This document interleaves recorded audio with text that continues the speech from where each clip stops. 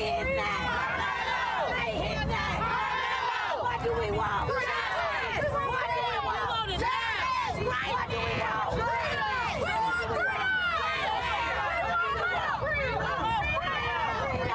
Yo. What's up, everybody? Welcome. Can you hear me? Karmelo Anthony.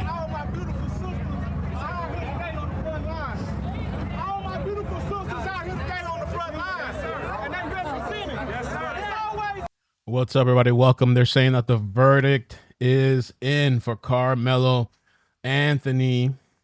And you know what they say, right? I don't know if you know what they say. Usually they say when the verdict comes back that quick, it's usually, thank you, PJ. It's usually guilty. Usually. And there's been people outside protesting. There's people that are upset outside. There is people, apparently thank you, baby. Apparently there's the Black Panther parties out there. There was a YouTuber crying. I don't know what's going on with this lady. She was over there crying and stuff. Let me show you this real quick. Crying. I don't know what's going on. She's like, no. I heard this. What have you guys been seeing with this trial? I heard that the defense screwed up. That's what I heard. I heard the defense screwed up, man. Let's see.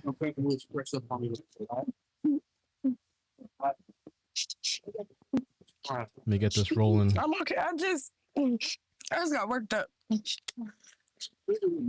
all right. I heard the defense screwed up. These people were saying that that Carmelo was the antagonist. Anyways, I came here to cover a trial, and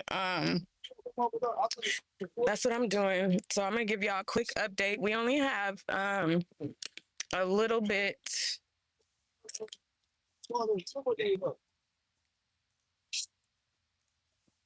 I don't know what's going on. People crying, people So- angry. So No! far, there has been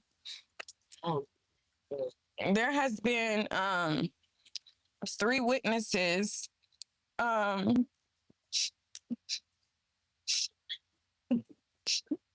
first one was Ridiculous. I'm sorry, y'all. I'm surrounded by Black Panthers right now, so they protected me. The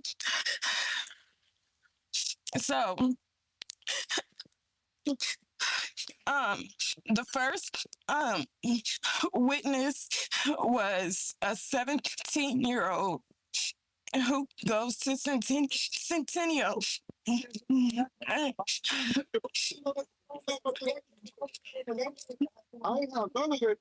I'm sorry. I'm gonna come back. Damn. Oh, man. 17-year-old. And she got off. I don't know what happened. People upset, protesting outside.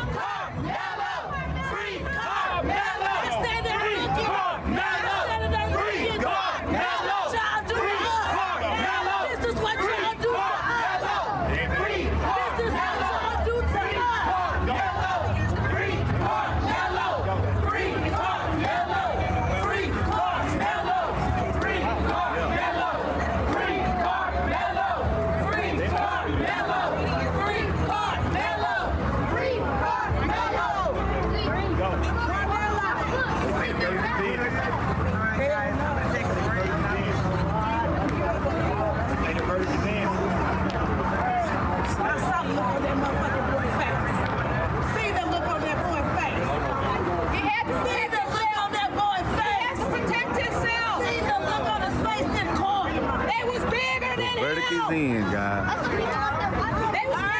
According to blog of chat, 205. Verdict is in. Big homie. According to my big homie chat, he said they gonna call it out at 205. And that's why you see all the, they already knew the rest, you see so many police and sheriff and stuff. Lord almighty. Back up. What you're not going to do is get the Oh no. Uh-oh. I don't care about black or white. You're not going to get a woman's face. Uh-oh. That's what you're not going to do. You're not getting a woman's face. Oh, God. You're not getting a woman's face. You're not getting a woman's face. You're not getting a woman's face. You're not getting a woman's face. Oh, Lord. Oh, God.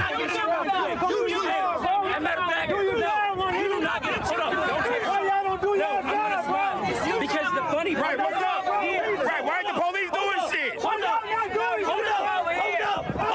Oh, my God. Police doing shit. Oh, my gosh. But a woman. You realize that, right? Hold up. I got the Hold up. You will not have the energy for anybody but a woman. Hold up. This is what you do. You only provoke. Listen. Don't stab him. Don't stab him. You only provoke women. You crossed your arm. I'm not racist. Am I racist? Am I racist? You're not hiding your heart. Listen. Hold up. Oh, my gosh. What's going on out there? It's crazy. It's insanity. It's almost like they know he's going to be found guilty. Holy moly.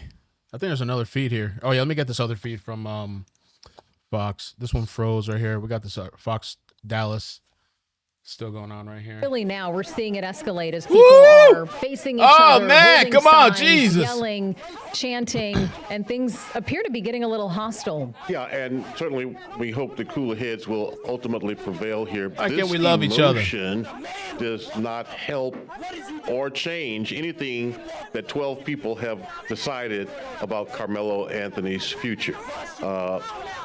Let's just talk about that. He could be found guilty of murder, and there's never been a question about what happened. It's been a question about what happened. In other words, he's never denied. In fact, he admitted that he did stab the young man, Austin Metcalf. That's not the question. The question is, was it murder? In the state of Texas, you have to prove intent. Did he intend to kill or cause serious bodily harm, cause death?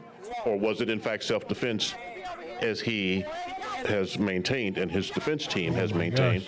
Or will this jury acquit him and find him not guilty and believe it was self-defense? Or will he be found guilty of manslaughter, a lesser charge? Right, and that was the case this morning. So the jury Appreciate was the super able chat. to Thank you. consider manslaughter as a lesser charge Right. to first-degree murder. Obviously, manslaughter is a reckless killing. Meanwhile, murder includes the intent that this was deliberate, that he intended to do this. So that is the question here. Was this intentional, or was this kind of just a quick reaction to fearing for his safety and claiming self-defense? So we're going to see which way the jury leans with this. And depending on what the young man is found guilty of, that changes the range of punishment. Murder is 5 to 99 years. The manslaughter charge carries 2 to 20 years. And so this jury will ultimately also decide his punishment fate. Once the verdict is announced, the punishment phase should start today because of the time. Oh, yeah, that the that's verdict right. is The coming, punishment 2 phase, o'clock. too, yeah. So the punishment We should be able to phase get it should today. start this Sentencing? afternoon. And then certainly tomorrow it will continue, and which has moved at a rapid pace. This trial will probably wrap by week's end. So we have our Lori Brown, who is in the courtroom. So she had told us that, if the jury had reached a decision by 2 o'clock, that the sentencing phase the punishment phase would play out starting today. But if the jury were to reach a decision later on at 4, then that would happen tomorrow. So it looks like things have moved quickly, as we've said. It's hard to believe that just last Monday was really jury selection, and now the jury has come to a decision, which we're going to find out in 4 minutes. So hopefully this starts right on time at 2:05. But as we're watching right now, live pictures of people protesting, of tensions escalating, of just kind of a hostile picture that we're seeing right here. Something also important to note, I mean, this has been a racially charged case, right? And the defense has argued this was not about race. Race is not at play here, but as we can see here, I mean, you see people who say, no, race is at the center of all of this. Well, and I don't know what's going on. Those guys are like jumping. He was screaming, jumping. The guy's acting out. I don't want to say it. Ashley Kane, thank you so much for the fire. Say, hey, please go back and read messages. This has been all week. The defense had 2 witnesses and didn't go well. The family decided to rest the defense's case. I heard it was bad. I don't know what's up with this dude. I heard it was really, really bad. All the witnesses were basically saying, I had a snippet here. I could find it. The witnesses were just basically saying, let's see here. The defense argued Metcalf was bigger than Anthony, telling jurors, these guys are much bigger than you.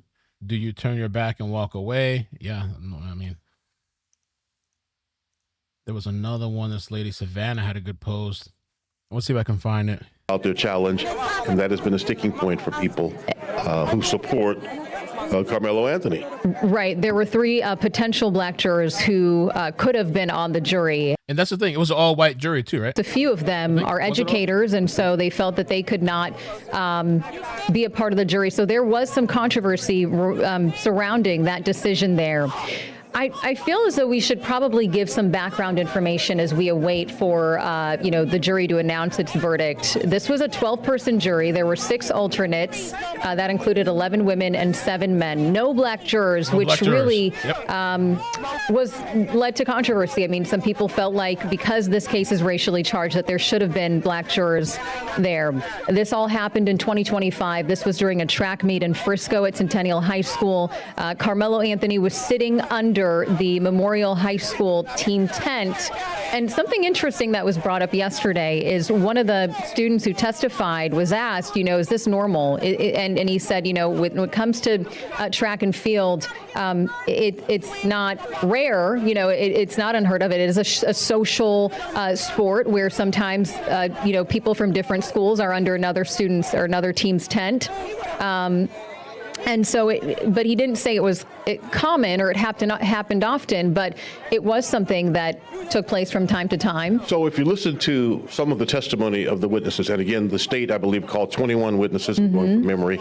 The defense, I believe, called a half dozen. Some of those witnesses for the state said it doesn't happen, it's rare, it doesn't happen at all. Witnesses for the defense says, hey, it does happen. So that's kind of a draw there. Who's telling the truth there, right? Does it happen? Doesn't it happen? Okay. The question is what happened under that tent, and whatever happened, if young Austin Metcalf. The other thing too you got to think about, because there was a big thing about the racial makeup of the jury, is the demographics of Frisco. There's not a lot of black people. I mean, there's a lot of people black right now, but demographic wise, I think I saw 9 to 10% of the population. I don't know from what year that is. Let me see again. And there was going to be, I think, some black, but then I guess they just decided they can't be on there for whatever reason. 45% white, 28 to 33% Asian, 9 to 10% black. So majority white over there. Don, it seems like there's a lot of tension. Yeah, absolutely. I'm going to step out of the way so that you can actually get a better view for what we are seeing here right now. We're about 20 feet away from the other camera angle that you guys have been seeing at this moment. Can you guys hear me in the studio? Can you guys hear me back at the studio? Look at that. Oh, yeah, they're pissed, man. Wait till the verdict so goes I'm back. standing about 20 feet back from where that other camera angle is, where you've been seeing some of these live pictures. So we're kind of standing behind the crowd. I can tell you that there are barricades that are lined up right at the end of this driveway that has been closed off the entire time this trial has been in session, to try to minimize the amount of people who are driving through and accessing this area that leads into the front of the courthouse. I can tell you that just within the past few seconds, I've noticed some of the crowd disperse a little bit. I can tell you that it appears that we have a heightened police presence that has shown up within the past few seconds. Seems like they're trying to show kind of some unification here in front of those barricades. I'm counting about, looks like at least 7 or 8 uniformed officers right on the other side of that barricade, separating this crowd to the entrance of the courthouse. Of course, the emotions running high as we get into now just past 2:05 p.m. when we know members of the media were going to be allowed back inside the courtroom to hear what that verdict is. You know, I can tell you when I first got here a few minutes ago, when we heard that a verdict was going to be announced, people were initially scattered out of the way, kind of standing under trees since it is so hot out here. When they heard that there was a verdict that had been reached, that's when you started to see people people, some of them running towards the front here to kind of get a spot as close as they can. And then they began chanting, many of them talking about justice for Carmelo. I'm going to throw it back to you in the studio. Your coverage, by the way, has been simply outstanding. You and Lori Vaughn have done great work at the very beginning of this. And now we're coming to this heightened emotion. So, yeah, we're waiting for the verdict. It's going to be interesting. I already feel like it's guilty. I think maybe the more interesting part is going to be the penalty phase. How much time? Sarah's been out there. Sarah Fields has been going out there. I was trying to find what one of these reporters were saying about the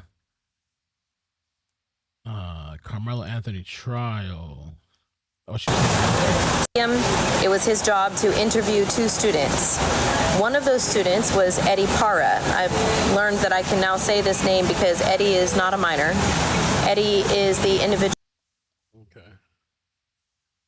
The Collin County Courthouse, you can see law enforcement out there trying to, keep everything calm, trying to get people away, it looks like, from the steps of the courthouse, but tensions are rising. At one point, we saw 2 people very close to each other exchanging some words, and we could hear yelling. Earlier, when we were on the noon show, Alex Boyer was outside of the courthouse, and he was saying that, he saw prayer circles. At one point, I think we were hearing someone chanting in the background and speaking. And so things have certainly escalated even within the last, I would say, 2 hours that he's been out there. And I'm sure once this verdict is announced, it will only get worse. But this, as you mentioned, Sean, this doesn't really help the situation here, right? The verdict is the verdict. Right. It doesn't. And it could lead to even people having conflict with police out there and getting arrested out there because of their emotions. These moments are very tense and very intense, but you have to control your emotion in this moment. And so we have to watch that as well as watch what's happening in the courtroom. It's going to be coming down. If the jurors are back in, it could very well be that they're being polled individually, asking if the verdict is theirs and theirs alone, and then that'll be read by either the judge or the foreperson, what that verdict is. And because this trial really has moved quickly, I kind of want to get into some of the developments that took place this morning. So the jury was able to consider manslaughter as a lesser charge to first-degree murder. Manslaughter is, just reckless killing, right? He did not, arguing that Carmelo Anthony did not intend to kill someone. He just happened to kill someone. Meanwhile, murder includes the intent that this was deliberate. So the jury is having to decide between manslaughter as that lesser charge or first-degree murder. Now, as we talked about this earlier, the difference really is the maximum sentence, right? So for manslaughter, the maximum sentence is 20 years. For murder, first-degree murder, the maximum sentence is really life in prison. So Carmelo Anthony was facing between 5 years to 99 years in prison. Wow. During closing arguments, the state actually waived the right to open, so the defense went first. And so on Carmelo Anthony's side, his attorney, Mike Howard, argued that Anthony was invited into the tent by somebody he knew and that nobody had the right to use force to eject him in terms of, some of the witnesses have said he was pushed, he was shoved. They used different words to describe that physical altercation there. Attorney Howard also claimed that Anthony did have the right to defend himself against somebody much bigger than him. That was something else that was brought up, was the difference in size between both of these 17-year-old boys. But prosecutor Bill Worski, he argued that Anthony showed up with a mindset that, which is why he had a knife with him. Prosecutors argued that self-defense is not a defense in this case because Anthony provoked Austin Metcalf into pushing him when he said, "Touch me and see what happens." So the question here is, was this self-defense or was this deliberate? Did he intend to do this? What happened here? That is what the jury is going to have to decide on. Or was this a case of manslaughter, as we just mentioned, the lesser charge that was presented this morning to the jury that they could also consider? And in a case like this, you talk about Bill Worski waiving his opening opportunity in closing arguments. That's a strategic move, right? Prosecutors, because the burden of proof is on the state, they get to open, the defense makes its close, and then they get to rebut that, to have the last word. He wanted to stack all of his time, so he deferred, if you will hold ours and reserve it and wait, so he could have this powerful and emotional planned close, which is what he did. That's what an attorney is supposed to do, to try to press their claim to the jurors. And the last voice you hear may be the last impression. And so we'll have to see what this jury decides. One of the interesting things, and I think we've talked about it a little bit on our air, is that Bill Werski and Toby Shook have worked together on some of the biggest cases. They were both prosecutors in the same time at the Dallas County District Attorney's Office. Some of the most historic cases in North Texas, they worked on them together, even as special prosecutors for a case down in Kaufman County where an assistant.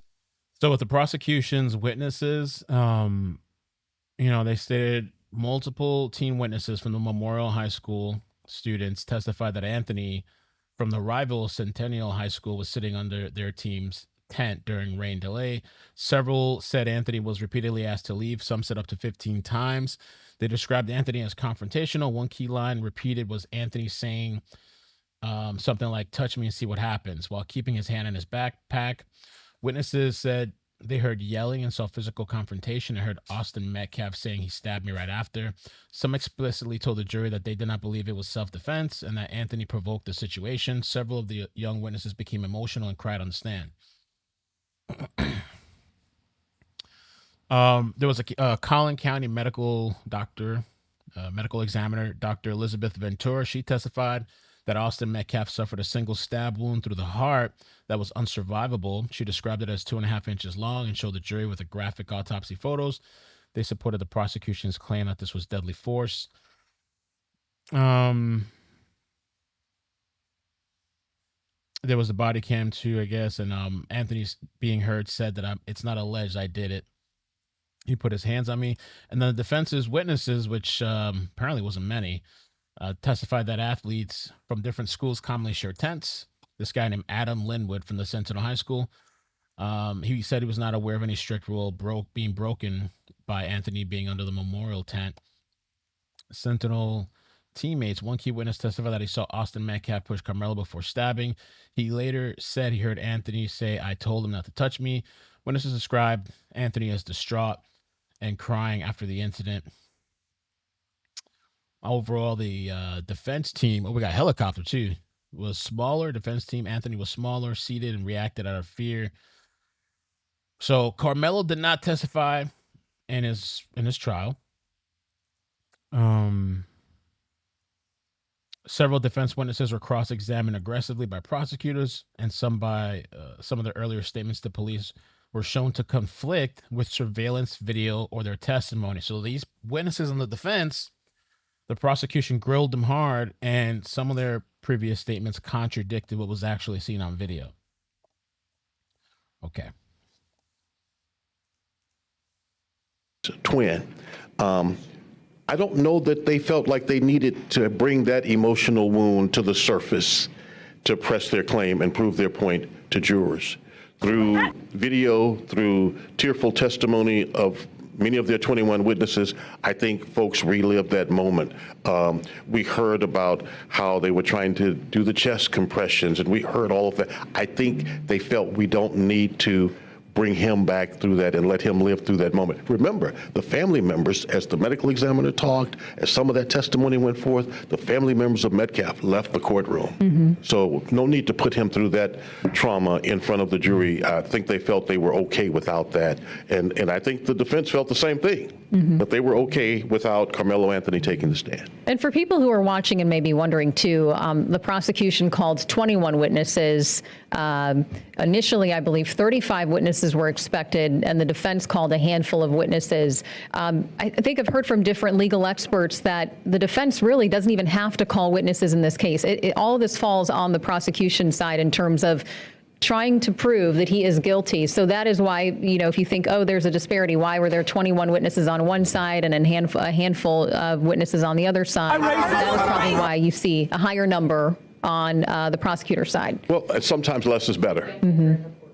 Okay, we believe the jurors are back in the courtroom, according to the families are in the courtroom. Okay. Rejected the prosecution and viewed The judge is not yet on the bench. The families are now back in the courtroom. And, you know, time is very flexible. There's something in Texas called legal time, lawyer time. And whatever it is, it's not what's on the clock on the wall. So this is a big moment, right? And this is going to be a moment for these jurors. They've been brought into this. It's a supercharged case. Maybe they hadn't reached conclusions, and we hope that they were honest in voir dire, that they had not come to any conclusions about this case. Certainly they heard about it to some extent. You can hear about a case and not make conclusions about it and still be a great juror, and we pray that's so, but they've been in this crucible. They know what's happening outside. They know the pressure on this. And so we'll soon hear the waiting verdict, on the verdict, man. in this case. I think it might be chaos outside. We'll soon hear the verdict. Yes, we should. As we've talked about this, I mean, this has gotten national attention. Waiting on the verdict. People have been talking about this the last couple of days. I was covering the story when it first happened, and I covered it for a while, and then I just, I stopped. And then the trial finally, I can't even believe, how long has it been? Like 2 years or something? I can't even believe it's been that long. And here's the day. Very tense. People getting in each other's faces. There was a moment too where, I don't know what this lady's doing over here. Let me show you this. Their audio. Person jury, 600. Because racism holds a heavyweight. Heavy. No, I'm not done. I'm not done. Because ain't nobody gonna stop me. Not on one stop. You better stand with Austin. Because if he falls, if he falls even deeper into hell, because y'all want to keep sacrificing that baby, I promise you, I'm gonna wake them all. And I'm gonna make y'all respect. And I'm gonna make you clean.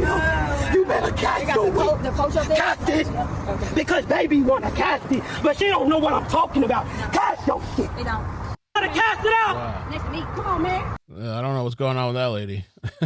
Whoa. Been an emotional burden for all involved. All these kids are good kids. They all had good grades. They all had bright futures. Not all these kids are good kids. And in a moment, whatever happened under that tent has derailed a number of lives here. I think it was also during the trial, people have talked about how emotional it was. I think you mentioned this too, Sean, that having to see the surveillance footage, having to see just what unfolded in the moments after this altercation, this interaction between these two 17-year-old students. And so they ain't all good kids. Yeah, this is probably, I would imagine, emotionally taxing for both sides, for both families, and to just consider that a lot of these friends who were part of the track team, who went to school with both students, it's got to be very emotional for them as well to be a part of this and to witness all of this play out. So we will see, what the jury has decided momentarily. Again, we were expecting for that decision to be announced at 2:05. It is 2:20 right now, so they're a little bit late, right? We're a little bit 15 minutes behind schedule, but I think that sometimes happens in these kinds of cases. Right, and so we're really not late. If we thought it would come at 2:05, it could come at any time now. We know it's coming. We do know it's coming. Families have returned to the courtroom. I can tell you there are sweaty palms, there are sweaty foreheads, hearts are racing. Everyone in that courtroom, on either side, everyone in that courtroom has the same kind of anxiety at this moment as they wait for words that will echo in their hearts and minds long beyond today. And there was question about, okay, well, how long is this jury going to deliberate for? That was the question this morning. We were wondering, right? Because this was kind of their first time really talking to each other about what the evidence that was presented to them, right? So this is their first time, saying, well, I thought this, or I thought that, or what did you make of this? And so really for them to come to a conclusion, to come to a decision. Yeah, so they said, like I was saying earlier too, that usually, it's not always, but usually when the verdict comes back quick, so today they said it took maybe close to 3 hours to deliberate, 2 hours and 45 minutes or so, something like that. Usually it's towards guilty. when it comes back that fast, usually. Not always.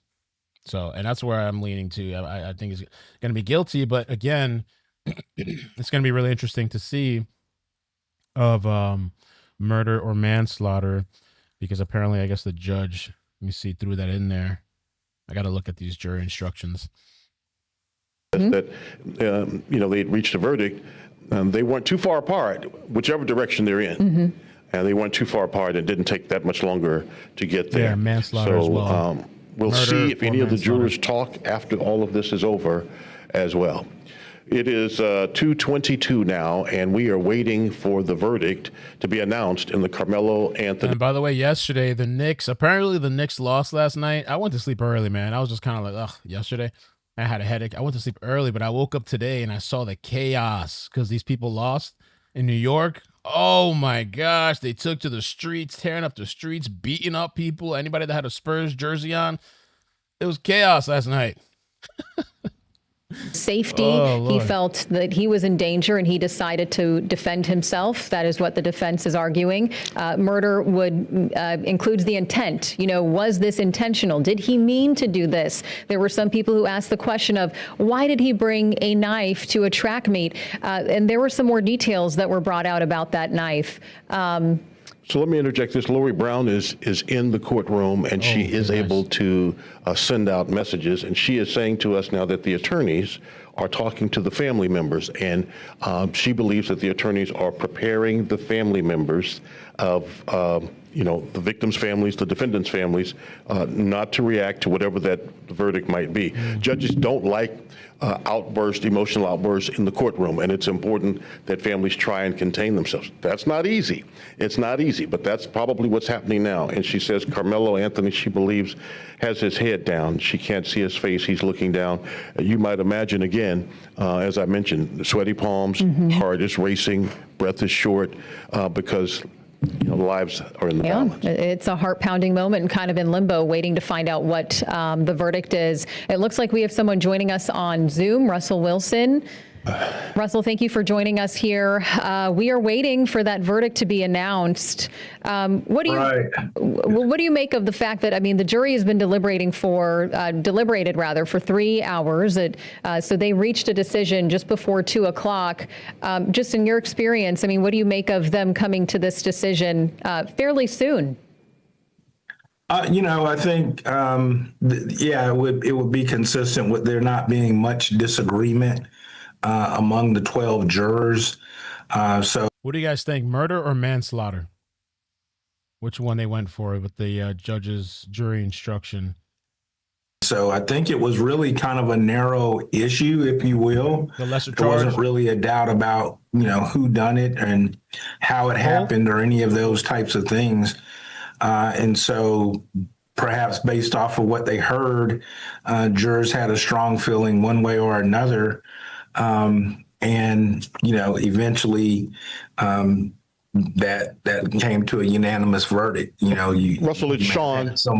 Let's go in on it's Sean. Let's go in on what the two narrow really questions are. Narrow questions.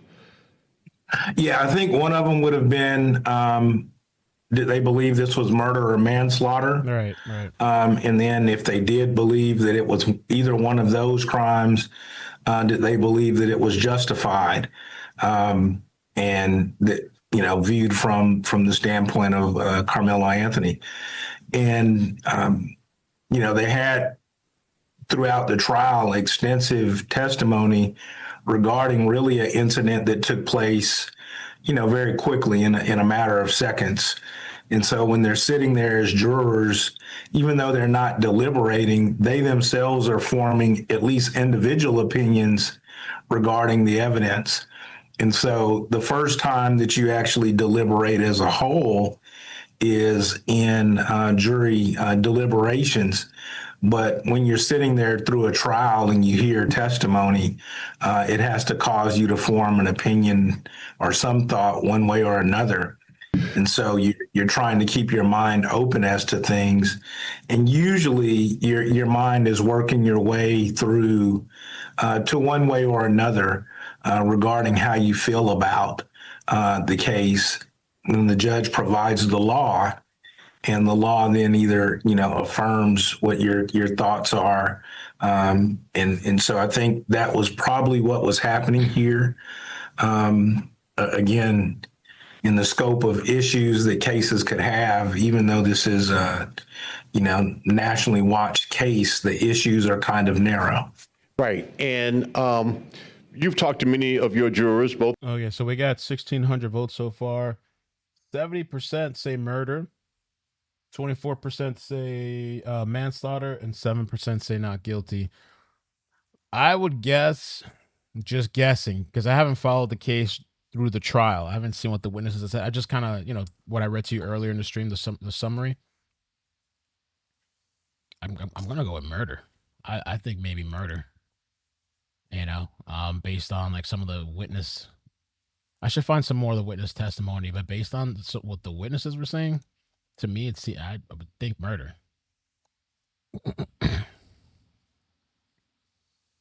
Unless, I don't know, the jury was like, they want to just kind of meet somewhere in the middle. Yeah, unless they were arguing or something, maybe they settled with the middle, but I feel like that would have lasted longer. Or if they were all just thinking manslaughter, that he stabbed him, didn't mean to the intention. But I think murder. Folks that we would characterize as. That's the thing, the premeditation, I guess, right? You could argue premeditation. 7% of you are nuts. Firm in their belief. And so that usually, is how deliberations proceed. There's a person or persons that are firm, and then other individuals have to either be as equally firm for the verdict not to be reached, or they have to be open to a discussion. And over the course of that discussion, the firmer the person's belief is, then the more likely the verdict is going to go that person's way. Okay, and so we understand now that the jurors are being brought in. Okay, and it's time. we don't have a lot of time to go into more about the minds of jurors, but you want both firm and followers on any jury. Right. Absolutely. Yeah. I guess before we go to that, I mean, we're waiting to find out what the decision is. Let's talk a little bit about this trial in terms of, we did get more insight in terms of why Karmelo Anthony was under the tent, that he had a friend, that it was raining, he went for cover. But the defense never explained why he brought this pocket knife. It was just a small knife, 3.5 inches, why he brought it to the track meet. Do you think that in terms of, on the defense's side, was that a missed opportunity in terms of not explaining why he had that with him? Is that something that they should have gotten into, or is this a case of less is more?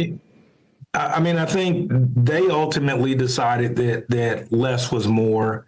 I think their point was it was lawful to have it, and risking a violation of school policy was indifferent. When you think of a person having a knife, the knife is displayed, and jurors have to form a belief if they think that knife can be used for other utility purposes, or if it's there exclusively to be used as a weapon. So in the range of knives, if you will, one of the things is that the knife was less than 5.5 inches, which suggests that under Texas law, well, not suggest, it is actually legal to carry it there, but it suggests that it also could have other potential uses. And of course, not having the knife cleaned, leaving the dried blood on the knife lends to the mind and imagination of the jurors those other uses. Right. I think that, they decided that regardless of the reason, it did not sound like it was for purposes of a confrontation with the person that he didn't know he was going to be into a confrontation with on that day. So I think certainly you want to try to answer every question you can. Right.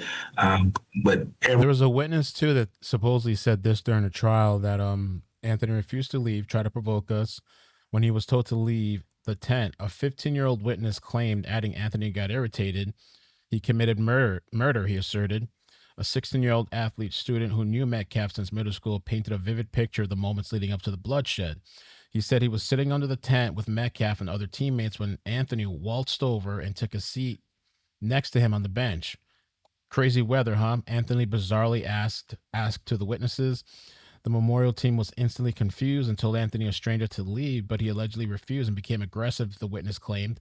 F y'all, Anthony allegedly started saying, the student said. Anthony wasn't yelling, he said under cross-examination. F y'all, I'm not going to leave. Y'all a bunch of pussies. Y'all not going to do anything. Touch me and see what happens. And he says, or supposedly Metcalf replied, I'm not going to fight you. A teen who was on the memorial team but knew Anthony said he wouldn't describe Anthony as a friend, started crying on the witness stand because he was angry with the alleged killer. Yeah, that's crazy, man.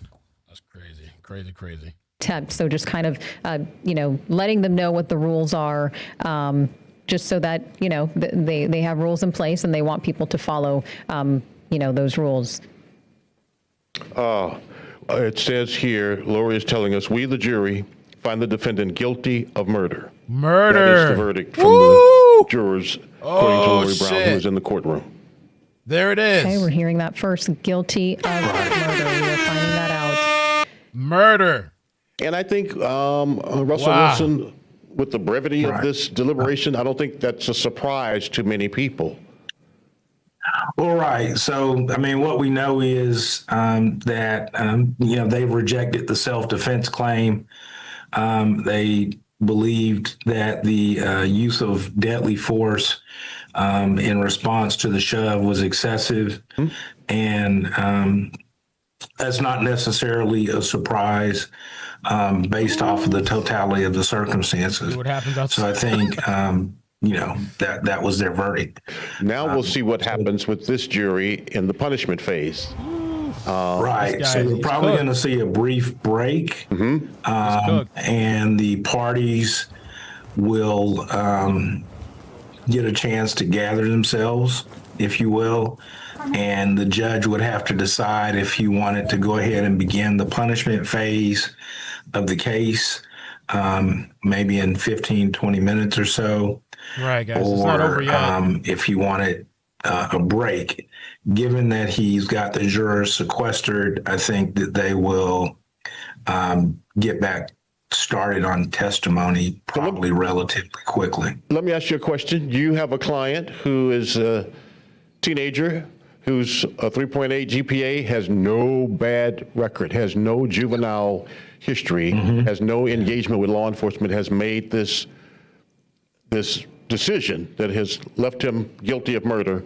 How do you work in the punishment phase? What do you try to do to live? I think you gotta first you want to console your client and the family briefly, but you're going to have to quickly turn to your anticipated punishment evidence, which is going to be the state again going first. You're going to hear more character information. It takes a while when you get an adverse verdict for the person to really accept and understand it. The state may be moving to have his bond held insufficient, meaning that if he walked in the courthouse today, that he won't be walking out tonight. Your client's going to have a whole lot of anxiety. The range of punishments, 5 to 99 years. When you hear a guilty verdict of murder, you're certainly going to see your life flash before you, because you recognize you could face imprisonment for the rest of your life. The attorney, if you get everybody calmed down, you need to start thinking of your most mitigating factors. Probably here will be age of the offender and no criminal history.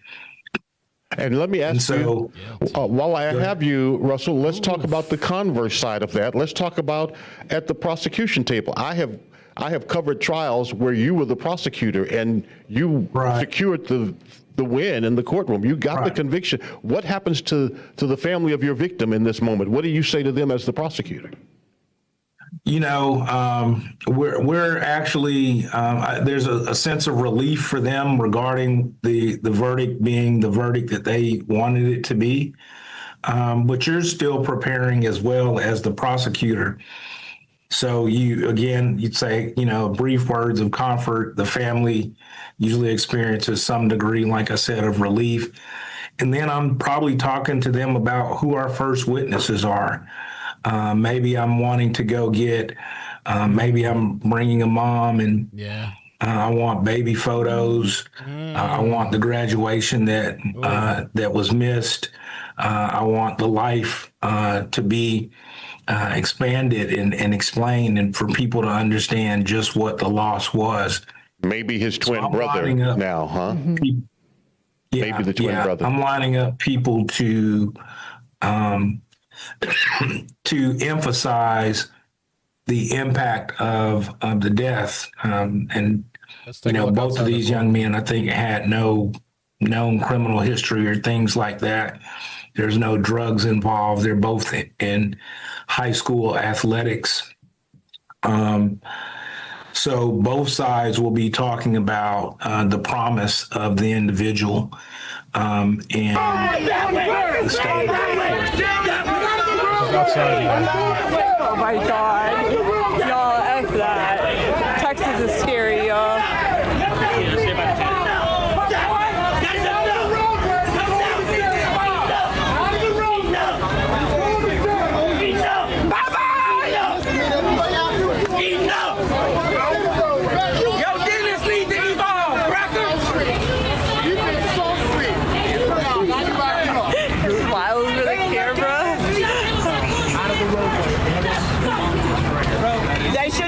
Children, that's not safe. Come out the street, bro. Bro, come out the street, bro. Don't put your hands on me. Don't give him a reason. Don't give him a reason.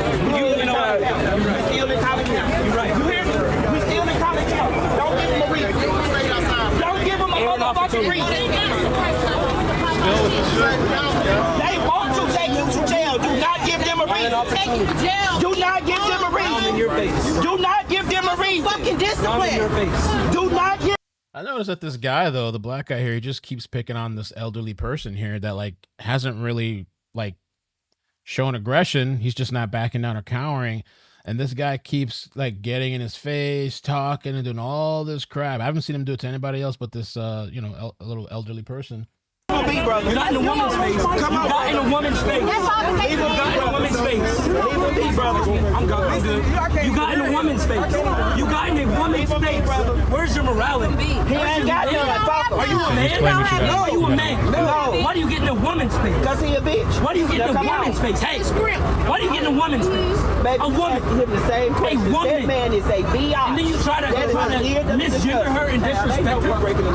I don't know your name. I don't know the person about you.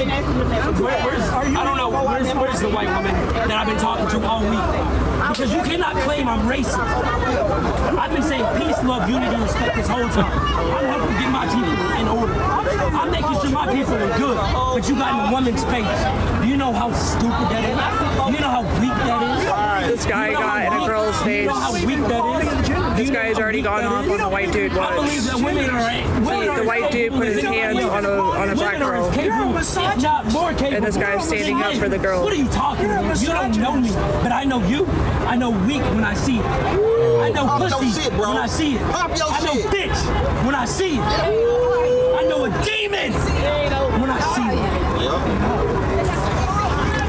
Because he aggressing a woman. He's aggressing a man. White, black, green, if it's a woman, actually, fucking aggressive.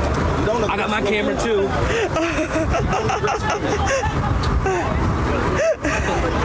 What the hell is going on? The fuck? Get it? You're not gonna do shit with a man, and we see that. I didn't do shit with a woman. You're not gonna do shit with a man. We in Collin County. But you're not gonna do shit with a man. I'm not gonna do shit with anybody. Fuckhead. That's weak. Fuckhead. Fuckhead. Fuckhead. It's weak. You cannot do shit with a man. What woman was he talking to? Queen 88. Hey, excuse me? Got in Queen 88's face. If you think he No, I'm not back. No. If you think he's not smart, why waste your time? You know. What was your words? I like your. What was your words? I like your. Oh my God, y'all. All right, I'm out of here, y'all. He's guilty. I'm done. I'm going to get something to eat. Thank y'all so much. And tuning in. I appreciate it. Y'all talk to me later. Give a follow. Okay, so yeah, we're waiting. They're gonna start. I don't know when. It is gonna be today. The news said maybe in like 20 minutes or so. They're gonna start the penalty phase, which you know, he was found guilty of murder, so they're saying he is facing. I thought I read between 5 and 99 years. 5 and 99 years. And well, I saw a post from Nick Fuentes too earlier. Nick Fuentes said he should get the death penalty, but that wasn't a consideration because when the crime happened, he was under 18. So that's how it works over there in California, I guess. It also says he can also not receive life without parole because he was a juvenile at the time of the offense. Texas law does not allow that, life without parole.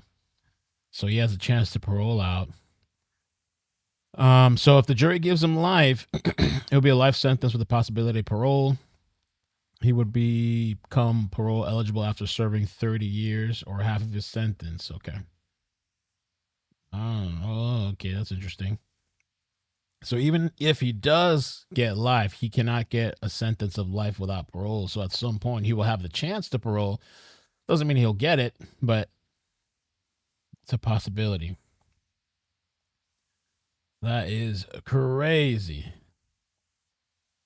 We do want to see what is going on outside of the Collin County Courthouse. So our Alex Boyer has been out there since this morning. So Alex, if you can hear me, just explain what you're seeing, what you're hearing, what is going on around you now that the verdict has been announced. Sure, Eden. And Sean, I have to say, I was really surprised to hear the kind of lack of verbal reaction or kind of loud reaction when people here in the crowd learned that Karmelo Anthony was found guilty of murder. There was a crowd gathered in the front, as you had seen a short time ago and have been seen from our different camera angles, kind of gathered listening for those first words. They heard the guilty verdict. Many kind of moaned, and then the crowd has been like you're seeing it now. It's been interesting to watch from where I'm standing. I have not been able to follow the crowd as closely as some of our photographers. I can tell you that my colleague Amelia Jones is also kind of with the crowd, so she'll have more of that perspective as well. But the crowd has been very calm, some minor outbursts, and then they've been kind of following in like a group to one side of the courthouse to the other, as my photographer John pans across our tent here and the trees. It's a little difficult to see, but then that is kind of where the bulk of the crowd is starting to move. So officers remain on the other side of the barrier that I mentioned that's separating the parking lot from the steps of the courthouse. Most people here seemingly seem to be taking those orders from officers into account and staying on this side of the barrier. But again, emotions differing to some degree, but no outright loud emotion. There was one moment where I did see a woman on the ground. I think you're maybe watching that now, if I can see from our screen here. Some people sitting on the ground kind of reacting to it that way. Folks were kind of following that person's lead and kind of saying, I heard somebody say, stick together, let's all stay together. And that seems to be the sentiment out here. But all in all, relatively calm. Still a very large police force, as you might expect, out here keeping an eye on things.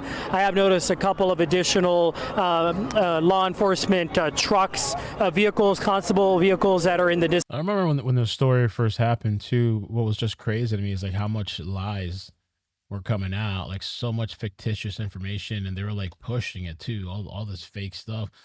I'm like, why can't we just talk about the actual details? I know there's some things that we didn't know and stuff like that, but they were just like straight up making stuff up.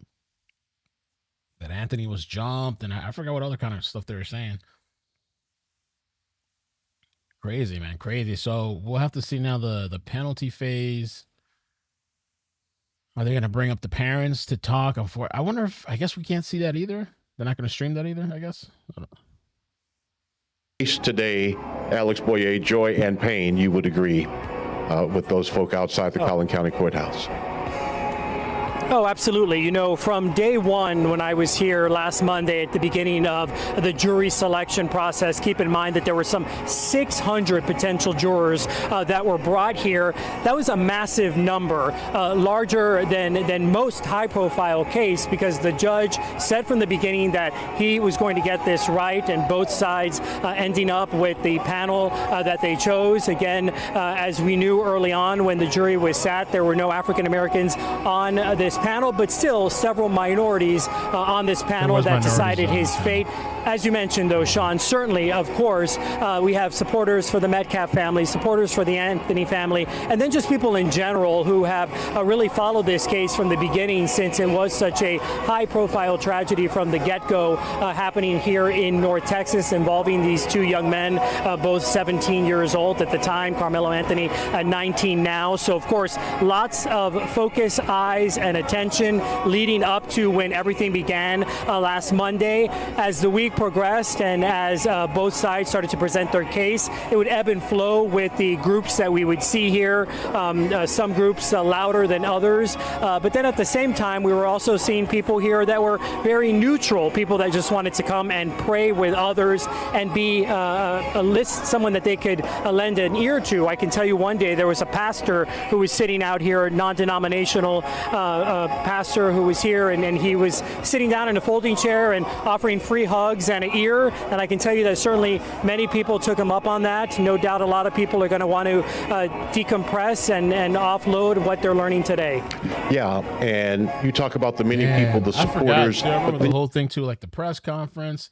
Then they like disrespect the father too, kind of, Metcalf's dad.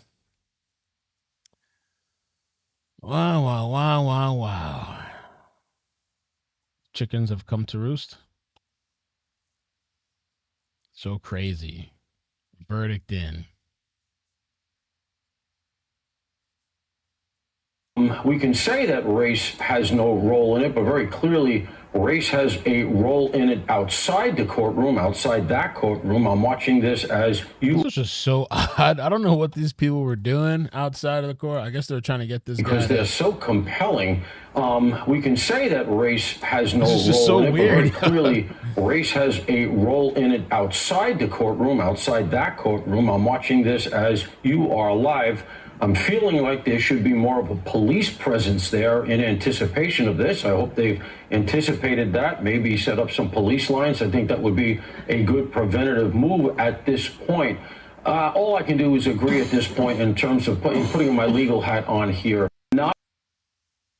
What's my opinion? I thought murder a long time ago, before even today, before the trial, when we were covering it back then. I thought it was murder. And, you know, a lot of people, well, some people disagreed. Some people disagreed and all this stuff. And this is where we're at now. I mean, ruined his life and, you know, murdered and killed and ruined this Metcalf's life and the families and all this stuff. I don't know what his intention was, what the purpose was of bringing that knife and under the tent. And I don't know.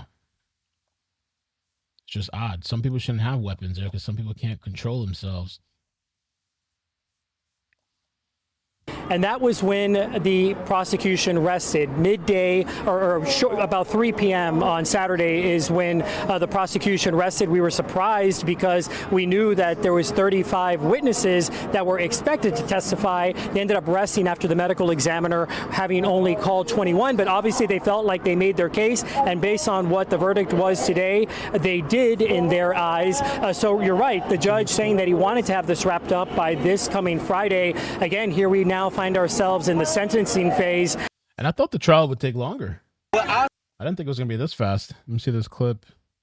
Any of these crackers, any of these white boys, Austin's family. All right, what about Austin's family? You think Austin's family would have did the same for you if she was on the other foot? I'm sorry, what? Well, Austin's family did the same thing when he advocated for you, just like you doing here. Have you What makes you think and gives you hope? What gives you hope that they would do that for you?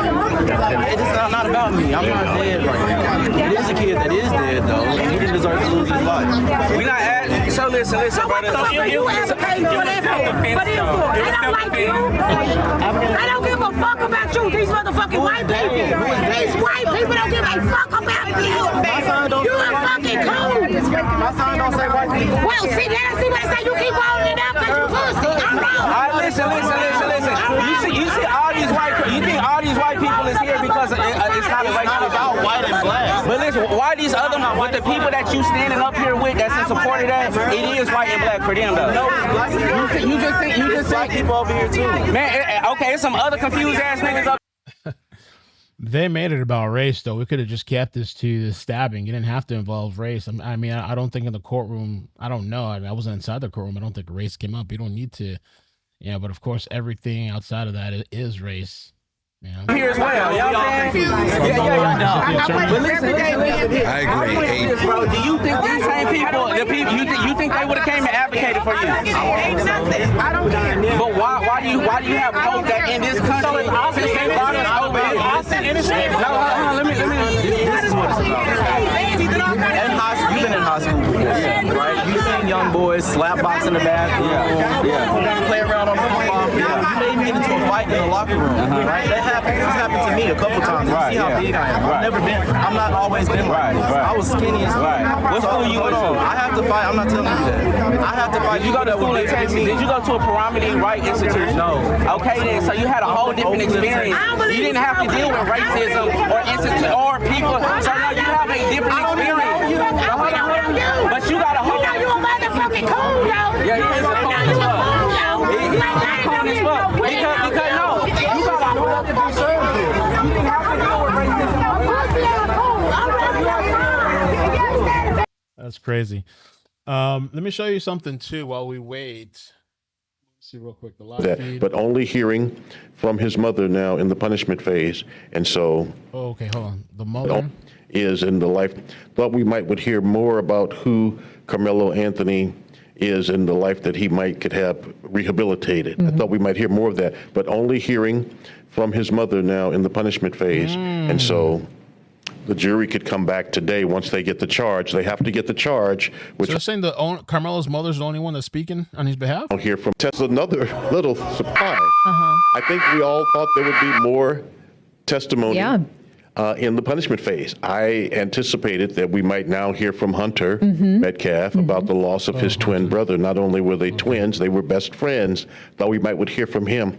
Thought we would hear more about who Karmelo Anthony is in the life that he could have rehabilitated. I thought we might hear more of that, but only hearing from his mother now in the punishment phase. And so the jury could come back today once they get the charge. They have to get the charge, which will Metcalf's mother then tell them, here's the range of punishment. Here's what you can do now.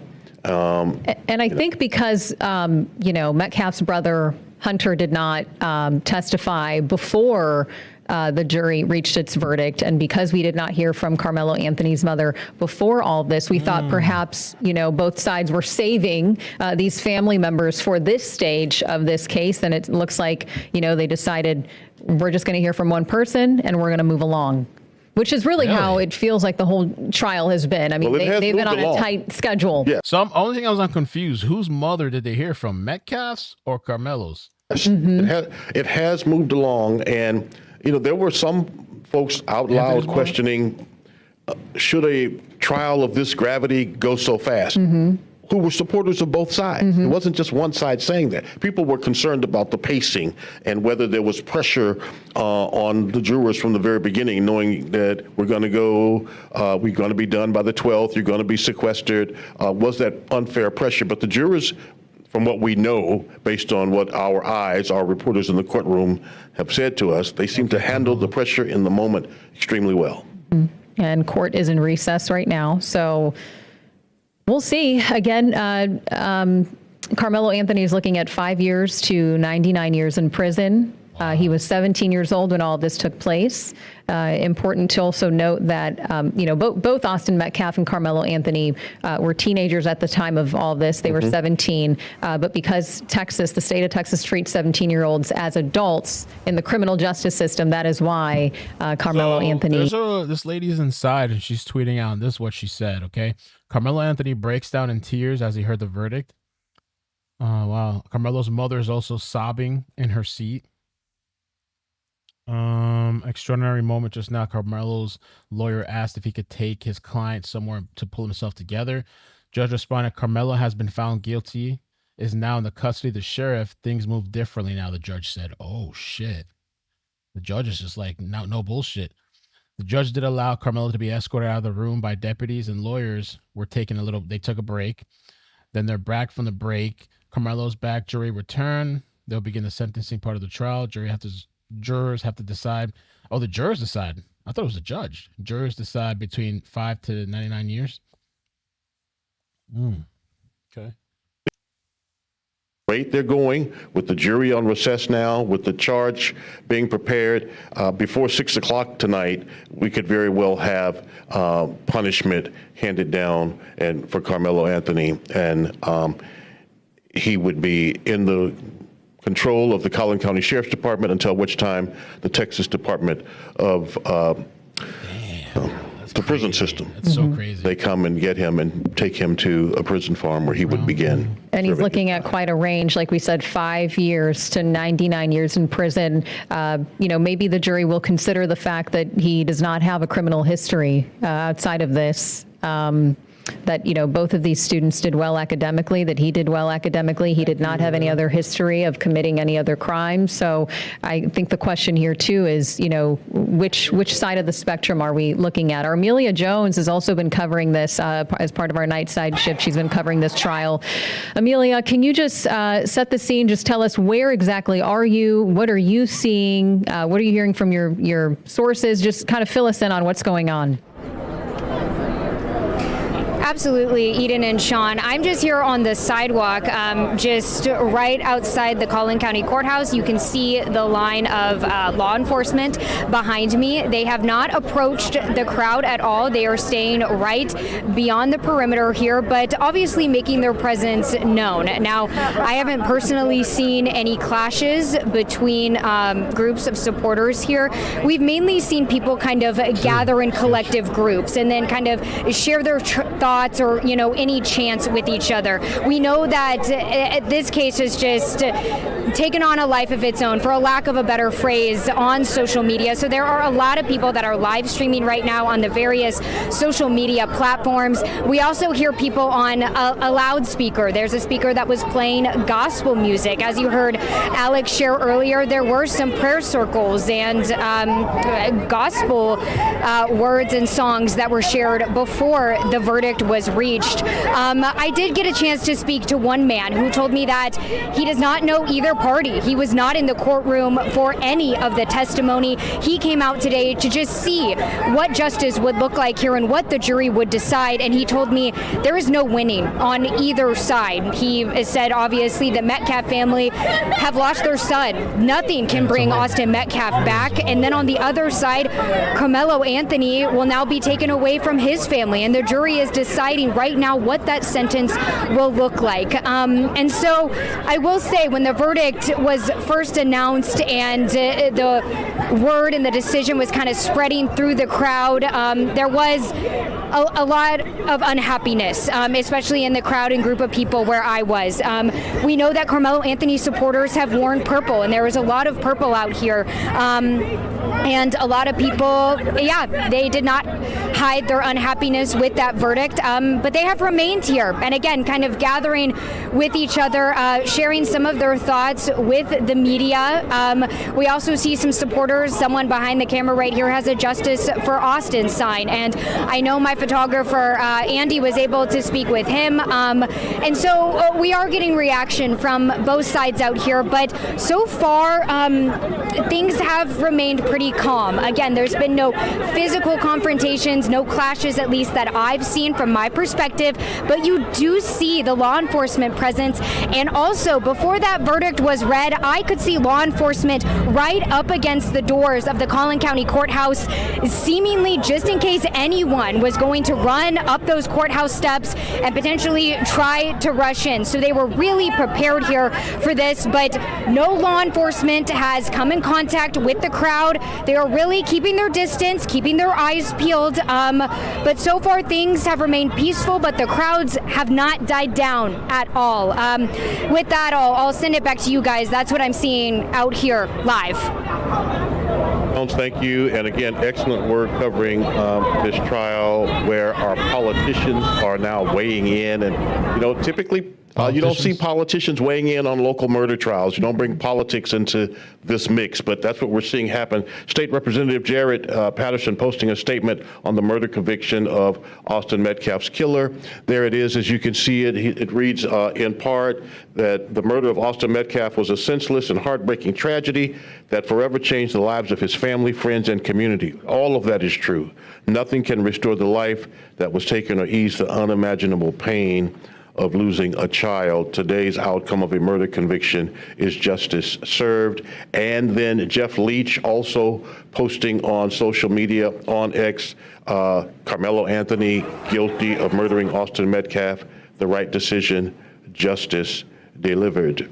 And so it is, I believe you said earlier, or may have been Alex who talked about this being historic. It is a sad and historic case that will always be talked about, reviewed, and looked at here in North Texas. Absolutely. And, since we've been covering this trial, obviously no cameras were allowed in the courtroom. And so we've been relying heavily on our crew. Our Lori Brown is inside of the courtroom. And so she explained, she was describing what was going on as Karmelo Anthony's mother took the stand. And she just added, Carmelo's just kind of painting mother. the picture of what's going on inside. And she said the mother's statements were tearful. Wow. That she was emotional. She was telling the jury to really, have mercy for her son. And so that also paints the picture of just how distraught she is. And so I think you had mentioned this on both sides, right? So there's one side that is very emotional and another side that feels this was the right call, that this murder charge, this murder conviction rather, was what Karmelo Anthony deserved. And I have to tell you, Lori Brown and Alex Boyer took us into that courtroom every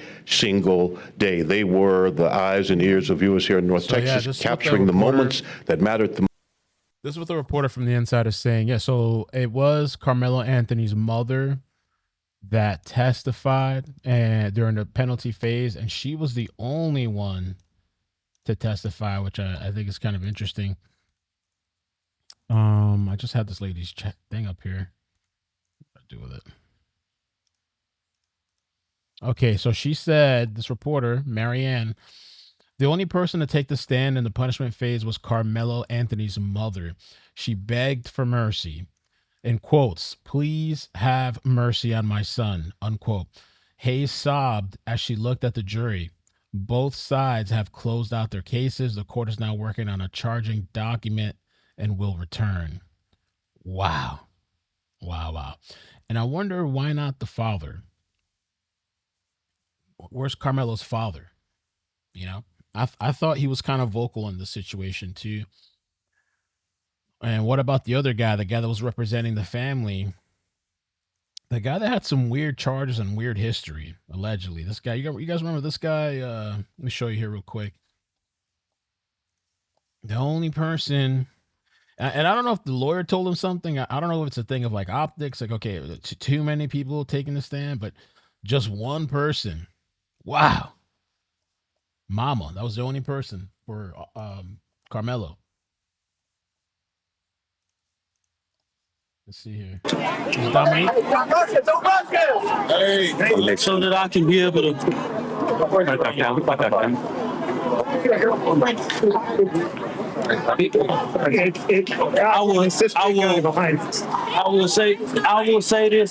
I will say this one time, and one time only. I speak on behalf of myself, Dominique Alexander. I speak on behalf of myself as president of the Next Generation Action Network. The Next Generation Action Network wanted to respect this process, to be able to make sure that nobody said that the Next Generation Action Network obstructed this process, interfered in this process. But what this process did is shown that Black lives do not matter in Collin County. Come on with it. It showed us that time and time in American history, it has shown us to remove emotions from yet the law. This trial showed that it put emotions over the law. Yeah. After Trayvon Martin and so many countless names, it has shown us that Black life is not safe in Collin County. It showed us that they did not listen to the law. It showed clearly that a judge interfered in this process. It showed very clearly that a Black boy was allowed not one Black soul on a jury. On his life.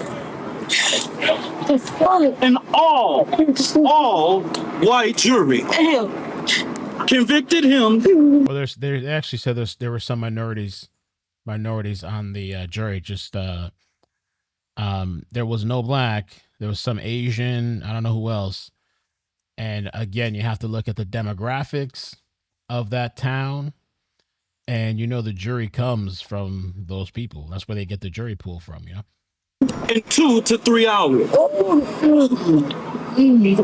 We know that they did not prove their case. Yes. Wait a second, I think you finished talking. They are currently sentencing Karmelo Anthony. But we know that the Next Generation Action Network put the first $10,000 towards an appellate attorney. Yeah. And we will fight Collin County like hell. Yeah. I respected this process. I allowed and called for peace in this process. See where that got us. I allowed and called for peace. And she's like, see where that got us. So now what? Not going to be peaceful anymore? But Black America should be very upset about what went on today. Yes. Now, before all of the internet lawyers and before all of the interpretation of the situation, I'm only an advocacy leader. I'm not an attorney. I can only help families be able to navigate these processes when they find themselves in this type of situation. I can only allow lawyers to be what they are, lawyers. I can't instruct them. I can't stop them from doing anything. I have to respect the process just like anybody else. But what we saw today was flawed, unjust. It hurt, man. And I ask that the community continue to pray for the Anthony family.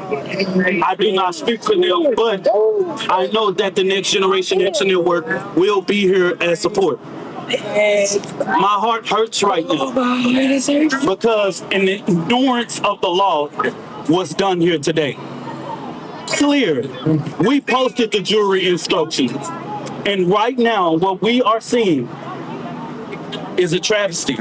It lets us know that Black lives do not matter in the criminal justice system. It lets us know that we are not going to be afforded the same laws as anybody else. And I give a damn about nobody that feels like I'm playing the race card here. For 400 years, Chud's locked up. Chud the Builder's locked up. Our people have been at the liberty and have had to suffer at the liberty of these laws. Yes. I'm speaking facts because that blood of slavery is in my blood, not yours. And it's not for you to look at me and say, I'm playing the race card. I'm just a Black man living in America. The fact supports that. Yeah. You say I'm upset? Hell yeah, I'm upset. I respected this process. But we're going to fight like hell to make sure that Collin County know that Karmelo Anthony is not going to go away. And we behind you. I want to thank all of the people who traveled across this country. He almost done. To all of the media's, community supporters, and people who have taken Karmelo Anthony as their own baby.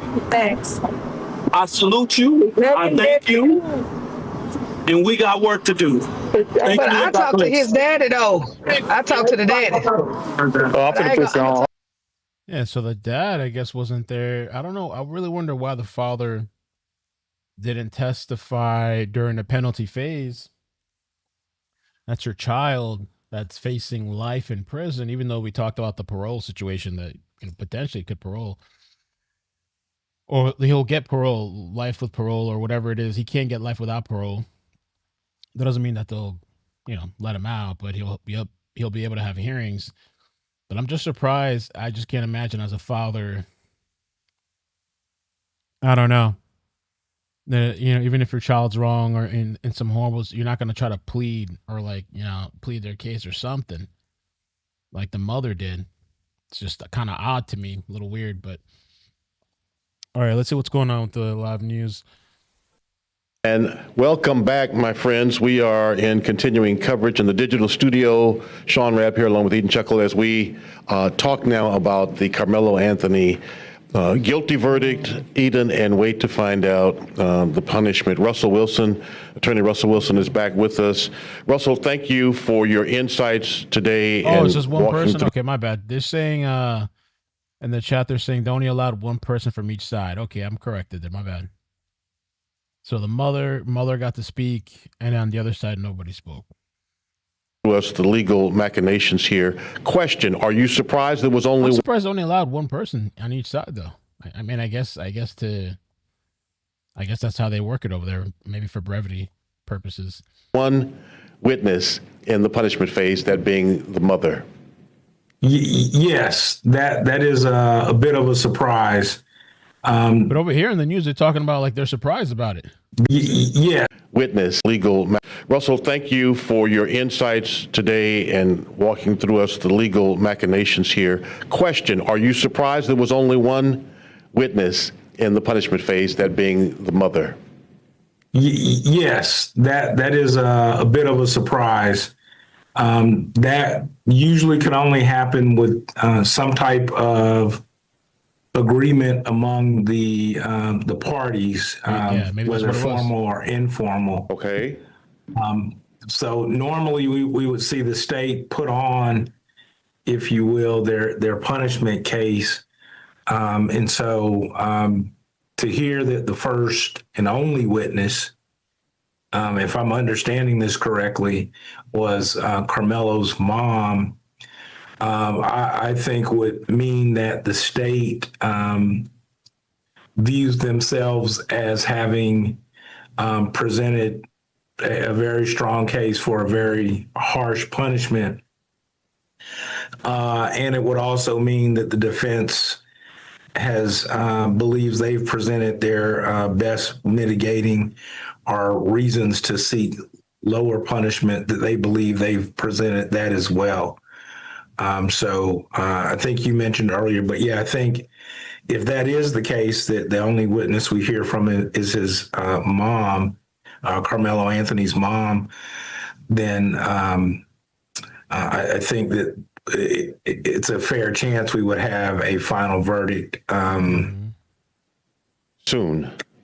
Yes. Yeah, very soon. I'm mindful, as I mentioned earlier, of the sequestration issue. And I think you guys were mentioning that whether or not the case was tried at a fast pace or not. But I do think when you tell people they're going to be sequestered, it's just more likely that they're going to make a decision faster. And it may have been, to prevent exposure to social media or other things outside of the control of the number of years. Yeah, sequestering means when they keep you like in a hotel or something. I've never done a jury duty case like that. My mother told me one time, I think she was in a case like that a long, long time ago, where they made them like stay in a hotel isolated. I did a case when I was on the case for a month long. I was just curious to see what jury duty was like. Little did I know they were going to pick me for a month-long case. And yeah, it was pretty intense. It was pretty intense, being there for a month. But we weren't sequestered or anything like that. They are going to, so we should be getting the verdict for the penalty as well.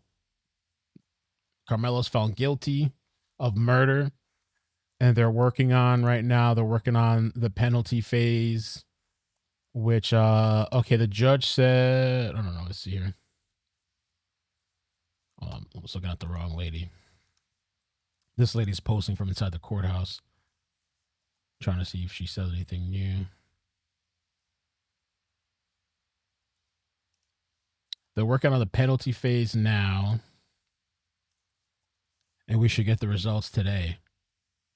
The last thing that they posted was that the mother was the only person to take the stand, and maybe that was part of a deal or some type of agreement or something. And the mother was sobbing and you know, begging for mercy for her son. So the court is working on charging documents and will return. I guess the jury has to decide. So we should be hearing today. And they also said that Anthony was he was sobbing too, he was crying. So, you know, it's just, you know, in the moment, in an instant, it's kind of crazy how your whole life can change. Bad decisions. I don't know what he was thinking. In an instance, one decision. Oh, you were sequestered on the first time? I would think like, is sequestering boring or fun? It's probably boring because you're not supposed to watch TV. You can't do nothing while you're sequestered. What do you got to do? Can you be on your phone and stuff? In a moment, how you could just destroy your life. It's crazy. You know? I always wonder like if Anthony had some kind of mental thing or a health problem or something like that, you know, like because he just pulled out that knife, stabbed him, and then ran off. But then also like said, yeah, I did it. You know what I'm saying? Like, yeah, I did that. It's not allegedly, I did that. What was he thinking? But I didn't hear of any mental health problems coming up during the trial. So safety, you're gonna hear him say, a message to the community regarding this type of conduct. I think he'll come back to saying that the case is not about race, but maybe about safety in the community. And then you're gonna hear Mike Howard or Toby Shook come in, and then perhaps bring from any of us that can think back to when we were 17 years old and list off a number of terrible decisions that were made, but later on turned out to be okay people, and try to view it from that perspective. I mean, back in my day, we used to fist fight. We get into a fight, you take an L or you win. I've taken L's when I was like in high school. Well, there was one kid that kind of hit me pretty hard, but like that's how we did it back then, and that's it. You move on, you live another day, and a lot of the times too, even if you stand up for yourself, you get some kind of respect. But these people now, stabbing, shooting, all kinds of shit in school, killing each other over vape pens. How many stories have we covered where it's like a stabbing over a vape pen? Addicted to vape shit. It says police rush in to extricate an Austin Metcalf supporter being surrounded by Karmelo Anthony people outside of Collin County Courthouse. Nick Sorter just posted this.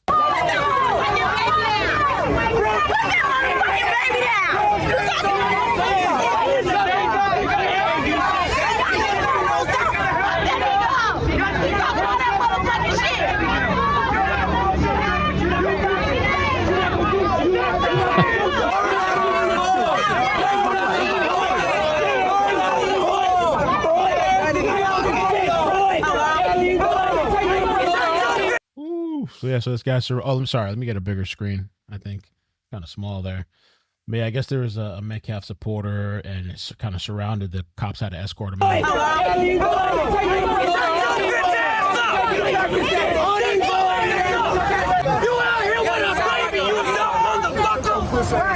Does he really have his kid out there?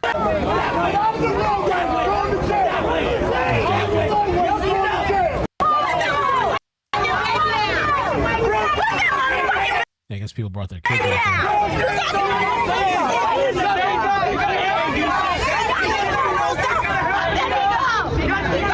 A lot of people got their kids out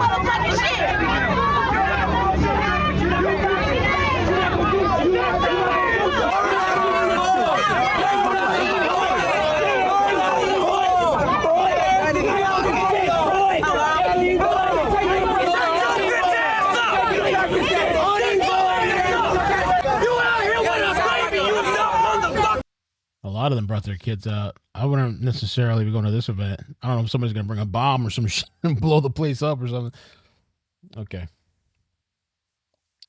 Let me see what else. More updates. And so live updates. when I say there's a collision, it's true.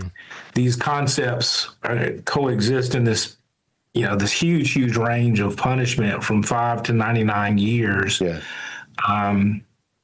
And so the jurors are trying to balance and circle all of that together in a way that reaches what we will consider, as a fair result. And that's, I think, a tough thing to do. And gut-wrenching for jurors. Absolutely. Right. Yeah. Right. There's not going to be a law and a boxes that you check. And it really comes down to your own conscience on a given day. And some people can be what we would call more of the high end of punishment. Some people, an eye for an eye. We've heard that before. Other folks could be, again, that a person that young, that irreparable damage has been done, and no matter what the prison sentence is, a family will have lost a loved one no matter what. Mm-hmm. So it's a much tougher deliberation than the guilt innocence, because there's, again, no clear wrong or right answers. You don't have those guide rails. Murder is intentionally, knowingly causing the death of a person. Was this a murder, or committing an act clearly dangerous to human life? If those qualify, then jurors are really just checking those boxes. But what do you do about that now that you have that? There's not a guideline, and that's a unique thing about Texas criminal law. We're one of the few states that does have punishment by the jury. Yes. Absolutely. I just wanted to ask, Sean had mentioned this earlier in terms of this is certainly a case, a trial that will be remembered here in Texas, one that we will probably refer to for years to come, even considering that it got national attention. As we dissect and kind of look back on this trial, was there anything in particular that stood out to you in terms of how prosecutors handled it, in terms of how the defense went about it? Did anything catch your attention? Not necessarily, and I don't say that, I guess, maybe in a bad way, but I think this case in particular received, lots of attention, but a lot of the methodology that was actually employed to try the case was common to cases that just did not receive this much attention. And so there wasn't necessarily anything that was particularly surprising. A lot of the measures that were put in place to try to protect, if you will, the trial, I think were, those were the things that were unique about it. But unfortunately, there's, lots of homicides across the state, and there's murder trials almost every week. And so, there wasn't something that just stood out, like that. Maybe the court on Saturday, which is rare. Well, we've had court on Saturday, even here in Dallas County. It's been infrequent. And Russell, we are joined now by Clarice Tinsley. Good to see you, Clarice. You as well, Sean. It's been infrequent that we've had Saturday court. Maybe the Amber Geiger trial we had Saturday court. Mm-hmm. I covered that. You are right. There are no facts, there were no circumstances here that are different from many of the murder trials that take place every day across Dallas County, Harris County, Travis County, Bexar County, Collin County. This was unique in not only what happened, where it happened, when it happened, and in the moments immediately after, within an hour or 2 hours after it happened, the father of Austin Metcalf is on TV. Within an hour after that, the mother was on. They're sharing their pain. It's raw. The family's there. They're on national news the same night. That usually doesn't happen with a homicide victim so quickly. We get to the families, but not within hours after. Right. The social media current was powerful. And I mean, that's what we're still witnessing today. And, the racial undertones that came out as well. So when I'm saying not unique, I think just in the core facts, but the amount of division, the amount of views, the conversations it sparked, those are the things that are going to continue a national discussion, and that's why it will be remembered. Russell, is for what it caused in that regard. Yes, ma'am. And Russell, the fact that the last three members of the jury pool, the three women who were black, who were teachers, no black juror, no African-American juror on the panel, and the fact that those three women were removed or disqualified. What is your reaction to that? And is that something, do you think, might be used on appeal? It's most certainly is going to go up on appeal. It continues to be a disputed issue. Without having heard the entirety of the voir dire, I think, if the state's proffer reason, they say, hey, we're striking them because they're teachers. I think many people will disbelieve. I don't know if you've seen this. They're out there protesting in Belfast about some knife attack. Look at this shit. The whole is burning. What is going on? They're protesting over Carmelo. No, I'm just kidding. There was a knife attack. I don't know all the details. I got to find out what's going on. Some crazy shit. Somebody said there was an attempted beheading or something. I don't know what's going on. They try to chop somebody's head off. Look at this shit. They got choppers out there. Shit's on fire. What in the heck is going on? This is after Novak. We covered Novak. Locals have stated the man who was attacked in Belfast last night is classed as an extremely vulnerable adult who is severely hard of hearing and would have not heard his attacker approaching.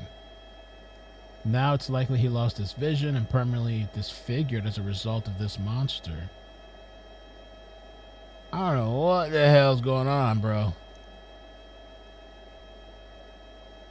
Holy ish. People are pissed.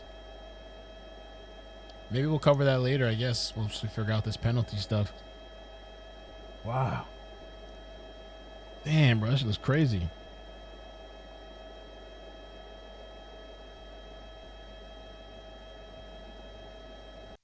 Oh.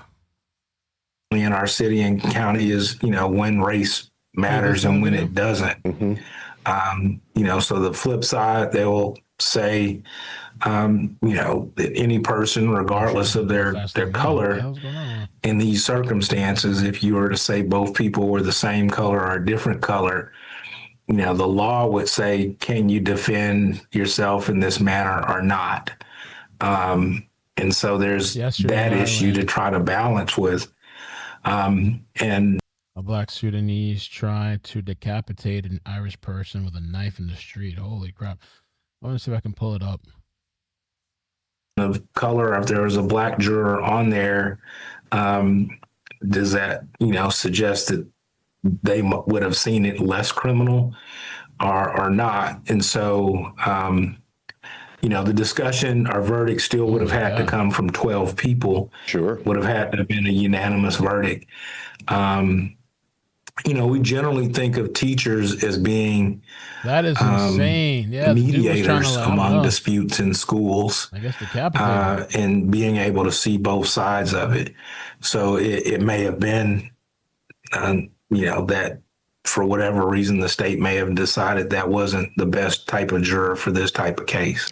I guess that's what surprised me, Russell and Sean, because when you do think of teachers, you think of the profession, you think of someone who's going to weigh different sides of an issue, someone who would be neutral and look at the information. I mean, really look at the evidence that would be provided and deal with it on a intellectual or a non-emotional way.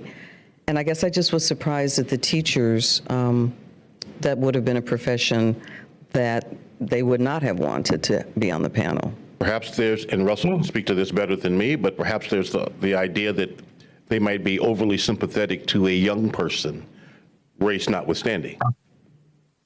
Right, and I think that, but and I don't currently know the occupations of the other jurors, But if your strikes are among a conservative rancher who's let's say he has some cattle in North Collin County, and I have a teacher, I may choose to strike the teacher in favor of the rancher because I feel like the rancher may be less compassionate than the teacher.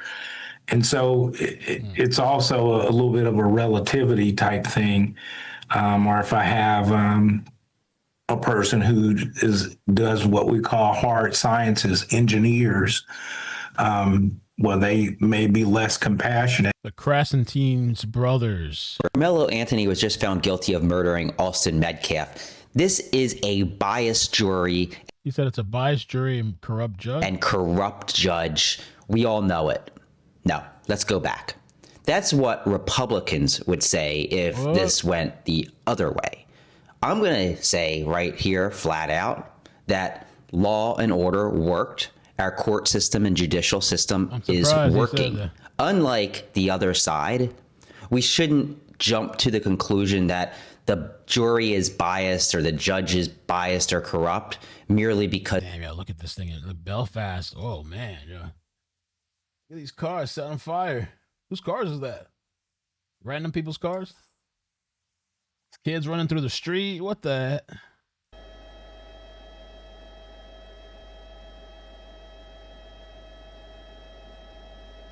Damn.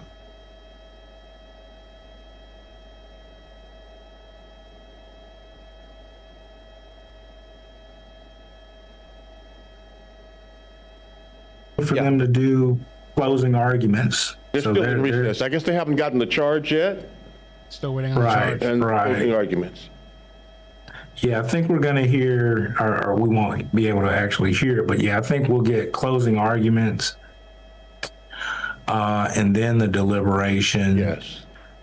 Given the way that this is rolling, I'm assuming he's not going to give much time for closing arguments. I would guess not. Maybe a half hour or less, you think? I was thinking 15 minutes aside, but maybe, I mean, if there's an intention to give an opportunity to be done today, and today ends at 6, then I think, and you assume at least an hour or more of deliberation. But if not, I mean, the other thing is the jury could also ask not to be sequestered, but just extend their deliberations into the evening. So, the case, I think, Wilson, have you had a case where the punishment phase deliberation was longer than the guilt or innocent phase?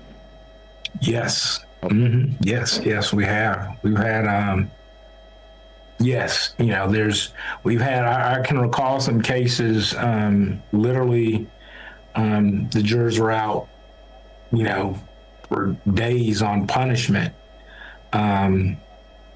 Again, that wide range, and a relatively youthful person who's convicted, you know, most people that make it onto the jury don't necessarily show up wanting to give a person a harsh sentence. You know, if you wake up on a given day, do you wake up wishing bad for somebody? And so that isn't necessarily easily achieved.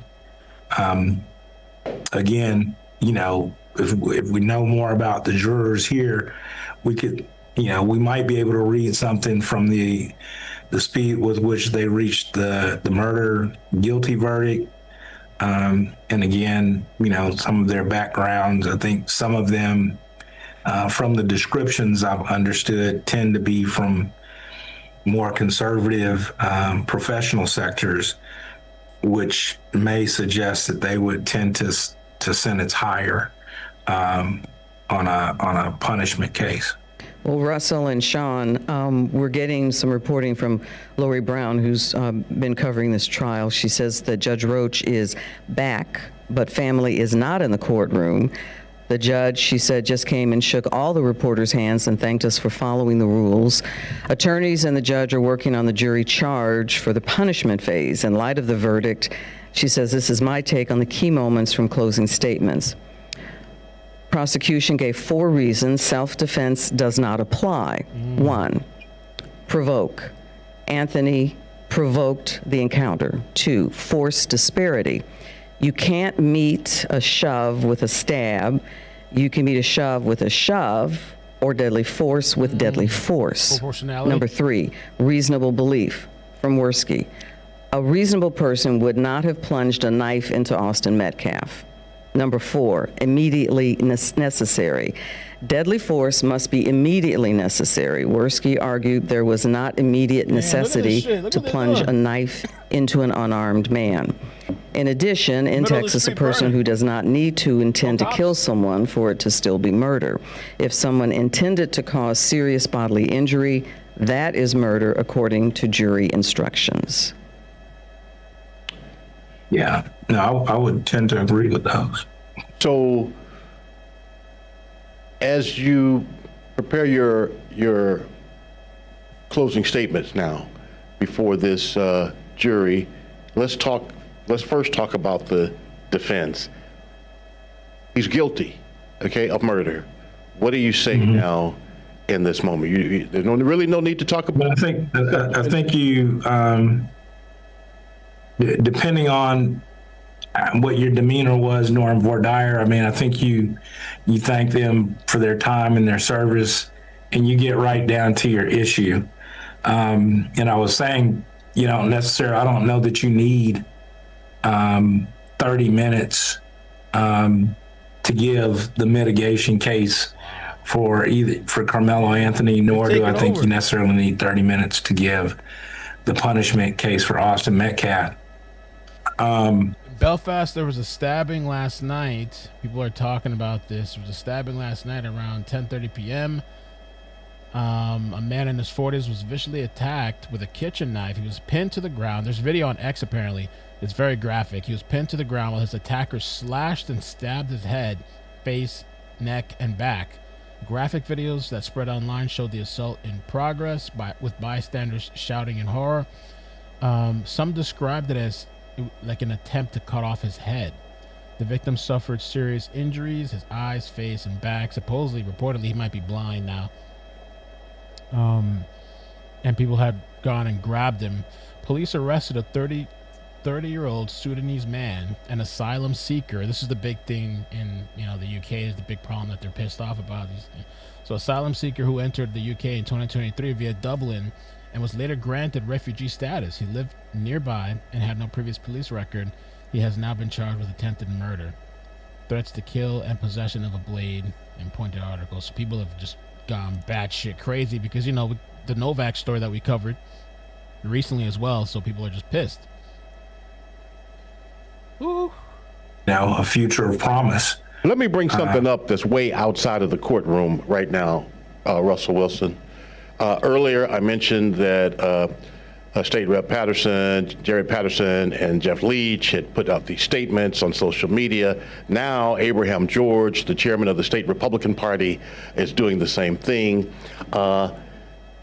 I've never, in my many years, seen elected officials weigh in a local murder trial. These political voices sending these kinds of messages. I don't know if that's more divisive to the entire community or what. Do you have any thoughts on that? It may not be something you want to talk about, but I don't think it's a new phenomenon. No, I think, the reality, I think, it's fair to say our today's politics are more divisive than they were, let's say, 10 or 15 years ago. And there's a lot of things that have changed. There's social media. But one of the things that politicians certainly are aware of is that they're judged oftentimes perhaps on 1 or 2 acts, very few acts. And it could be what you did or said after the Austin Metcalf verdict or the position certainly could impact it. So it changes trajectories, if you will. And I don't know that I think it's a good or bad thing. I think societal involvement in our criminal justice system is good. But, you know, I don't know, for example, when politicians come out and praise one verdict and then condemn another, if that promotes respect for our jury system or not. That's my point. Yeah. So I'm not so sure, you know, that I would go to that, but I think that they do that because there's at least an impression that their constituents, you know, if I'm in your district and I'm voting for you and you didn't say anything on this or that, then maybe I have, you know, I believe the ones that you have mentioned are more conservative. It seems like those are Republican, and there may have been more conservative support groups that they might feel like they would have lost their support by not saying something. And so I wonder if it's this was easy in a different state or to different put together county. a message, put it out on Twitter or would be. TikTok, or issue a statement. And so that's what I think I think we'll see that going forward. And everything should not be colored with politics. So Russell, the jury got the case, started deliberating today at 10:52. They came back with a verdict a little bit after 1:30. It is now 3:42. And do you still see that all of this will end today, that it will wrap up today? Yes, I guess.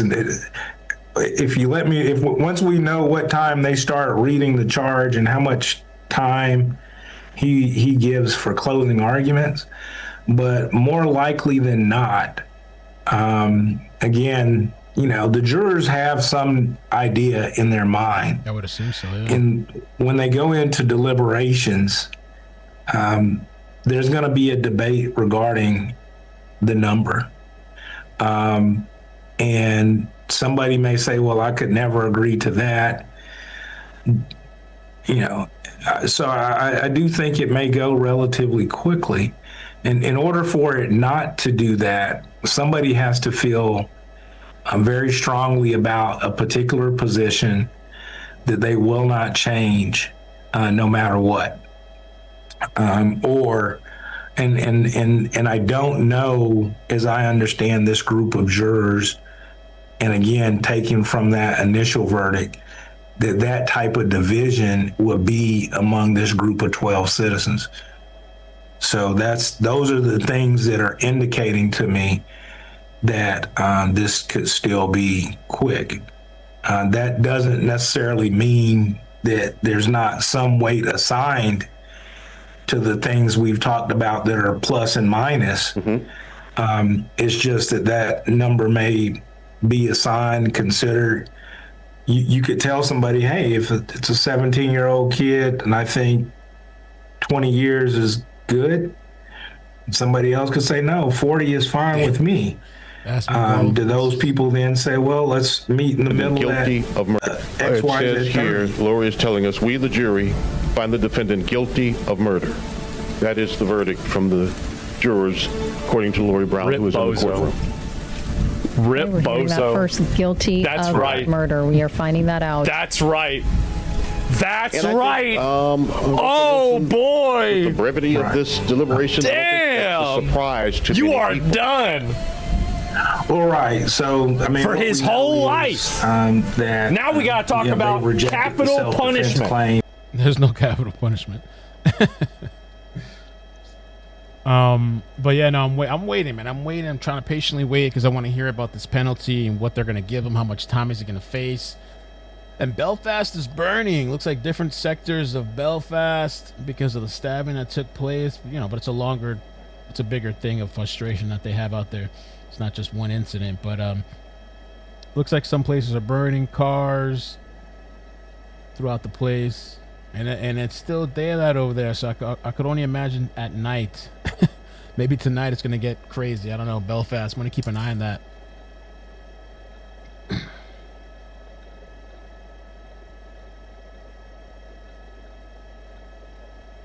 Definitely going to keep an eye out to see what goes on out there. And yeah, man, Carmelo's life is over. I mean, I don't know. Even if he gets out in 20, 30 years, 40 years, I mean, I guess he still has a chance maybe at life. Maybe. But and that's if they let him parole. I don't know if they will. Maybe he'd have to, like, prove, I don't know, he's been a good person in prison, I guess. I don't know.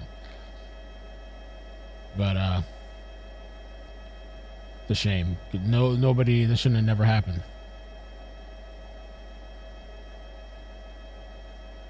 So now we're waiting on this other phase. We're still waiting on the instructions.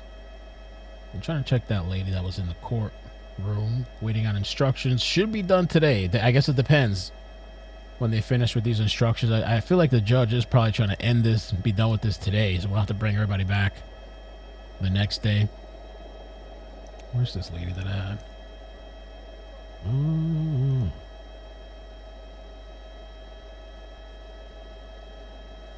For the sole purpose of continuing the deliberation. I think a lot of people in that boat will choose to try to finish. Looking at a very large police presence outside of the Collin County Courthouse, certainly a very charged atmosphere, lots of reactions to the verdict today, but in terms of the crowd and the people who were there, the spectators, lots of conversation, lots of discussion, sometimes heated, yes, but peaceful, very peaceful, yeah. And we've seen people for and against who are holding up the signs, who are doing the protest, supporting it or speaking out against it. But Sean, no violence. No, and that's what it should be. Yeah, that's what our First Amendment. That should happen. That should happen. We should let our passions be known and express ourselves, but without assaulting one another. Right. Let me ask you real quick, Russell.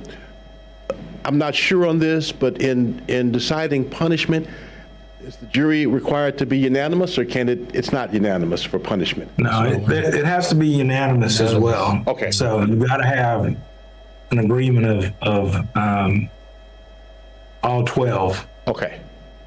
So okay, I wasn't sure on that part. And very rarely have there been juries that have hung on the punishment issue. Okay.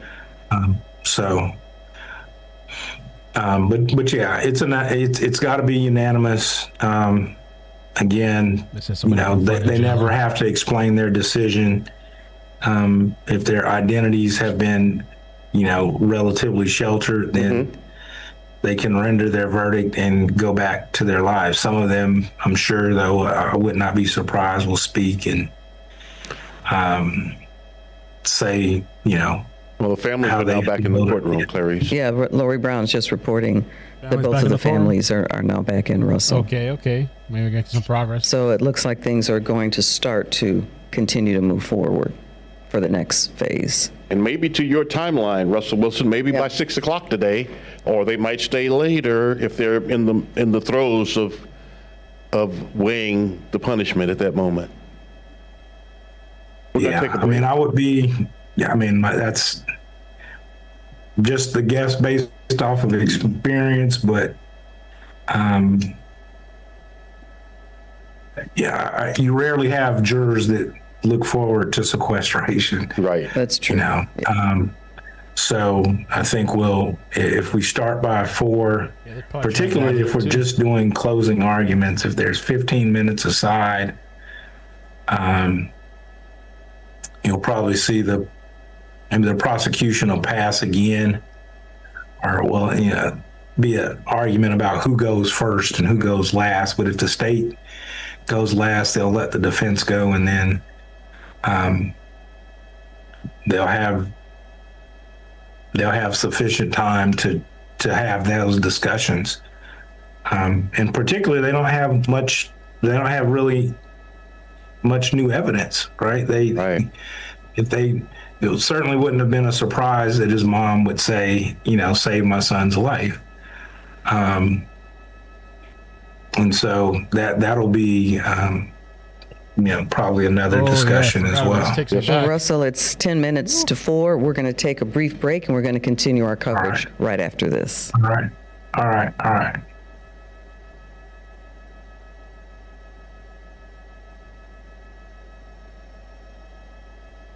You guys can say goodbye.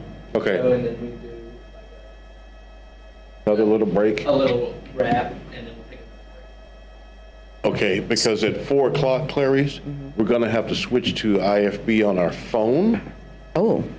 This IFB, we won't be able to hear. Oh, yeah, that's right. So whatever your IFB number is for live shots away from the building. I don't have that. Okay.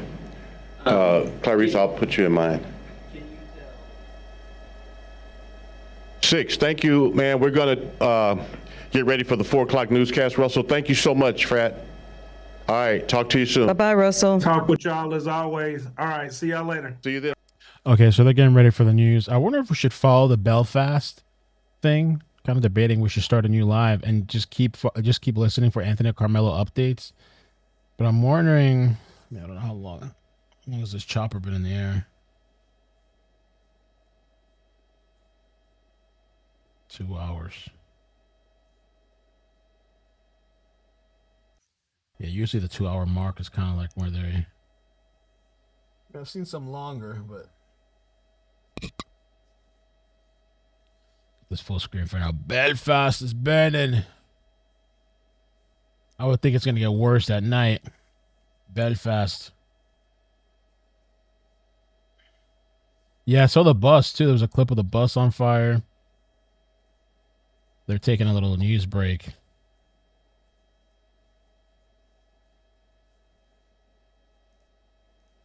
And somebody sent me the press conference. We could watch the little presser, get all information, see what's going on while we wait.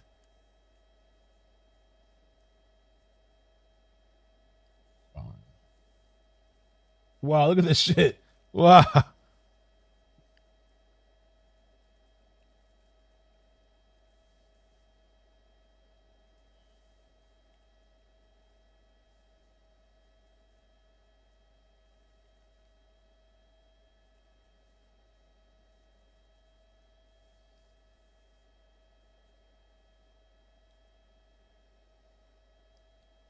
After,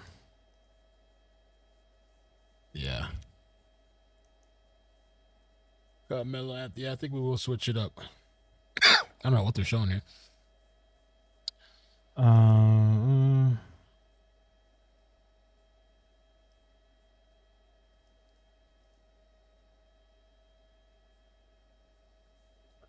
What's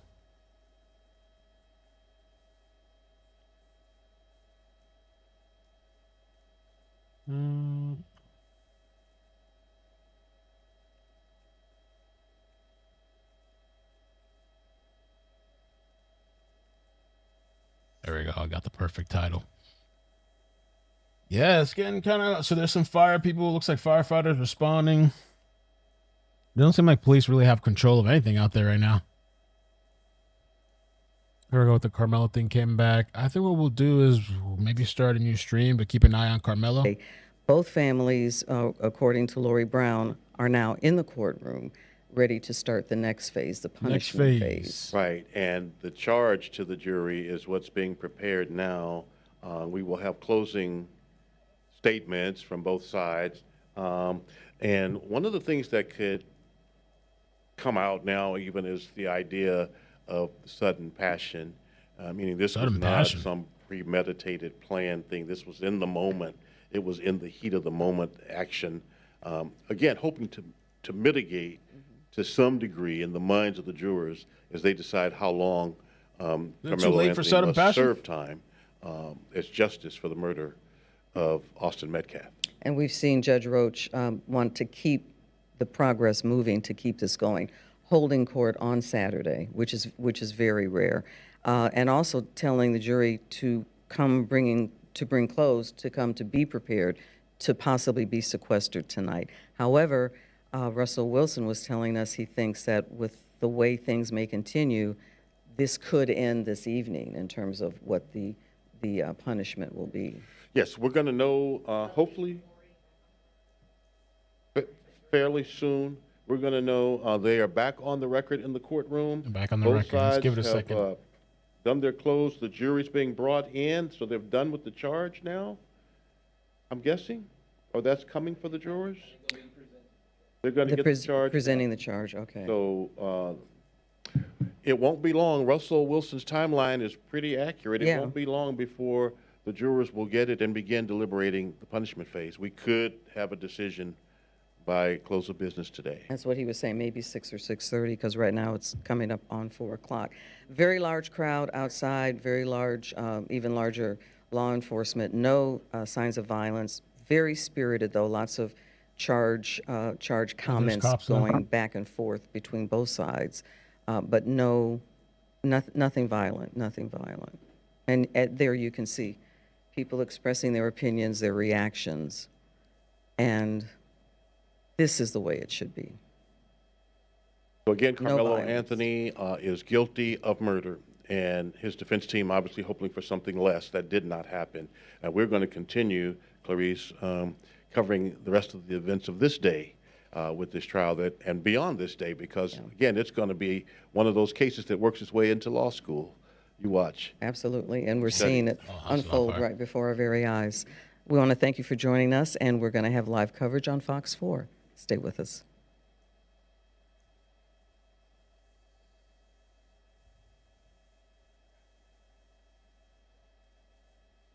Crazy. Crazy, crazy, crazy, crazy. Let me see if this lady's updated anything. 2 minutes ago. Okay, she's posted now. So they're back in the courtroom. Lawyers and judge have been working on the charging document that the jury in Karmelo Anthony trial will be using to determine his sentence.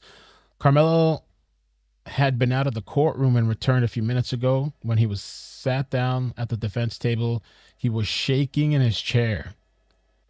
He was trembling so bad, a woman who was part of the defense team was sitting behind him, put her hands on his shoulders to calm him down. Wow. Wow.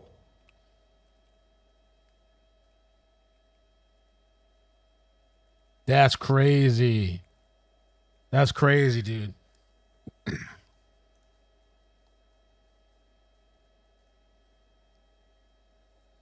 Oof. Okay, and do I stay put?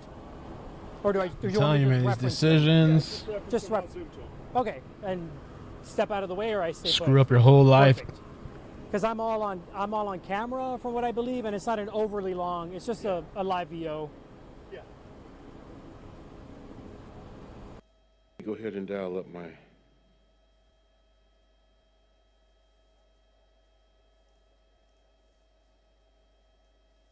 I guess they're struggling a little bit.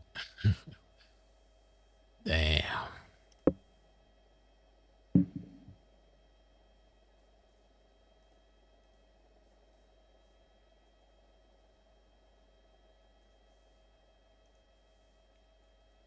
You should go and look out here, world. I'm not suggesting you go after. Okay.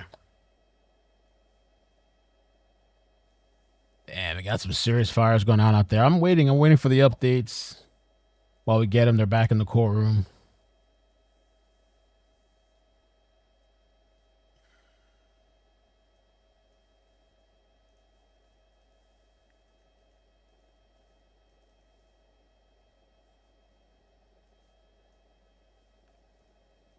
Shaking and trembling.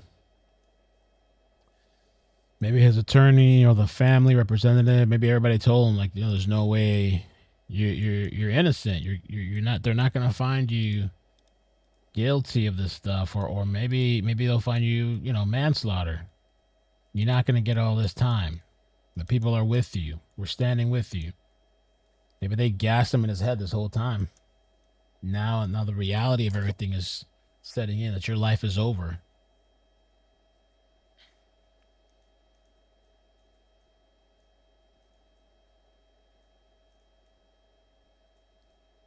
And honestly, the family didn't really seem to care too much or be any kind of respectful to the Metcalf family, or like, oh, we're sorry your son died. Or, I mean, they might have said it, but they really didn't give two flying Fs.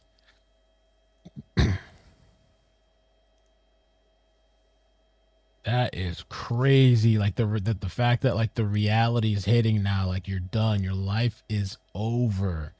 To even try to like comprehend that that's it. You're gonna be between some walls in some program. Who knows if people are gonna like take advantage of him, do whatever it is they're gonna do in there. Your life is done.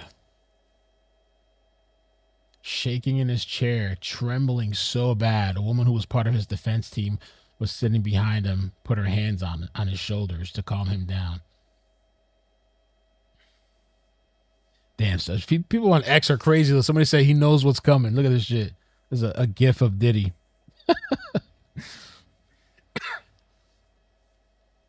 Well, Elizabeth, you're technically right. You are technically right. His life isn't over. Metcalf, you didn't say Metcalf, but you said his life isn't over. Metcalf's life is over. He still can have some kind of life in prison. I guess, you know. And maybe at some point, depending on how much time they give him, he can maybe get out. Metcalf will never be able to do any of those things, but...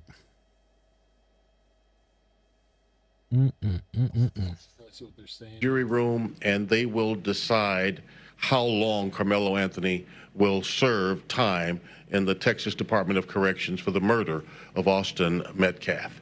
That could happen between now and 6 o'clock. They could return with that decision before the day has ended.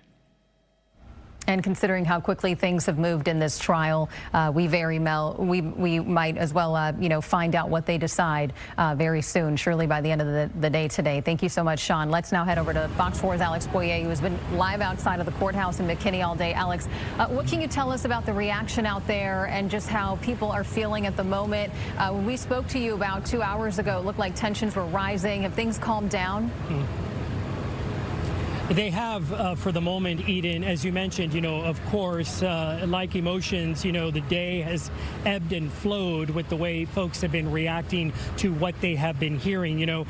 We've had a few people come up to us within the last hour and just kind of venting at us over what the verdict has been. But all in all, folks here have remained quite calm and peaceful. I can tell you that the crowd began to build first thing this morning outside the Collin County Courthouse as attorneys for both sides were presenting closing arguments.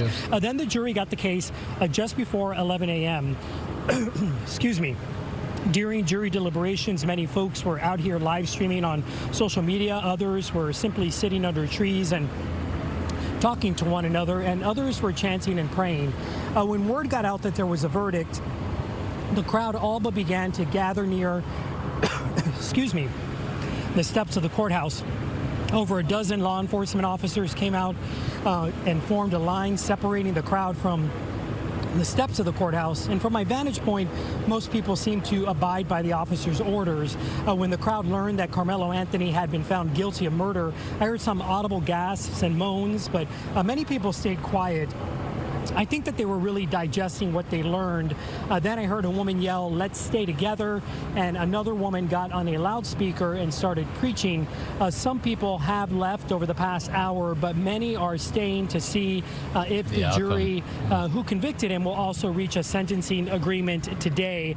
Now, if we can come back out here live to my ground shot here, you may be able to see the law enforcement presence that you were just seeing from Sky 4 on the ground. You can see at the moment kind of a casual stance that they were all certainly lined up and a lot more active when that sentencing, or I should say verdict, first came down. Now, as we await what the sentencing will be for Carmelo Anthony, the fate, they are kind of more at ease, but keeping an eye on the crowd here, which again has remained relatively peaceful throughout the entire time that I have been here.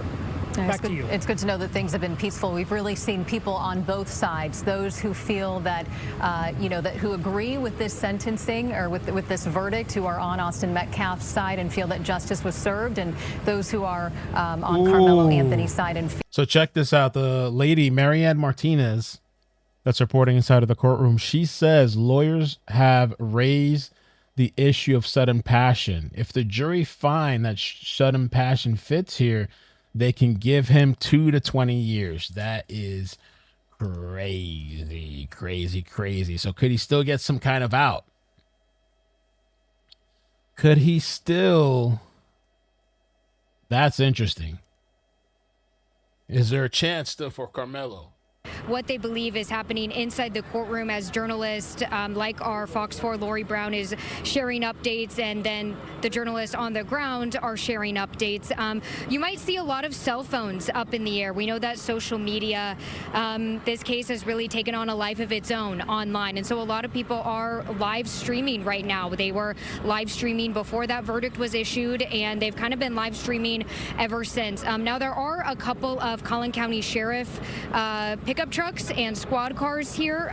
I have not seen any clashes with law enforcement. As you heard my colleague Alex Boyer say, the supporters and people who have gathered here have really respected law enforcement. Law enforcement has not had to kind of come towards the crowd, say anything. We haven't really even seen them interact much, but they do have a presence here, clearly. And they have created this barrier between the sidewalk here and the parking lot and the front of the Collin County Courthouse. I have been talking to people, and they shared their reaction with me after that verdict was issued. And one man told me that there is no winning on either side of this. Take a listen.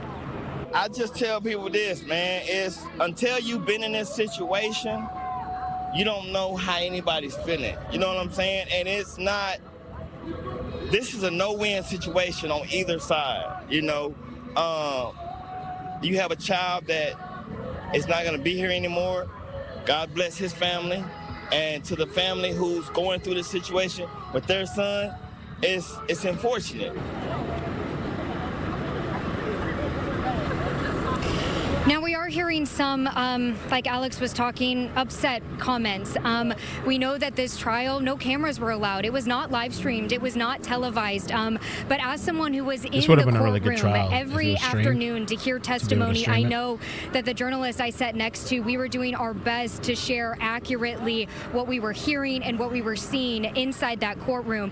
And the jurors were tasked to take all of the evidence that they heard in that testimony to come to this guilty murder verdict. Now, I'm not sure what people are waiting for out here. Obviously, we know that the punishment phase of the trial is going on right now. I'm not sure if they're waiting to see if any of the family members are going to talk or if any of the attorneys are going to talk. I haven't really had a chance to ask, why they are staying here. All I know is that they are, and we've just seen more people arrive to the parking lot. For now, Eden, that's what I'm seeing live out here. Back to you. And again, we should note that Carmelo Anthony faces anywhere from 5 years to 99 years in prison. As Amelia mentioned, no cameras allowed in the courtroom. So we've had crews all over. We've had our Lori Brown inside of the courtroom. We've had Amelia Jones outside of the courthouse and Alex Boyer. So really, they have tried their best to share what both sides are arguing. The thing you have to think about too, though, I mean, I don't know. What are the chances that the jury goes for sudden passion? Man, this thing is still going on hot. I don't know, because the thing is they chose murder over manslaughter, so I don't know that they would go back and be like, well, sudden passion. I guess we'll have to see. Belfast. The kids are out. Summer, man. Well, I don't know about Belfast. I don't know how they do it over there, but Belfast. See if we get another update from this lady.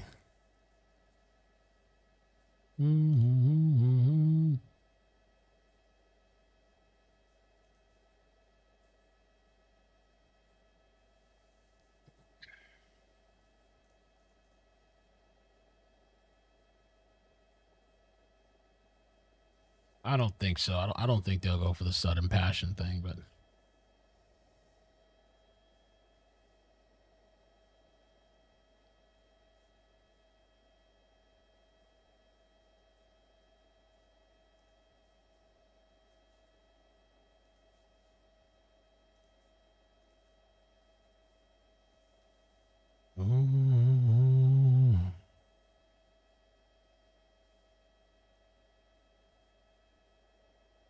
Nate the lawyer's on. Nate the lawyer.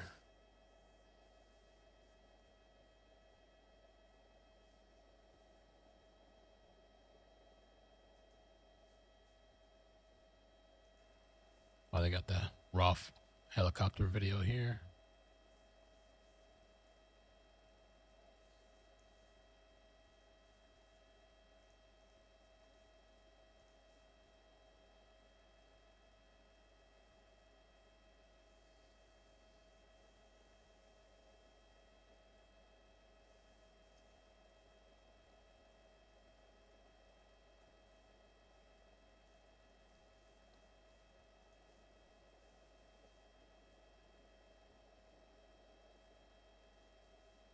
Let's see if we got something else. I think the crowds have kind of dwindled out there a bit.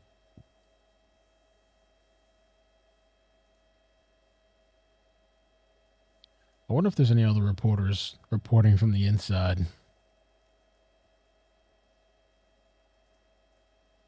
Let's see. Let's see.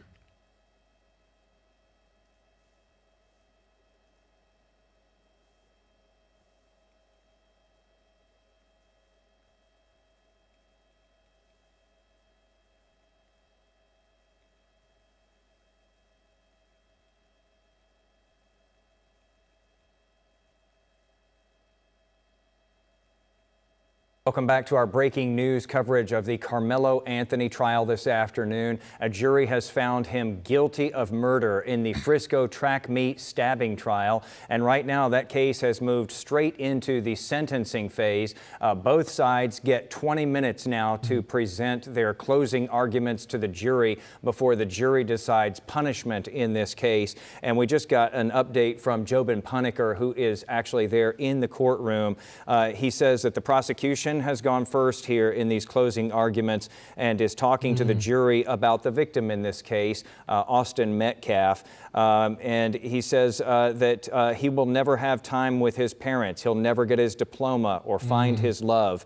Jobin reports that the prosecution is showing a picture from April 2nd of 2025 when this stabbing at the track meet occurred. It shows coaches working on Austin Metcalf with chest compressions, and in the back of the picture you can see people praying.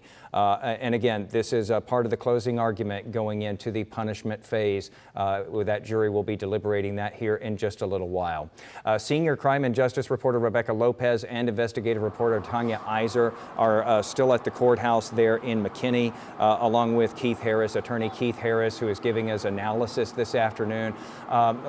Can we bring this a little bit up to speed here for our audience on air? I know that we've been talking about this on WFAA Plus in our streaming coverage this afternoon.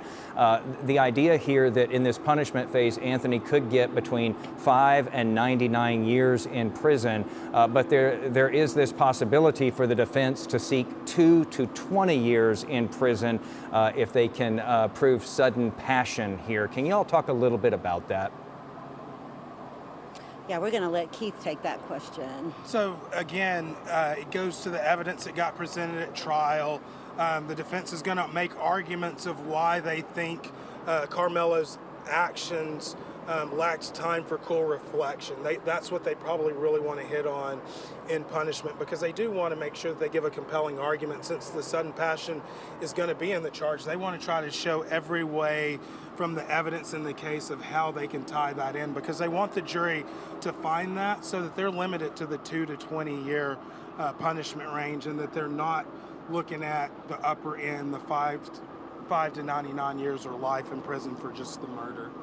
And Jason, one of the things that you said was that Jobin talked about how the jury is right now seeing a picture of the paramedics working on Austin Metcalf. The jury also saw that in a body camera video, and it was probably one of the most impactful parts of this trial, because you can hear Hunter Metcalf, his twin brother, screaming in the background, "My brother, he's my life, he's my," it is very gut-wrenching. And then you hear people praying and saying, come on, Austin, and that had a very big impact on the jury. We saw jurors in that courtroom crying. So when they're showing that, they're also, remember, the jury can go back and look at that video if they want, and that is very impactful and had a big impact on them. Okay, so as the defense here is trying to make this move to make that range more 2 to 20 years instead of 5 to 99 years, I guess I would ask our attorney here, our expert here, does it bode well at all for Karmelo Anthony that in the punishment phase the prosecution didn't put up any witnesses? As Rebecca was saying,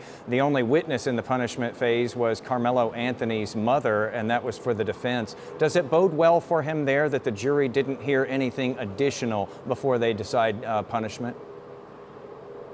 Well, it bodes well for the defense to have the argument, hey, if he was a bad guy, you would have heard about it in punishment. The state would have brought that to you with other extraneous offenses. So it bodes well from the standpoint of what the defense is going to get to argue.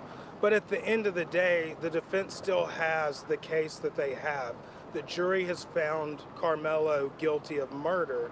And so at the end of the day, they're still going to have to assess a punishment because as the state's going to argue, you have a dead kid here and you have someone that's not coming back. And you're going to see all of that stuff. So I think that it bodes well to argue you would have heard more stuff if he was that bad of a guy. Jason. All right, thanks for that to all of you. Stick with us because we still, of course, have much more coverage to come on that. We're going to take a quick break right here, and we will be right back. Stay with us.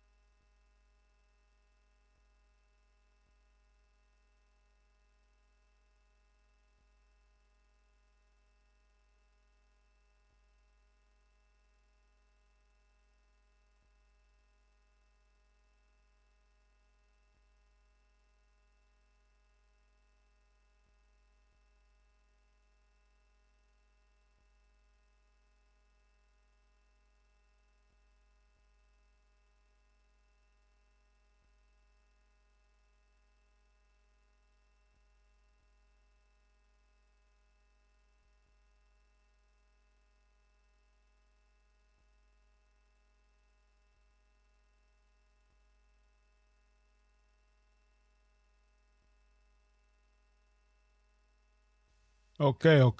Still waiting to check for some updates. Damn, it's still burning.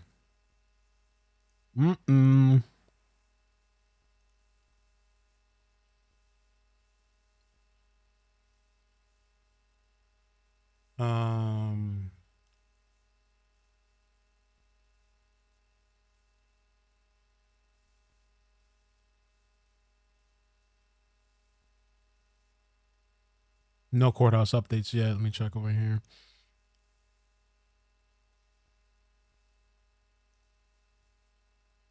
We've been following that big breaking news all afternoon long of a verdict in the Karmelo Anthony trial, the track meet stabbing trial, that jury finding him guilty earlier this afternoon. We're going to have more coverage on that coming up here in just a few minutes. First, though, we're going to break away from that for just a moment and talk about weather. We've got meteorologist Cass.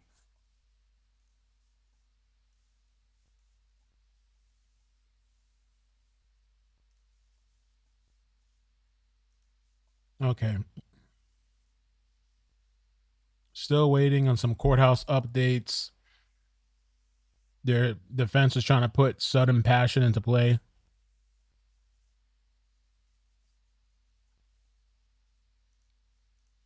Trying to get less time.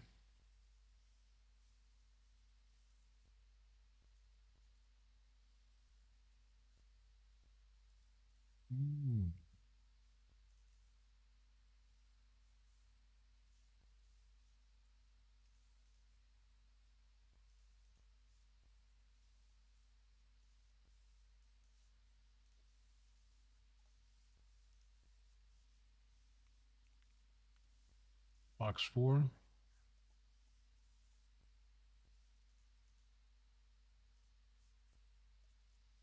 WFAA job panicker. Jobin Panicker.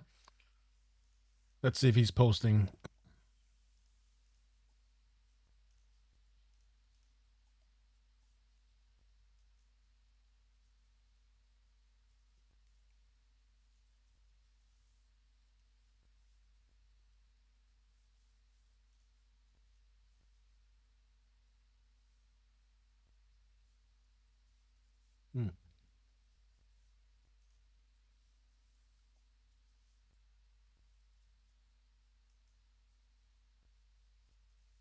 On Friday afternoon, and the latest data come in.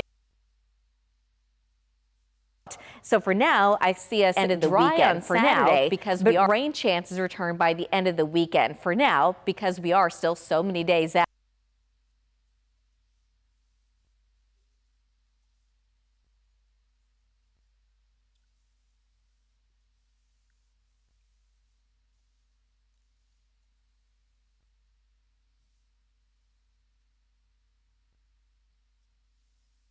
All right, all right, all right. Oh my God. And the pursuit dude pulled out his gun.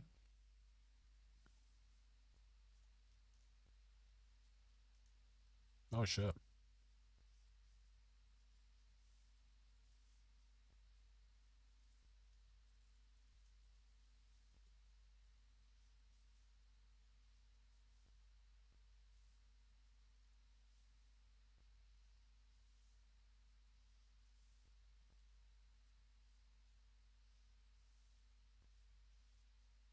There, you see that right there? He's got a gun. He's firing shots. Oh, he's got a gun out there. You see that? That's and look to be firing up into the air. That's crazy.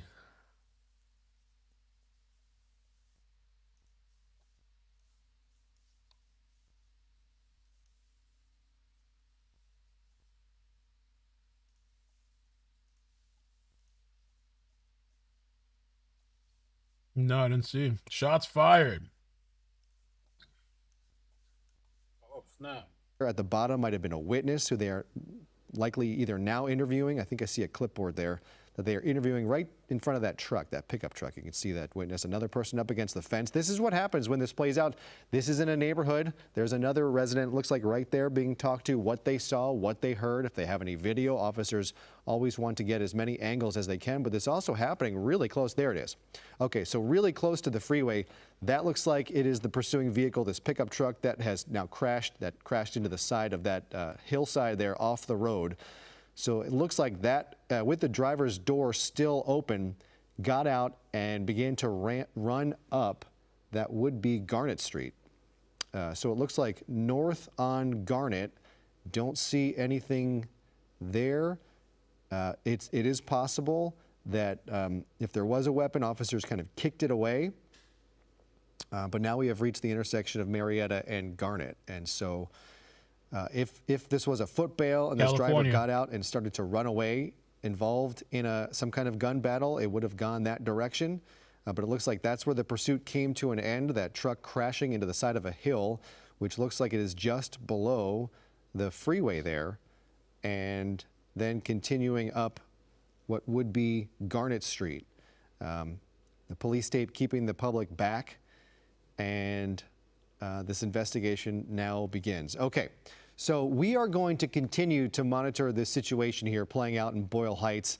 It looks like this driver getting out in Boyle Heights and running up the street, shot by LAPD officers, taken into an ambulance. It looked like at the time he was loaded up, he was unconscious. When Air 7 first arrived on scene, it looked like he was responsive and awake, upright, handcuffed in a seated position. And then in those few moments when he was loaded into the ambulance, it looked like he lost consciousness and then was, I believe, taken away to the hospital. So we will continue to follow this. We do have to break away for a moment. We have some news to take care of here on air. So for those of you who are streaming, just stand by. We will take care of our business on air and then continue this stream here on abc7.com and our ABC7 Los Angeles app. So if it goes silent for a moment, that is why, and we will rejoin coverage here momentarily.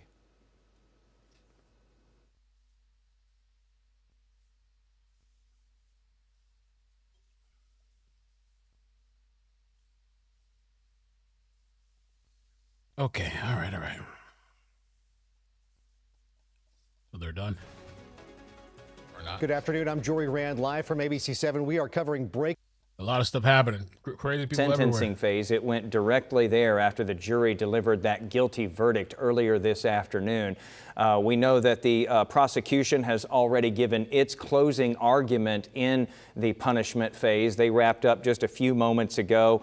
In fact, they asked the jury there to issue a verdict, an amount of time that does not depend on vengeance, that is not based on vengeance, just a fair, just verdict. The defense is now speaking to the jury. It will have 20 minutes to make its final argument to the jury, and then the jury will begin deliberating punishment, which could go between 5 and 99 years in prison, although the defense is also making the case here that this was a murder that was committed out of a burst of passion, and that therefore the jury should be allowed to consider 2 to 20 years punishment as well for Karmelo Anthony. Karmelo Anthony, after the verdict, by the way, was taken out of the courtroom, shaking his head and crying and looking back toward his parents there in the courtroom. As you saw a moment ago, we've been watching the scene overhead from our chopper as well. A crowd has been gathered there this afternoon as that verdict has come down. And we're going to take a quick break right here. Our coverage of this will continue on the other side. Stay with us. They're saying Court TV. I sent the clip. Something happened on Court TV. What happened? Court TV panel melts down over verdict. I mean, I'm questioning the jury. I asked them, how did you reach your verdict? How did you reach it so quickly? What happened? It was a 4-inch knife. He used it one time. He was pushed. I'm not saying that it was right, but what are you doing? How did you get this verdict? I'd want to know. My whole identity as a defense attorney would be in question, right? I'm questioning my identity right now, and I have nothing to do with this case. How could you come back like that? I would be enraged. I'm enraged right now. This is very upsetting. What the hell? What's going on over there on Court TV? And then on top of it, to compound it, this dumb judge didn't allow cameras in the courtroom. What was your wisdom? What were you thinking? How you put on a robe? Are you that much of an imbecile that you won't let cameras in the courtroom in a case like this? Yeah. This is not a rape case. This is something different. This is something that's clearly the whole community is enraged. And you knew that before the trial started. So, I mean, this is very upsetting. You can see the reaction. I mean, this. Wow. Okay, all right. Court TV. I want to see the rest. And actually, I don't think it was 4 inches though. It was 2.5 or something. Pause.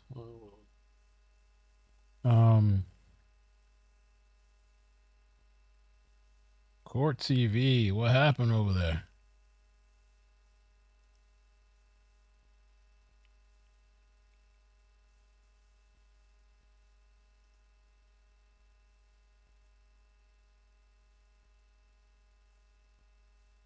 Oh, they got off already. Right now! We want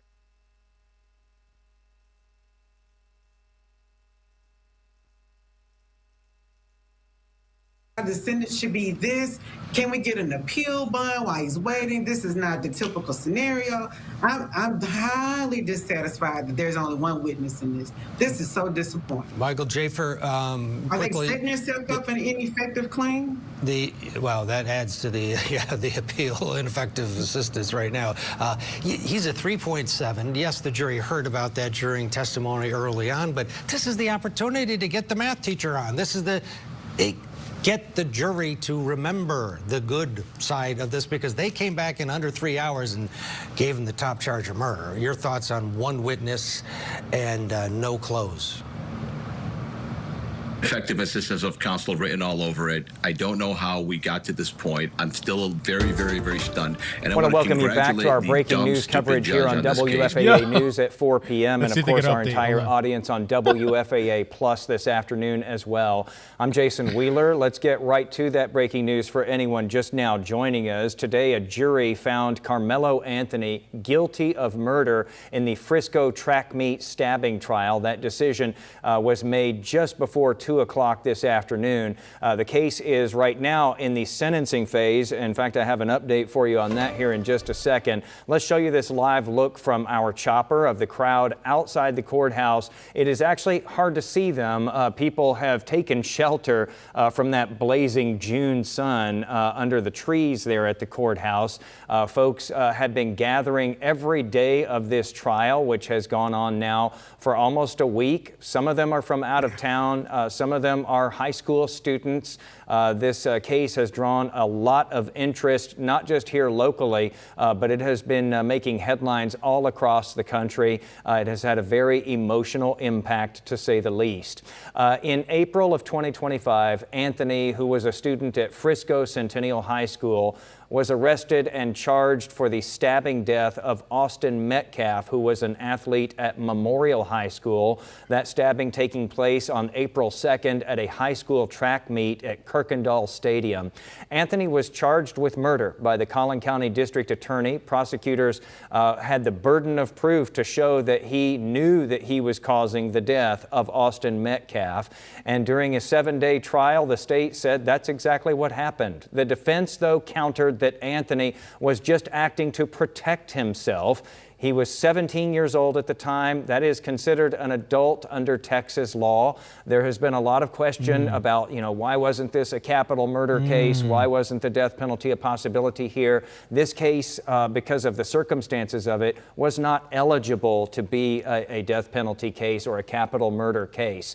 And so in this case, the jury is able to consider 5 to 99 years in prison for that guilty verdict. And the defense, as we have been telling you here this afternoon, is pushing for something in the range of 2 to 20 years because they have made the argument to the jury that this was a crime of passion, that he didn't have a cool head when all of this transpired. I can tell you from Jobin Puneker, who is in the courtroom and has been in the courtroom every day of this trial and sending out live updates that we have been including on a blog on our website, WFAA.com. Jobin is there in the courtroom right now. He says that the defense has just wrapped up its presentation to the jury of closing arguments in the sentencing phase. The prosecution went first. They've already wrapped up. So, as we understand it now, the jury has heard everything that they're going to hear from both sides and is about to begin deliberating punishment for Karmelo Anthony. I can tell you that when the defense was up, they told the jury, we'll go consider punishment now. They said, I cannot tell you what the right verdict is. Jobin tells us that Karmelo Anthony was crying while listening to the closing statements there. The state, the prosecution here, didn't recommend a range. They were pretty nebulous about it. They just said, follow your heart and follow the law. Jobin tells us that the defense spent most of it, each side was allotted 20 minutes. He says the defense spent most of its time talking about the whole crime of passion and basically saying that doesn't mean that, we are blaming the victims here. When he says that, this was self-defense, we're not blaming the victims here. This was a crime of passion. It was sudden passion, which means that a decision is made in the heat of the moment, which is different than a decision you would make when you are cool and collected. Then, both sides, finished up here, but they say that the defense, Jobin tells us the defense closed by saying there are people on both sides whose lives have been irrevocably changed. And I think both sides would agree to that in this case. Jobin had told us earlier that when the verdict came down, there was no emotion being expressed there in the courtroom like you sometimes see, depending on which side, has won in court and which side has lost. He says that everyone on both sides seemed very somber and pointed out that one of our legal experts had said earlier this week that no one wins here. This is hard, of course, for both families. Senior crime and justice reporter Rebecca Lopez and investigative reporter Tanya Iser are still at the courthouse with us this afternoon, along with attorney Keith Harris, who is giving us analysis this afternoon. So it looks like this is headed to the jury now to be able to decide punishment in this case.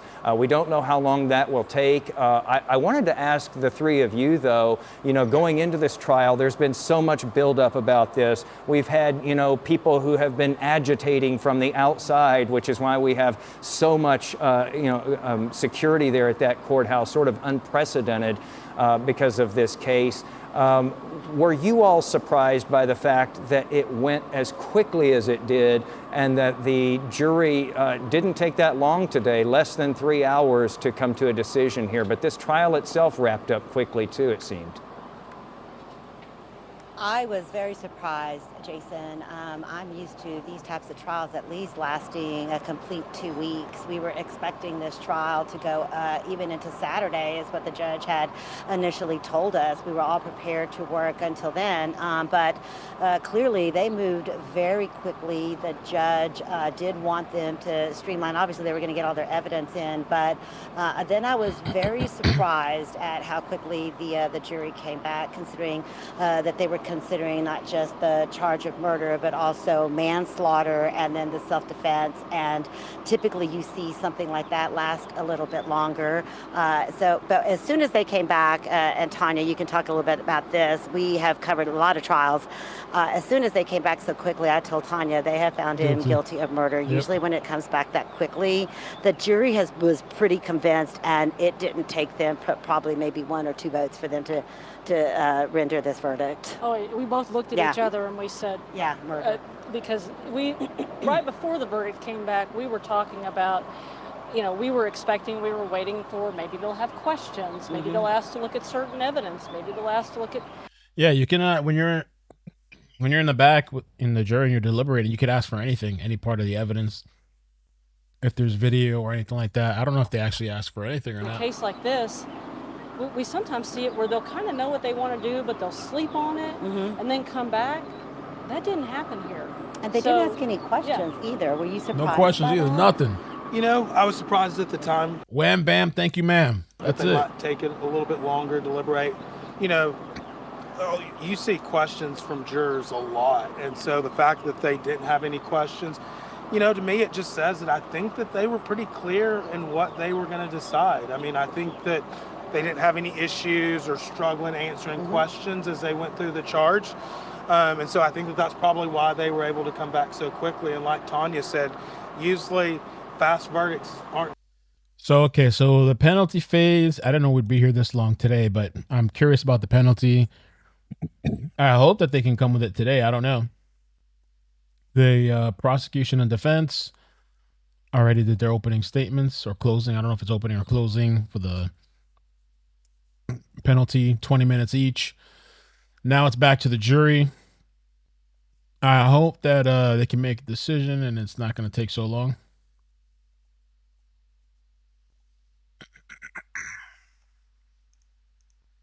Hopefully it's not going to take too long to come back with that decision. They don't have to go into another day. I don't think the jury probably wants to go into another day. Probably, unless there's just disagreement about how much time. This might be harder than the murder charge. Like, I don't know, to all agree on one. I wonder what they're going to agree on.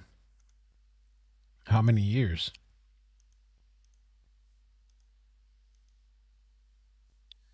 Let me see if this lady has posted anything else. She's gone quiet now.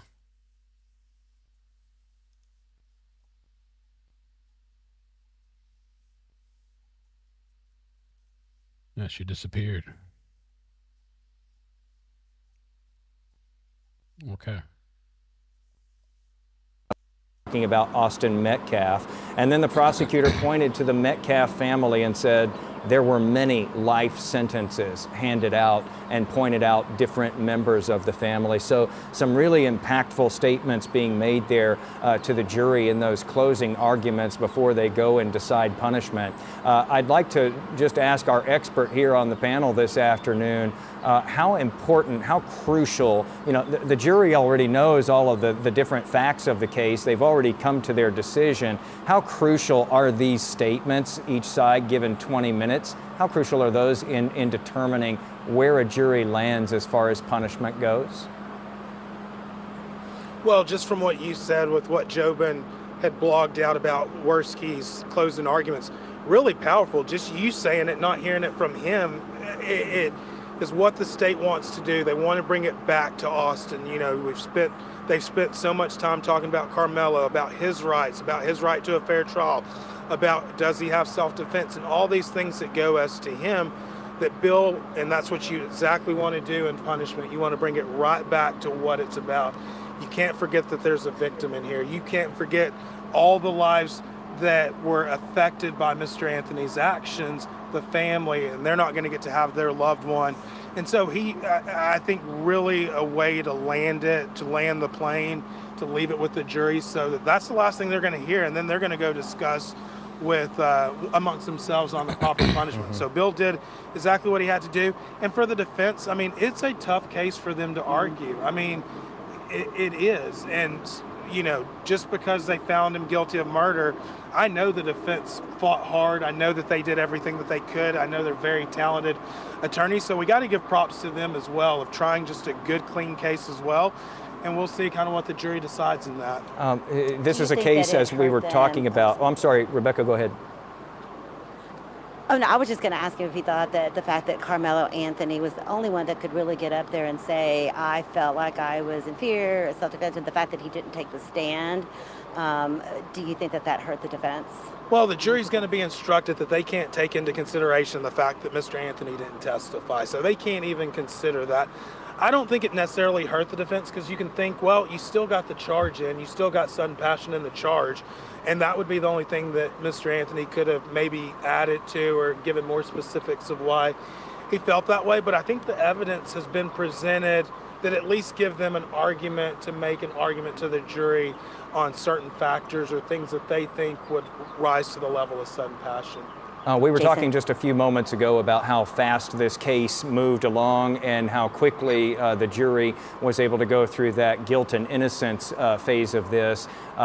Just for anyone who's keeping track, Jobin Puneker tells us that at 4:37, which is 5 minutes ago now, the jury officially began deliberating, and so the clock has started on that. And I'm probably putting the cart way out in front of the horse here in asking this, but Counselor Harris, what is the defense thinking potentially about appeal at this point, and how does that work? Well, they will appeal, I would assume. So they have 30 days to file an appeal, and so usually what will happen is probably before they leave the courthouse today, the judge will have them put in their notice for appeal. Even if Mr. Howard and Mr. Shook don't represent him on appeal, he's at least put his notice to the court, which preserves his right to get an appeal. And whether they have to appoint an appellate attorney to represent him or he hires his own appellate attorney, but it preserves his right until whoever is going to handle it can file the necessary paperwork with the Court of Appeals. And Keith, talk to us about an appeal bond, how that would work and when that would come into play. That's a great question. So he could be entitled, well, the court could consider giving him an appeal bond if the jury sentences him to 10 years or less in prison.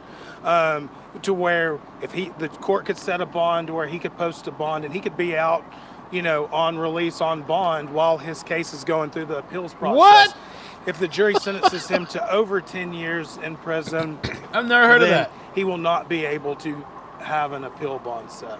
Do you think that part of this appeal is going to be that the three remaining African-American jurors were not selected and they were struck by the judge and the prosecution, and then they had the protest from the defense, but were still not allowed on the panel? Well, I definitely think that could be something that gets mentioned in the appeal. It's like a From luxury, the being locked up luxury. standpoint, they're probably going to review the record. Defense, that's why they make the objections. That's why they're very clear, so that they can preserve error for appeal. If they would have never objected to those strikes, then he couldn't have gone on appeal and said, hey, the court erred in going with the state on these strikes for whatever reason based on race and everything like that. So they preserved the error so that the appellate attorney could raise that if they want to. Jason. All right, Rebecca Lopez, Tanya Iser, and Attorney Keith Harris, thank you so much, all of you, for the expertise, for your coverage. I know that it is a difficult situation out there. There's a lot going on, a lot of things to keep tabs on. It is a really hot afternoon. We see the people who have gathered there at the courthouse are all taking refuge under trees. And so our thanks for all of the coverage this afternoon. And of course, we'll see you all back here on the 5 o'clock news and of course on WFAA Plus as well. Again, the jury in the Karmelo Anthony case has now been deliberating for the past 8 minutes or so, and they are in the punishment phase here. We could see anything, as we understand it at this point, between 2 and 20 years or 5 and 99 years. We will, of course, be staying on top of this all the way to the very end. Let's get a quick look at your traffic before we go to break here this afternoon, something we usually do at this hour, but we haven't been able to get over to you, Stacia. Yeah, Jason, and at the top of the hour, we did have a couple major accidents that were slowing things down. Good news is, looks like things are clearing up now. We're watching a backup in the Mesquite area. This is right along 635 southbound at Gross Road. They've just opened up all of those lanes. So that backup will be clearing out here shortly. Just cleared it a couple minutes ago. Another backup along Loop 12 northbound at Singleton Road. That road work totally panned out. You still have a little bit of a slowdown along Loop 12 southbound as you're approaching the I-30 area right there in Grand Prairie and near Irving. Also Loop 820 northbound at Marine Creek. From this one, we're just checking out the backup. So this is in northwest Fort Worth and Tarrant County. Okay, let me see what else. Hopefully, what we got going on here. This weather. We're just stuck kind of waiting for this penalty thing.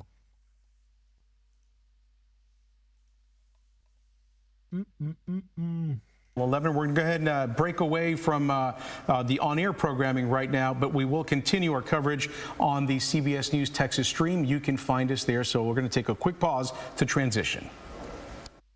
In the property. So what kind They moved on. Belfast.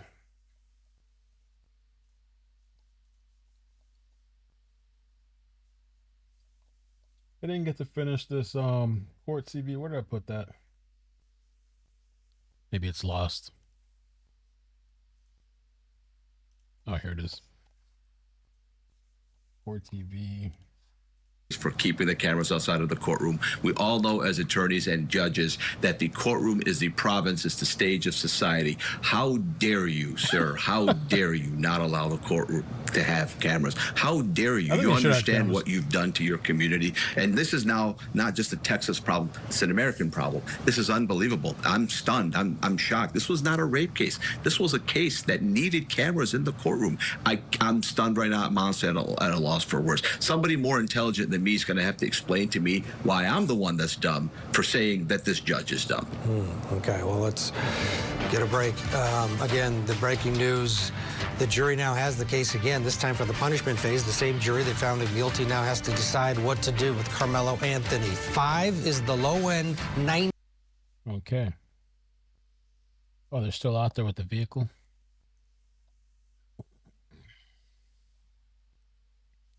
LAPD officer shot at the end of... Oh, that guy actually shot at a cop. When that dude went out of the car in California and he just started like randomly shooting. I didn't think he hit anybody.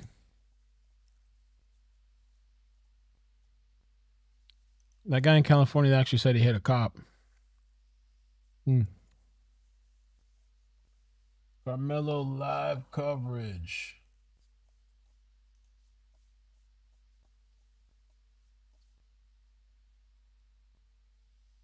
Courthouse looking empty. They went home. The cause is over. They went home, went to sleep, went to go eat. Yeah, I gotta get back home. Shit. I don't know if we just come back if there's a verdict or something. If there's a verdict, I just jump back on. Boom. Penalty.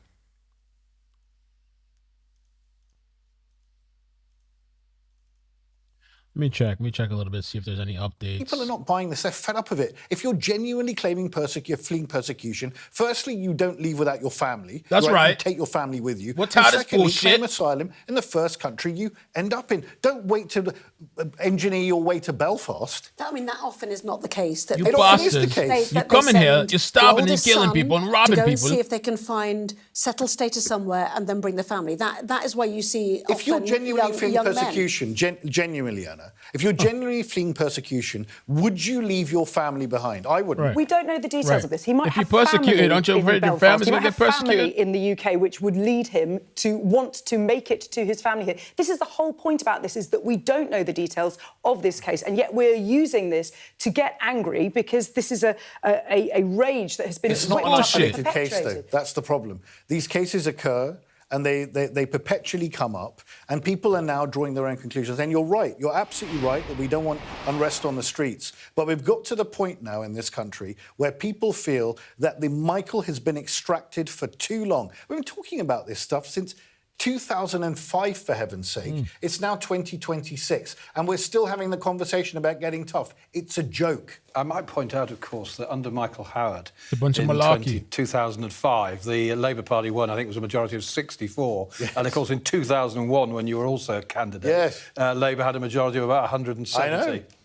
It's a good point. You didn't feel you wanted to try again? Certainly not. I mean, yeah. And it's Reform who are now talking about the Boris wave and attacking that. That's right. That's right, too.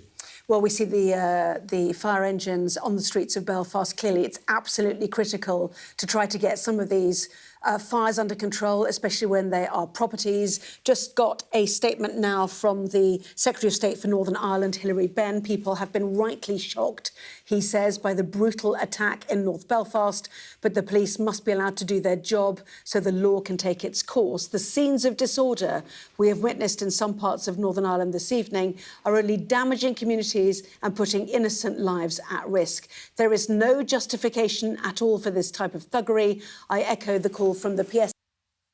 So they're turning up out there in Belfast. By the way, an update from yesterday. Layla sent this to me. Thank you. That standoff, or I don't even remember. What did we do yesterday? Manhunt. It was that manhunt yesterday, I believe, in Mississippi. Both of them have been captured. Both of them have been captured and caught. Or there's no audio. Oh, it's muted. That's why. Okay. News on this Tuesday morning. Two brothers accused of shooting a Covington County deputy have been arrested. Let's get right to 16 WAPT's Omosa Ighodaro, who's been following this story overnight and has the latest. Ali, good morning. Now, 19-year-old Cartavion Hobbs and 18-year-old Cartavius Hobbs were arrested this morning, according to DPS. Now, both brothers were arrested because they were accused of shooting a Covington County deputy Monday in Mount Olive. Police say it happened on Main Street during a traffic stop, and the brothers were in a blue SUV and led police on a chase before it turned into a manhunt on foot. Police say they were armed. Now, several public safety alerts were sent to cell phones across the state describing the suspects and what they were wearing. Now, one homeowner's mother saw the brothers walking through her backyard and started recording it on her cell phone. Wow. Investigators say that video helped to advance the case. She said, I just heard gunshots. And I said, what do you mean? And she said, I don't know. I heard gunshots and now there are two men coming into my backyard. Now, the manhunt lasted for several hours before the suspects were found. Without any incident, they were arrested in Alley again. This morning, police say both. Damn, that guy's name looks like, what's his name? Cordovius. Oh, I thought it said Cordovirus or something. Suspects are now in custody, and they say the investigation is Cordovion and Cordovius. Still ongoing. I'm Omosa Ighodaro, 16 WAPT News. So that's an end to that little update. I pinned the comment on the last live we covered for that. Okay, still waiting, man. Still waiting on an update. The jury is deliberating over the penalty phase.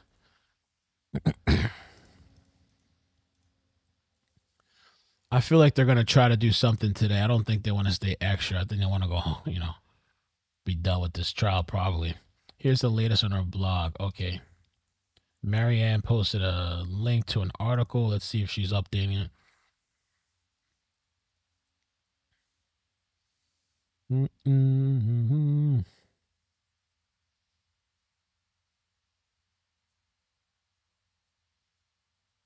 So they're saying that Judge John Roach has yet to rule on whether to accept the sudden passion defense. If he does, it could see Anthony serve as little as 2 years behind bars with a maximum sentence of 20 years.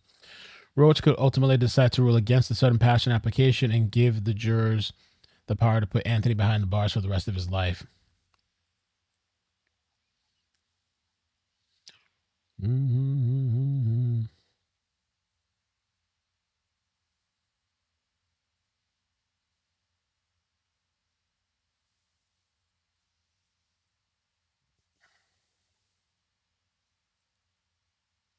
During closing arguments, prosecutors eviscerated Anthony's self-defense claim that Metcalf attacked him first and encouraged jurors to find him guilty of the murder. What is important is not the motive, it's the mindset. The mindset, he took a knife to a track meet. Anthony, of course, felt empowered that he was going to come out on top of any encounter. You don't get to meet a shove with a stab, especially if you provoked shove. Why didn't he just walk away? He could have left the tent anytime. He didn't. He didn't abandon the encounter. The video tells a story supported by eyewitnesses and corroborated by the defendant's actions and words. Anthony's defense attorney, Mike Howard, claimed that Metcalf had no legal right to put his hands on Carmelo. Texas law does not require you that you wait until you get hit, Howard said. In that split second of chaos, you must put yourself in his shoes. He also argued that Anthony, who was a student at Sentinel High School, was invited to Memorial High School tent by a fellow student, despite there being no evidence of that. So they never found evidence of that somebody invited him, even though they claimed he was invited by somebody there. All right. Belfast, the British, the Brits.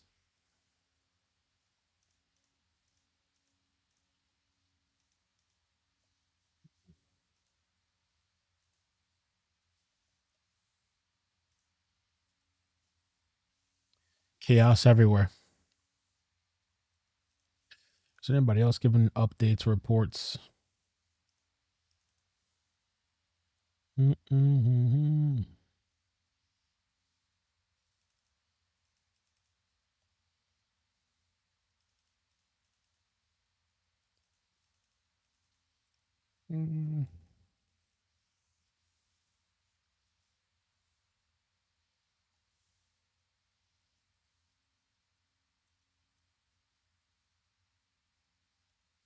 Black people.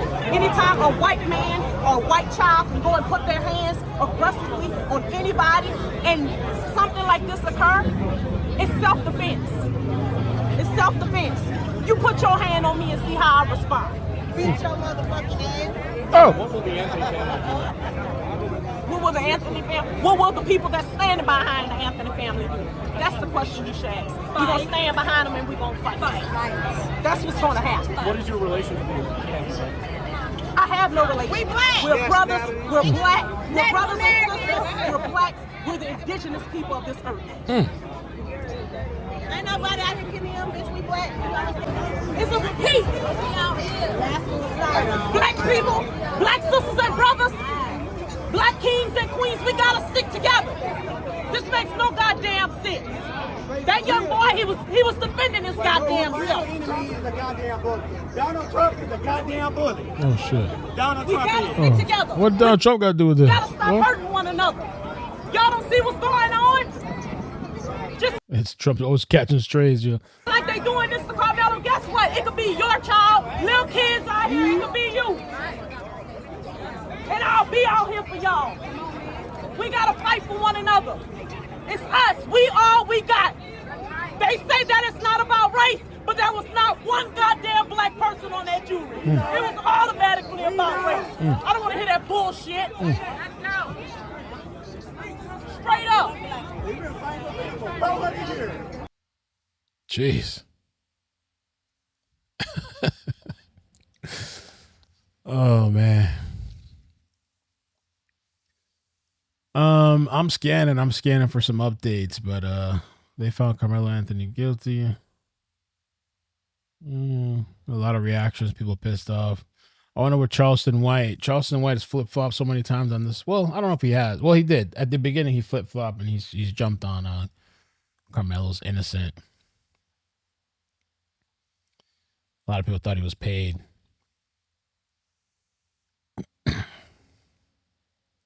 I don't know what the hell is going on outside of that courthouse. I got beans, creams, potatoes, tomatoes, lamb. Some attorney put this together. Beans, creams, potatoes, tomatoes, lamb, beans, creams, potatoes, tomatoes, chicken, turkeys, rat. Beans, creams, potatoes, tomatoes, lamb. I don't know what this guy was doing, man. I was looking at this earlier. I'm like, what the hell? It's just, I don't know. Jurors for you. Fox 4 News starts now. Jurors deliberated close to 3 hours before finding Karmelo Anthony guilty of murder. Good evening, I'm Steve Eager. Sky 4 is flying above McKinney right now, where the jury rejected Anthony's claim he stabbed and killed Austin Metcalf in self-defense at a Frisco track meet. The prosecution argued no reasonable person would have responded with such violence. We have several crews covering this emotional case. Right now, we begin our coverage with Fox 4's Alex Boyer, who's been on this from the beginning. Alex. Hey, Steve, that's right. Now, of course, the wait begins to see if this same jury that found Karmelo Anthony guilty of murder will be able to reach a sentence before they call it quits for today. Keep in mind that this jury will be sequestered throughout the entirety of this. So right now, we're waiting to see just how late they will go this evening, or how late the judge will allow them to go.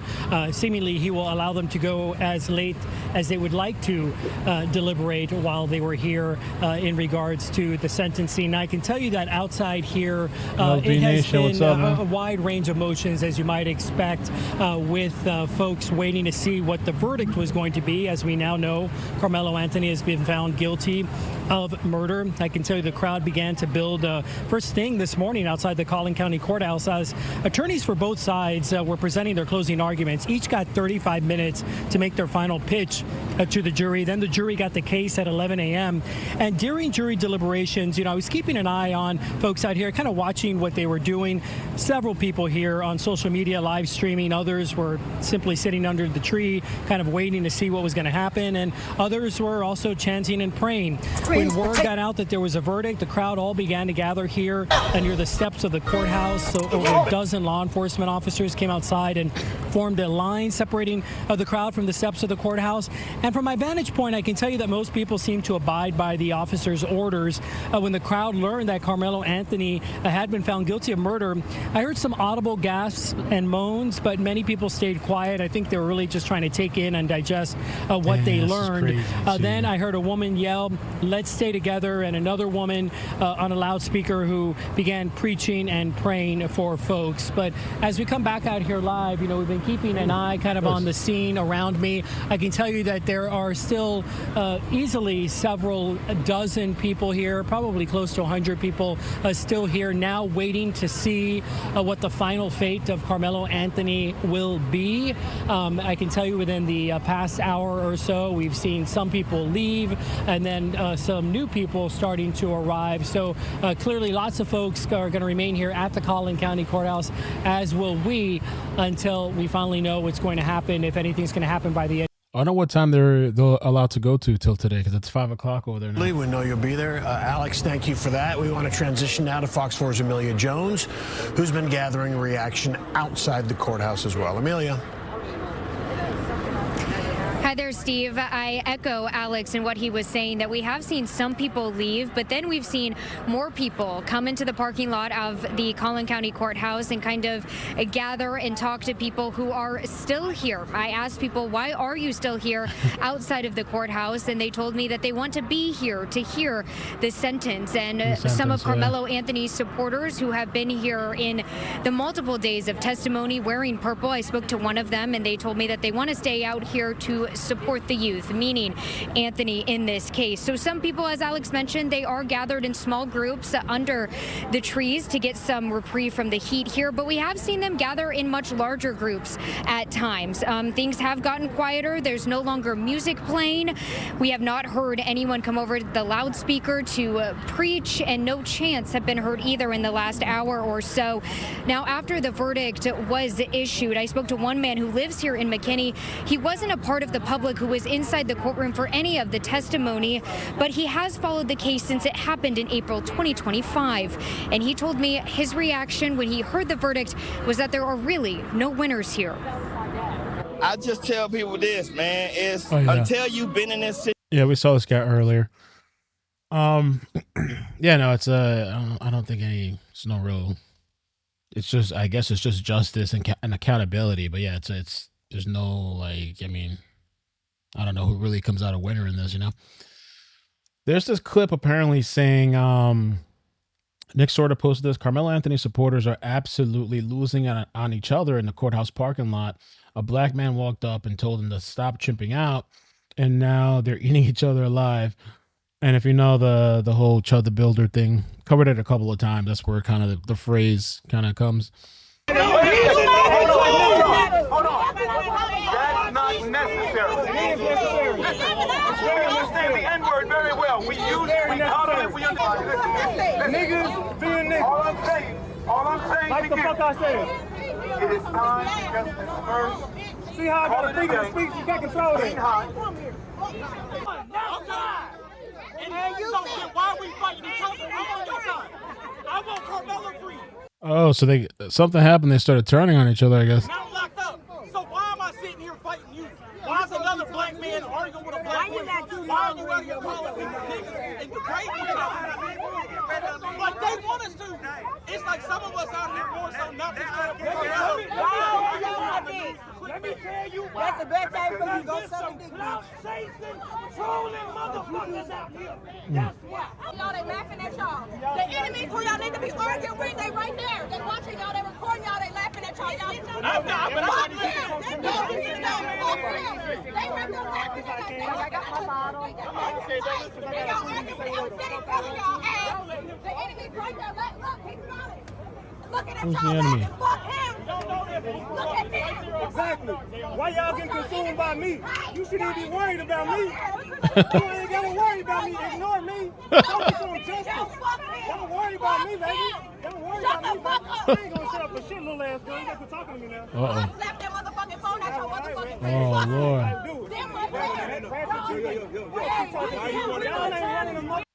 Damn, what a mess. I guess the guy in the pink hat said it, I guess. Hold on. That's not necessary. We understand the N-word very well. We use it, we utter it, we understand. Wow, yeah, so chaos. That was earlier, I guess. Oof. It seems like it's calmed down outside of the courthouse now, though. I guess that was from earlier today. Kind of, pointing their phone at you, just really recording everything, whether that's, just snippets of what you're saying, taking them potentially out of context. Also, people just really getting the emotional reaction from others. And at the time when I was mentioning that people gathered in those really large groups, it was because somebody was likely live streaming on social media and everyone was holding up their phones to kind of get that reaction. Again, we don't know if they are considering themselves influencers or calling themselves independent journalists. But then we have the national and international media out here with cameras and tent setup and, a microphone and talking to a news channel like you and I are right now.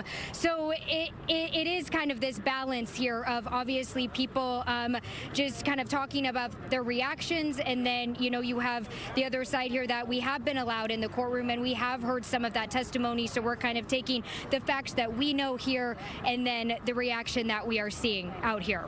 Yeah, it's interesting. Traditional media tries to play it down the middle and social media just plays it. So we'll see how it turns out. Amelia, we thank you for your coverage. We'll get back to you in a little while if anything changes. Now we want to bring in Fox 4's Sean Rabb, who's been part of our breaking news coverage this afternoon, and he joins us with some perspective about the punishment phase. And Sean, you've been talking about sudden passion, and that's an interesting topic, I think, in this case. Yeah. Sudden passion is in the heat of the moment, not planned, not premeditated, not going to that track meet, not going to that stadium on that fateful day, planning to carry out some violence. That's what the defense in its closing arguments has been sharing with jurors, that this was sudden passion. And it came in the closing statements in the punishment phase after jurors clearly rejected the idea of self-defense in guilt or innocence. Mike Howard said, even though self-defense may not apply, when we react in a moment when our mind has not had time to process and calm down and time for cool reflection, that is different from when we have time to think and still do something. I don't understand how that's an excuse for people to be able to do the horrendous things they do. Oh, well, if you weren't thinking about it and it was a moment, it's okay then. We'll give you less time since you acted erratically and killed somebody. You can imagine, like, every time they just pull this shit, everything's sudden passion. There was a clip. A crazy-eyed woman threatened a man. Oh. That was the pink shirt guy. He was turning up. The pink shirt dude out there. I don't think we're going to get an update until they finish. If they come out today. The jury. If not, they'll have to come back tomorrow and finish. I guess they'll get sequestered.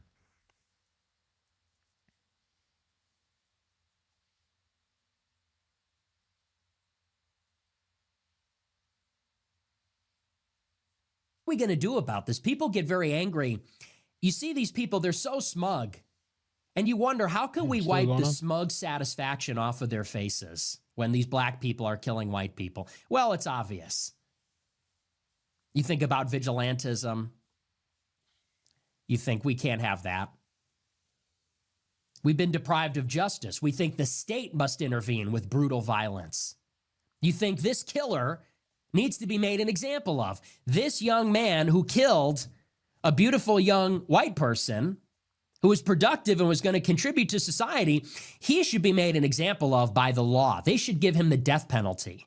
And then I thought, that's not good enough. It's not enough that he gets the death penalty. I started to think, how can we send a message to these killers? How can we send a message? We need a public execution. He's tripping. I feel like a lot of these people be saying shit just to get, what do they call them, rage baiters? I think some of this stuff is just to get clicks and shit or whatever. But yeah, he can't. I guess because of the age, he can't. The death penalty wasn't on wasn't on the table. And it looks like, we'll have to see. It looks like justice is being served. We found guilty for murder. We'll have to see what the sentence is, the penalty. I don't think they're gonna take into account, sudden passion. Imagine if they did. It's like, imagine all right, 2 years, 2-year sentence. I don't foresee that, man. But that, how wild and crazy would that be? 2 years? No. I don't think that's gonna happen. I don't think that's gonna happen. I can't believe Belfast is still going with this shit. It's crazy. I guess it looks like they were kind of getting control. Maybe they are. They're pissed over there. I guess maybe they feel like Nick Fuentes. Everybody's pissed. Insanity outside of the courthouse earlier this week. Oh, no, not this week. Earlier today. Oh, this was the lady we saw. I don't know what. This lady should be put on the list. Hey, yo, white people at? Yo. If you love they need Austin, you would be here. But because you don't care, it's funny than a motherfucker. Yo. Where's Austin's body? No, I'll talk. My next girlfriend? Imagine, how do you, if you dating this person, you're in a relationship, you're married, woof, you get into an argument. I don't love Austin. I don't know if that's, I don't know. You don't care about Hunter? Because if you did, who's Hunter? You would really stand in solidarity, not online, but right here. So I gotta speak for your white baby. I'll do it. Wow. I'll conjure that baby and make sure he tells the real story. I was thinking Bring your Transformers. white people. I really want to see that support. Don't judge me, because when I'm up, I'm up. It's okay. Oh, no, they end me. Don't you end me. What is she on? Yo? I need some of that. I've been dragging all day. Yo, what'd you take, man? What are you drinking, or are you taking some? So make sure you document that. Some pills or something? Let them know that they're not letting black kids use the restroom. My son turned his shirt inside out, and they refuse to let a black child use the restroom. And they keep claiming it's not about race. Lies. Do not piss on me and tell me it's water. America was bred. So now you're done. With racism. I walked in peacefully. It was bred peacefully. off of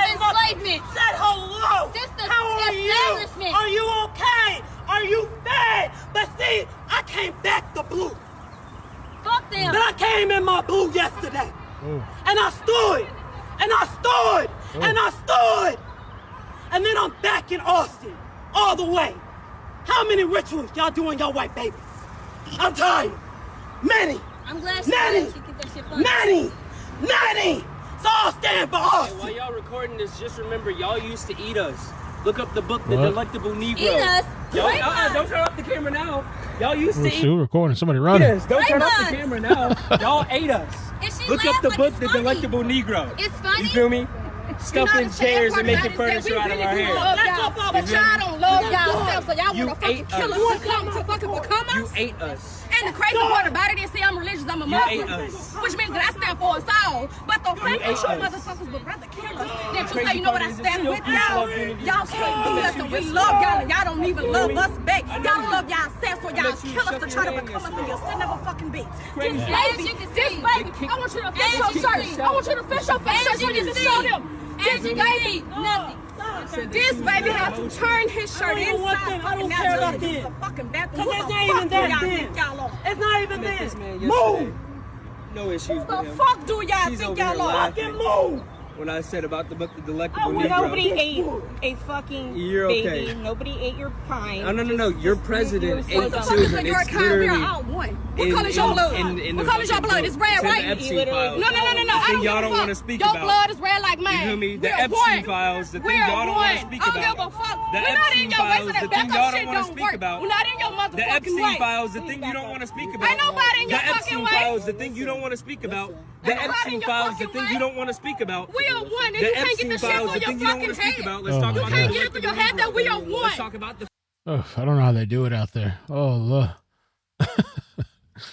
Please give us an update. Is there something else? Spoke to earlier today, described a very gruesome, graphic scene with the vehicle being very mangled when they got on scene. Now, we just got the mugshots for those two that are in custody. I want you to take a look at them. The mugshot for Keyshawn Copeland and Ronnie Coleman, both facing 4 counts of racing on a highway. Now, the police chief said that the first officer got on scene less than 30 seconds after both the 20 and 21-year-old suspects were still on scene. Family members tell Fox 4 that a 12-year-old boy, his 50-year-old mother, and a 78-year-old grandmother were all killed. A father told me his stepson is still in the hospital. Police calls his injuries life-altering and said he's in critical condition. Listen to what a witness described earlier. So I worked down the street, so I was pumping gas, and that's when I hear the impact and automatic everything closed. I mean, and we were like, I don't know. I'm wondering if we just come back. I don't see any updates. I don't know how long they're going till today. Let me see. Carmelo Anthony.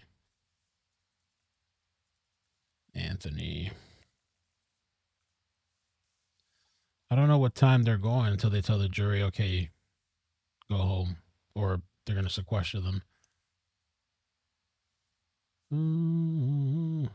People still standing outside.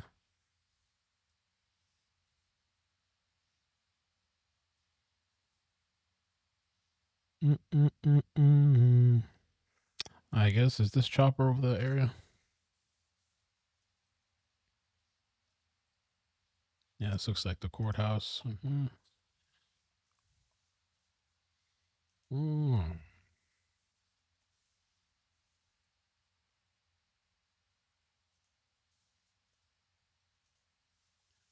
like there's less people now out there.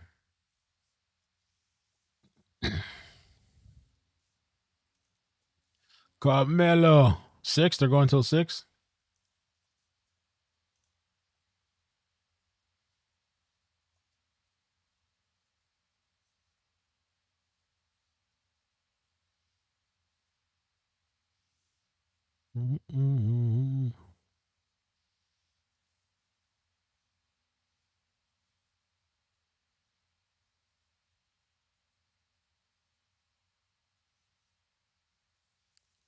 Guilty. I think they said till 6.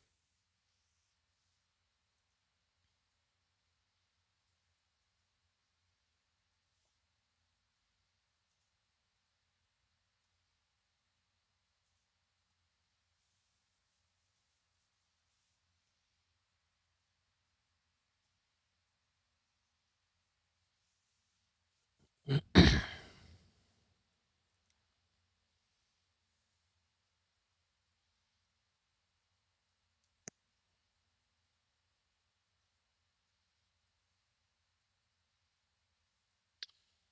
I mean, I don't know.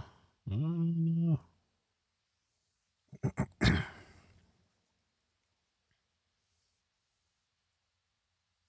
How many people we got here? Not bad, 4,100. I think maybe I'll come back. If the jury doesn't finish today and they come back tomorrow, then tomorrow we'll come back. If they come back tonight with a verdict, I'll just come back on. We'll start a fresh new stream. I'll make a new title, thumbnail. I think.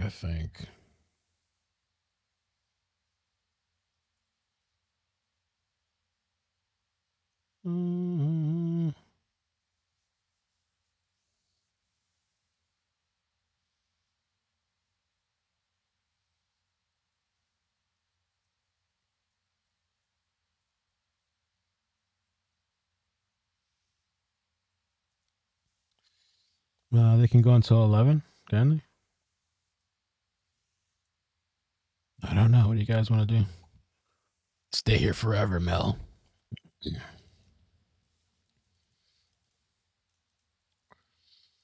I mean, I was almost thinking it might be a little harder for them to decide on the time. Like, well, I mean, I wonder what, like, did the judge give them different ranges of years? I know it's supposedly 5 to 99. But then that article that I read said that the judge hadn't decided on whether they want to allow the sudden passion or not. But then the other people have said that the jury already went back to deliberate. So let me check this lady again. See if she has anything else. Like, what is the jury deciding on? They all have to agree to a specific year? 20 years, 30 years, 40 years, 50 years? And how do you get 12 people to come to the same amount of years? That right there could be more problematic than murder, manslaughter, or not guilty.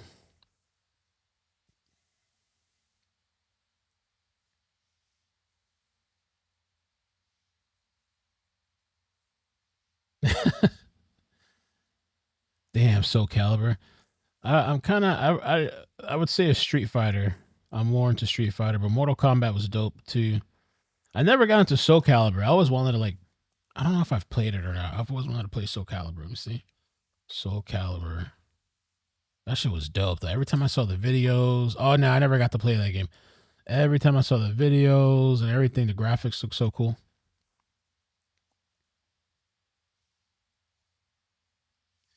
I think I should go back one day and just play all the games that I never got to play. Dreamcast.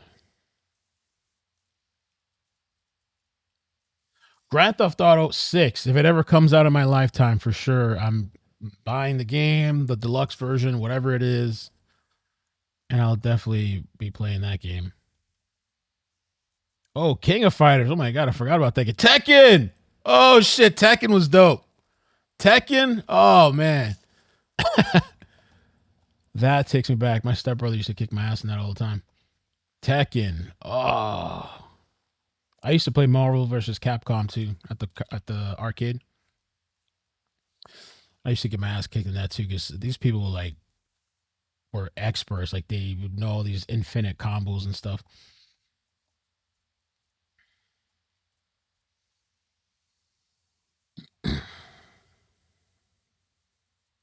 Yeah, that's true. Yeah, emulations, that's true. I use an emulator now for Android for the Citizen app because they stopped like desktop use. You can't use the desktop anymore to look up Citizen stuff. It's kind of a pain in the ass, but yeah, I started doing the emulator. I mean, they've made the emulator so nice. It's come a long way. They're really pretty simple to use. You just plug in a controller and you're good to go. Atari Asteroids. Mario Kart was a lot of fun too. Mario Kart, and there was the other one on N64 where you could pick all the characters to fight. I'm trying to think. It had Link from Zelda. It had all these characters. 9 p.m. Eastern.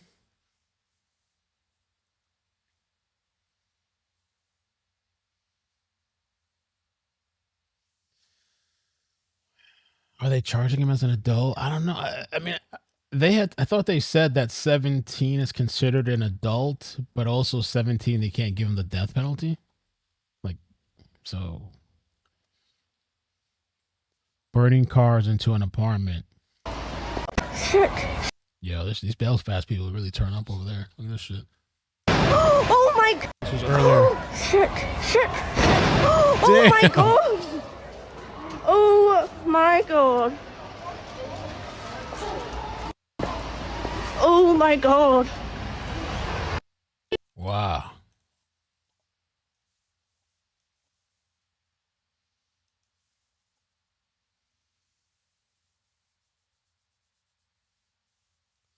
Let me see. Let's see what Sarah says. Sarah Fields, verdict guilty. She's still, this was earlier though, inside the courtroom. Her last post is, I'm still inside the courthouse. We're waiting on the jury to finish deliberating on sentencing. After sentencing, there will be victim impact statements. I will update everyone as soon as I leave for the day. Yeah, Sarah Fields has been going in person. I don't know if they're going to have time for victim impacts today then.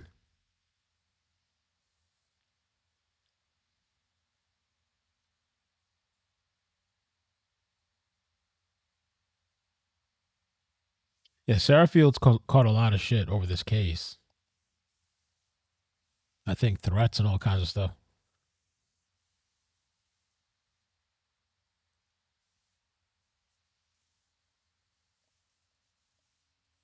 Oh, it's not live.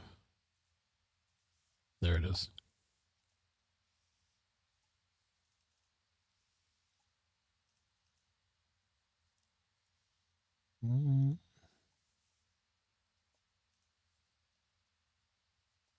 Live coverage.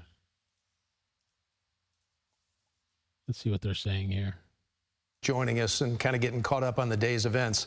There's a crowd that continues to stand outside the doors of the courthouse, along with a very sizable law enforcement presence today, and all of us together just waiting, just as we are, the decision, of course, by the jury in the Karmelo Anthony trial as far as the sentencing phase. To get you caught up, just a few hours ago, he was found guilty of murder in the stabbing death of Austin Metcalf at that track meet that happened early last year.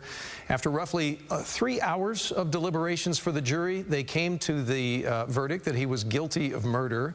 And now that very same jury is back in their jury room deciding the price that he will ultimately have to pay. And just so you know, the range that they can choose from is a prison sentence for sure, but they have anywhere from 5 all the way up to 99 years at their discretion.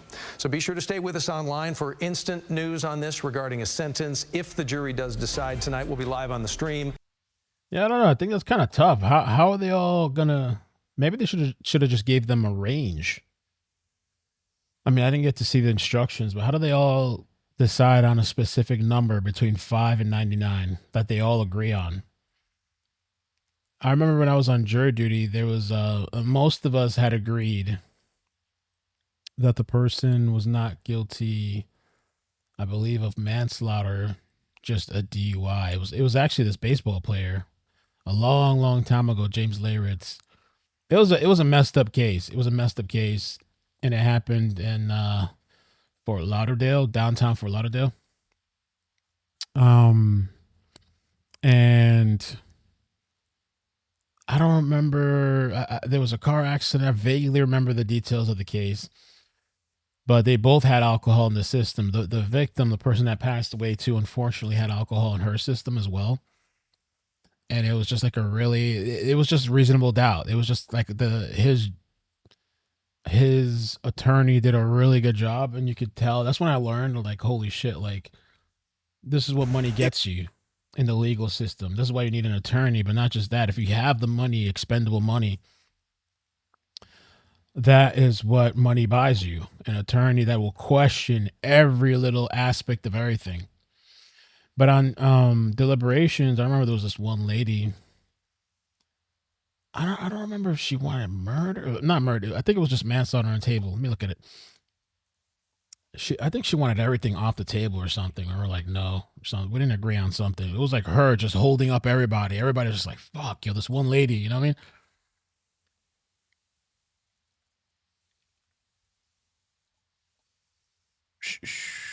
Yeah, it was a manslaughter case, 2007.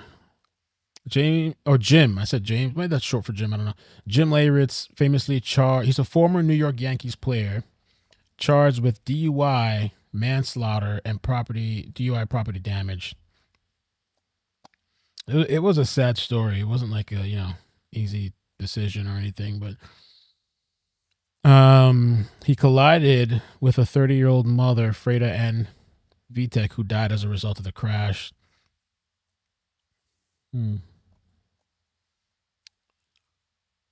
So this is the thing. The verdict in 2010, the craziest year of my life. Acid, all this, my father passed away, all kinds of shit, but craziest year of my life. A South Florida jury found Leyritz not guilty of primary DUI manslaughter charge. Evidence showed that the victim was also heavily intoxicated, and prosecutors could not prove beyond a reasonable doubt that Leyritz had caused the accident. That was a whole thing. But it was the first time I did jury duty, and I couldn't believe the first case. I'm thinking I'm gonna be here for a day or two. I didn't know it was gonna be this case. A whole month. It's just fucking crazy. A whole month on a case, and that was the thing, is that they were both intoxicated. That was the hard part, like figure out who was at fault, type of shit. But all it takes is one person to hold up the entire jury. All it takes is one person with a different opinion and different feeling. And if you guys can't come to some type of agreement or like median or whatever, you're kind of screwed and you're stuck. Actually, we had told the judge we give up. I think maybe the lady wanted to charge manslaughter. Maybe that's what it was. It was one lady that wanted to do it, but none of us agreed with it, and she was kind of holding it up. And then at one point, we just came out and we said, we can't do this. Like, we can't decide. We're done. And then the judge said, no, please go back and try again. That's where we worked it out. Anyway, Charleston White apparently has reacted to the verdict of Karmelo Anthony, and he is, I don't even know how I would describe this guy. But let's see. We already got the money set aside for appeals bond. Why? All white jury, the judge and the DA are buddies, along with the dad. I forgot too. That's a thing that people are saying now. There's like an allegation that supposedly all these people knew each other. I actually bookmarked a post that I was supposed to show you guys earlier. I bookmarked it somewhere. Let me see. Somebody who was talking about this shit. Oh, here we go. This guy, I don't know if this is true now. I don't know if any of this stuff is true or not. This guy here is claiming Carmelo Anthony and Austin Metcalf troubling picture. You didn't even spell Carmelo right. You're already down 1 point, but have that proof. Look at this photo. This is a photo of Jeff Metcalf, John Roach, the judge, and Greg Willis, who is the DA. Conflict of interest, anyone? I don't know. I am still working to verify this picture. I entered it in ChatGPT. It says it doesn't. ChatGPT already is another one down, because ChatGPT is wrong all the time. I'm cursing this shit out every day. ChatGPT is wrong. AIs are wrong all the time. You have to double, triple, and quadruple check these things. Seem to be fake. If anybody out there can confirm this picture for me, I think that is also very important, because we need to keep the truth at the head of. I'll look more into that. I don't know if this thing is true or not. I know it's is it a small town? I guess a small town. But that's what Charleston White is referring to here. It's been debunked. People are saying it's debunked. Okay. Best friend. I'll look into it. That's been our trump card. We've been holding. We already knew that. God has spoken, and you cannot make me believe that as many gray-haired white women on that jury that's dealing with white guilt about going to heaven is not gonna have no compassion about a kid that's been straight A from the time he's ever read a book in school, has no history of violence, has saved children's lives by risking his own life by jumping in to save somebody from drowning. This kid has no violence. Austin, on the other hand, is a violent brute with some sexual rape allegations hanging on his ass. That's why, man, they coerce them kids. But one thing about kids can't lie to professionals under pressure. When you was told, when you gave a statement in the beginning, you can't come back and amend it later and say, well, I meant. No, what you said that night is law. Back up right up. All them white people talking about what they gonna do, they ain't gonna do shit, nigga. Yeah, they're saying supposedly it's been debunked. This is the first time I saw it today because, again, I haven't followed the trial. That picture that Charleston is referring to, I wasn't even going to show it because before the live stream I had come across it and I bookmarked it. But I was like, I wasn't even but now that Charleston's mentioning, I said, well, let me just put it out there and we'll address it. Supposedly, it says it has been directly debunked. People familiar with the individuals, including public statements reviewing the exact viral image, confirm it does not show Jeff Metcalf, Judge Roach, and D.A. Willis. No mainstream media has reported on it. I don't know, but I'm sure that's something that would have come out anyway, or will come up. You know, they ain't gonna do shit. When Makai Johnson and Galvin Long killed them motherfucking white police officers, you white motherfuckers didn't do a goddamn thing. Not no guilty. If you think they're gonna find him guilty and they just put manslaughter on as a charge and it wasn't on there in the beginning, you don't know law, cracker. You like the dumb white boy that had the whip. He can't spell either, nigga. Yeah. We already got the money set aside for appeals bond. Why? All white jury, the judge and the DA are buddies, along with the dad, best friends. That's been our trump card. We've been holding. We already knew that, but we wanted everything to play out how they had it. I can't wait till I walk. The family, we waiting on each other. Yeah. I've been riding with the family, nigga, since day one. I'm sorry. Some people had alleged too that the family paid him or he took some money or something. I don't really know. I feel like this guy trolls a lot, but he's also been part of like the misinformation campaign almost with his story. And like I said earlier, way earlier in the stream, that I remember when I was first covering the story that it was just a lot of lies being put out and fake stories. And I was just like, I don't understand. It's almost like there's a campaign to keep putting out false information.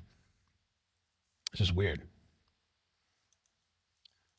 Since day 5. White people mad because they poor. Nigga, I wouldn't give a damn about what happened. I got a show tomorrow. I'm getting rich out here off content creation.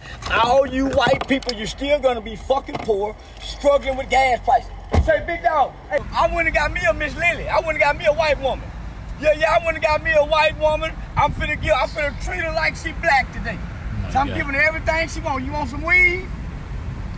You want some chicken wings? Say, now listen, I told y'all everything I told y'all about that motherfucking trial. I told y'all, I told you so, I told you. This is weird. That's what this guy does. I wouldn't take anything really. I would take everything with a grain of salt that this guy says.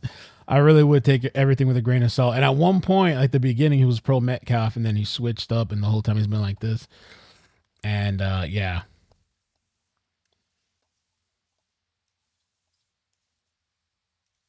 Okay, let me check if we got any updates. Any updates? The feeds are all cutting off. Belfast, everybody's cutting out. It's funny. I thought we were going to be on for a tiny little amount of time. I wasn't expecting, I didn't think we were going to see penalty today. Sometimes they do it on another day. They'll schedule a day out in advance and they have a whole thing of it. Sometimes they do it the same day, and a lot of times I've seen the judge just does it. We're not going to leave it up to 12 people to decide again. I didn't know that's how they do it over there. Another 12 people to decide what specific year from 5 to 99, which year they're going to all decide on unanimously.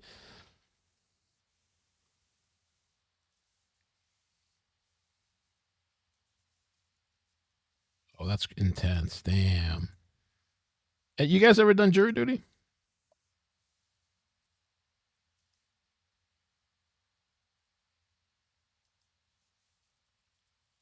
That's tough. That's tough. Somebody was just telling me that they had jury duty for a death penalty case. That would, oh man, I can't imagine having to do something like that. That weigh heavy on me. I don't know. I've only been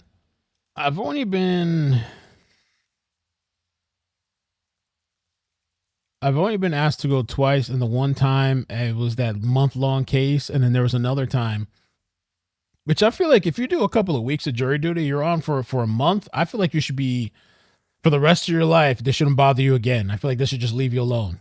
2 weeks or more, they should never request you to do jury duty again. You've done multiple times, sent on jury 3 times. Nope. I wanted to do it out of curiosity, and I remember when I went and I was sitting there, they call you and then they start asking questions and stuff.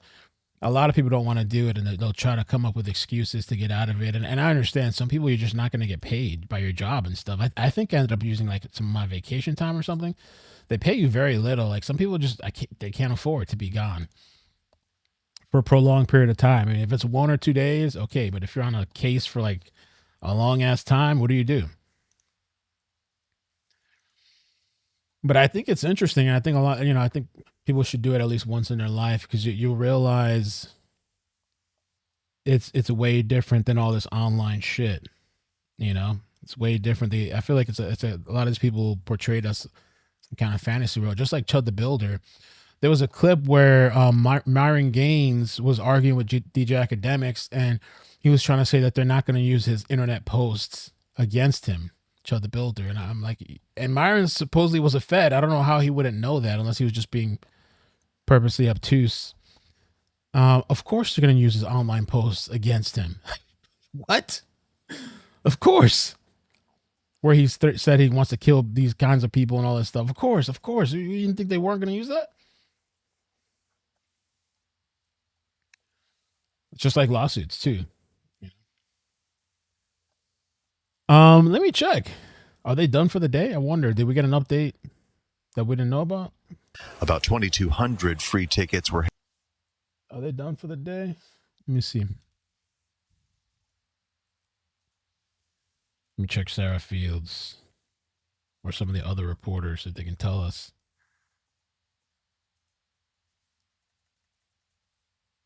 Damn, I can't believe it's already almost 7 o'clock my time. Yo, time flew by, man. Time went by. I don't think she's gonna reply. Are they done for today?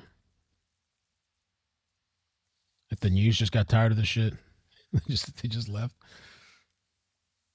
27 counts of felony charges. It took like 3 weeks. Then we could only decide on 11. Oh my gosh. 11 of the charges, all the murders. It took like 3 weeks, then we could only decide on 11 of the charges. Damn. Sharon on 2 murder cases. Damn. That is kind of heavy too to have to decide on that, I guess. I felt weird too with the lady in the DUI. The manslaughter charge, and it's just kind of, but you have to just try to follow the facts, and what's provable.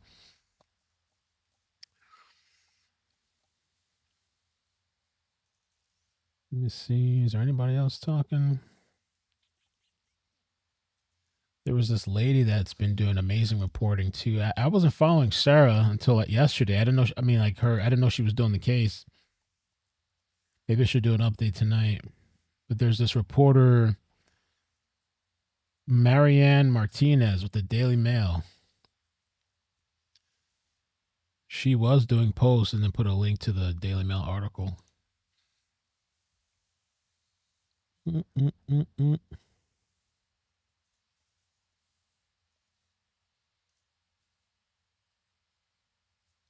Carmelo Anthony supporter says Carmelo should have killed Austin's twin. But damn, holy shit, these people are savage. Let me see.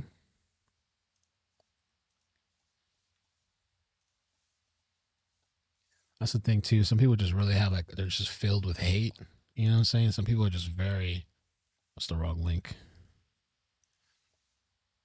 There's no cure for that. Like the people that are like this. Yeah. I forgot, and the twin brother would have been with him. Fuck what you saying? They should have both been arrested. They should both should have been dead. The both brother brothers. Both of them should have been dead. You ask me?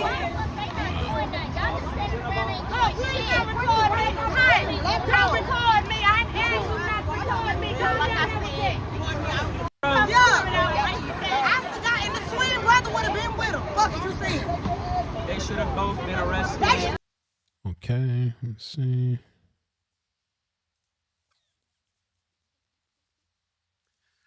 Just seeing what else is coming out.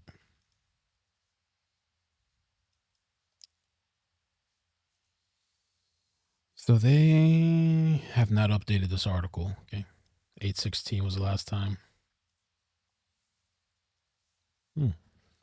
Maybe they're done for the today. I don't know.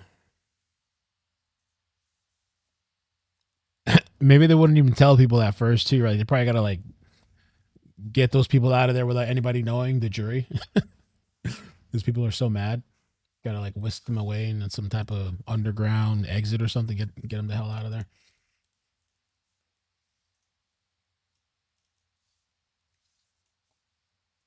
Oh, the Iran thing too, man. I was following that. I saw that the tweet because Trump said, I don't know, apparently they had shot down an Apache helicopter, was it? We were able to rescue the two guys that were in there, I guess, but now Trump is saying we're going to be launching an attack. For I don't know how they're going to come to a peace deal, you know? Yeah, I didn't mean to mention that earlier. I don't know if he's retaliated yet. There's a lot going on in the world, I guess. I saved it earlier somewhere. I was like, oh, Lord, here we go again.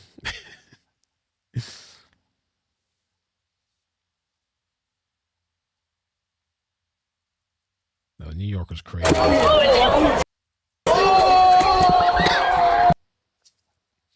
When's the next game? The next game for New York. My God.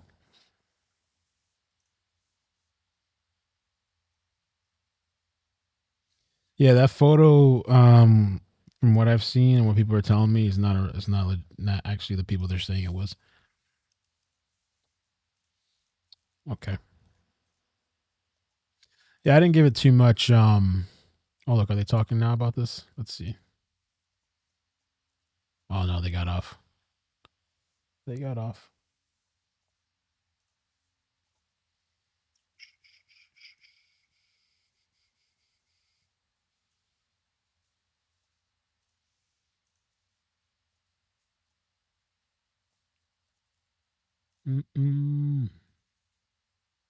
Yeah. They already got Carmelo like this? Oh, jeez. Oh, man. Carmelo, man, the way they described him, you know, shaking, trembling. Maybe now reality's hitting him. Or maybe he was in denial or something.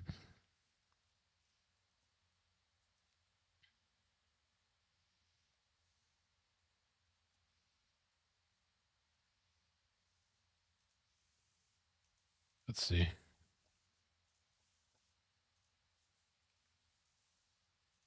The piece of this that will be questioned relative to the judge's decisions is going to go back to the decision to exclude the 3 black female juror educators who were excluded by the prosecution. They exercised their exemptions. They got the 3 of them off.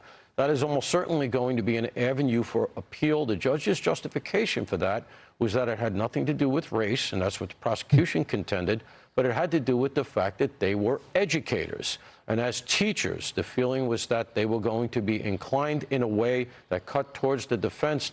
Prosecution made that case compellingly enough so that the judge went to it. That's where the appeal is going to go. But what this process did is shown that black lives do not matter in Collin County. It showed clearly that a judge interfered in this process. It showed very clearly that a black boy was allowed not one black soul on a jury. An all white jury. But we know that the Next Generation Action Network put the first $10,000 towards an appellate attorney. And we will fight Collin County like hell. Oh. The knife was 5 inches, 4 or 5 inches. Oh, okay. I don't know why I thought it was smaller. According to trial testimony, evidence presented. There's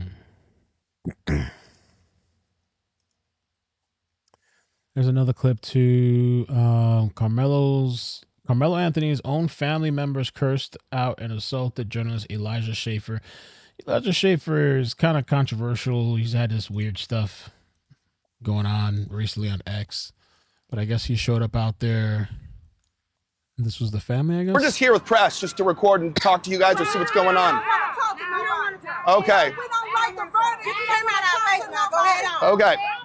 It's a free country. You're in public. You're in public. Okay. Okay. Well, you're in public. I'm just asking. Yeah. Bitch, go! Whoa. Hey, shit. move the camera, bro. They don't want to It's free speech. It's free speech. Why are you throwing stuff at us? Yeah, why are you throwing stuff at us? What the hell is that? Isn't that right? 3.5? All right, well, they're throwing water bottles at us while we're recording. By the way, there's signs right here that says, self-defense is not a crime. Carmelo Anthony should do no time. And there's also this sign right here says, hands off. And this sign says, we stand with you. I believe this is about Carmelo as well. And you'll see a picture right here of Carmelo Anthony. These are pictures probably from his Instagram. Self-defense is not a crime. It says 5 inches. Okay, I thought it was smaller. From what I'm reading, it says 5 inches. I'll keep looking and checking for that. That's what I'm saying. So that's basically with the tensions being high here. You can see, I mean, we're not here to support anybody, but we're already having things thrown at us. Well, we don't have to do that. Angry and upset. It's family members over there. Okay. So you're agitated. Oh, those are family members. You're agitated. Okay.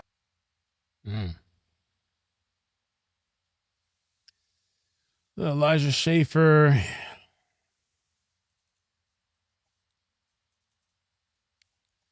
I haven't heard anything about what's going on as far as if it's still going.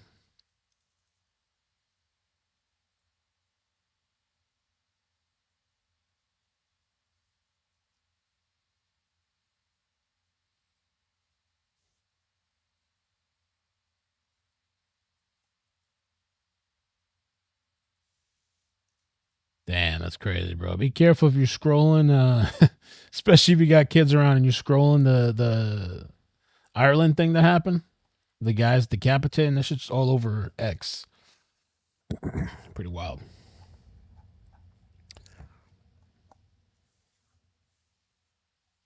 The blade of the knife was 3.5, but the total length with the handle was over 5.5. Okay, that makes sense then. Okay. That makes sense for the different numbers. I guess that's it, man. I don't know. I'm not seeing anything else.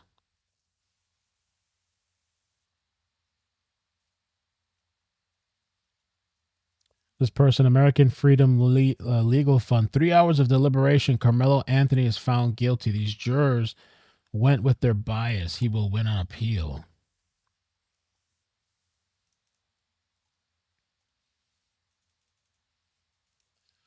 I don't think so. Let me see. Latest.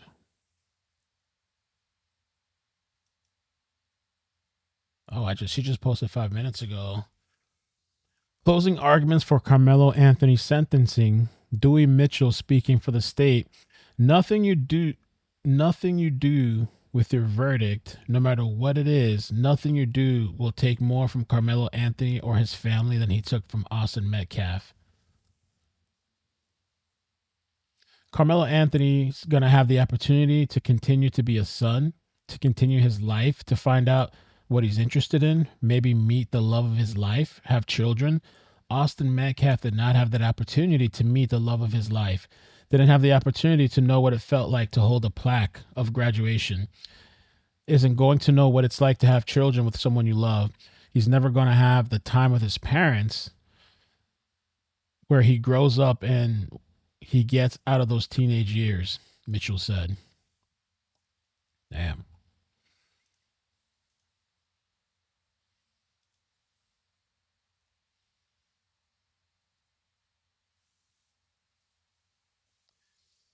She posted that 7 minutes ago. Okay.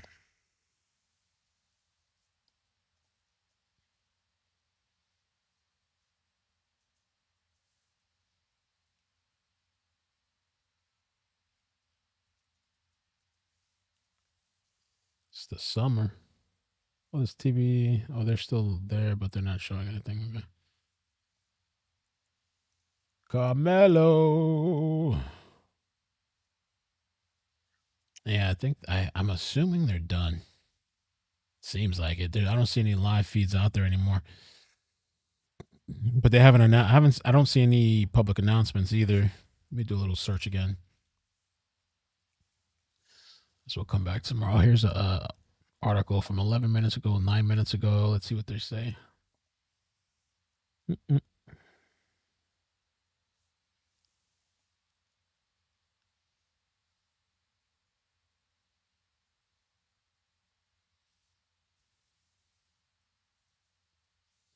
There's times I forgot what trial it was. They kept these people there till like 7, 8 o'clock, 9 o'clock at night. I don't know if they were deliberate. It might have been deliberations or something. They kept them extra. Like, we're getting this shit done today. Okay.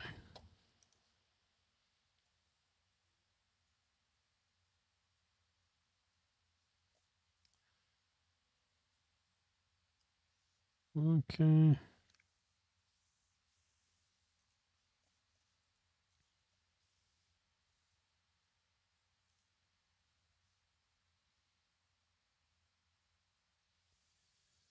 Yeah, I don't see any official updates about what's happening.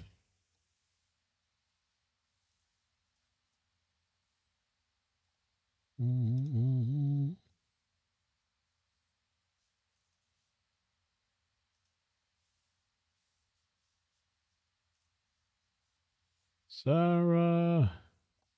Yeah, I guess we'll head out for now. If they happen to come back, if they just happen to be like, oh, we got a verdict for the sentencing today, I'll jump right on.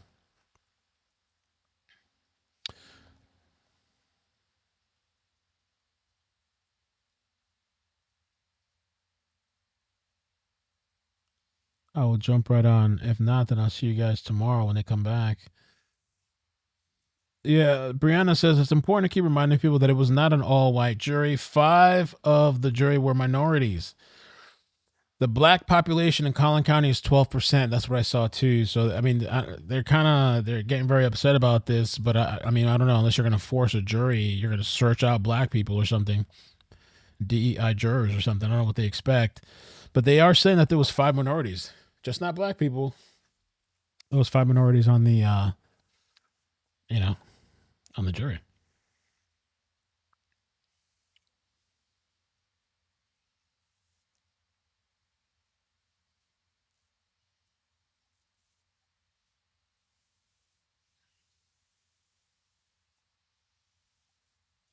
He's going to the courthouse. What's going on out there?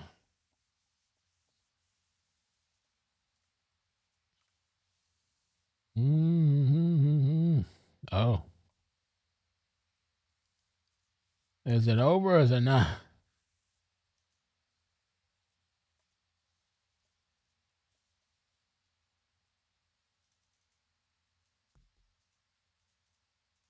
MDG Gaming.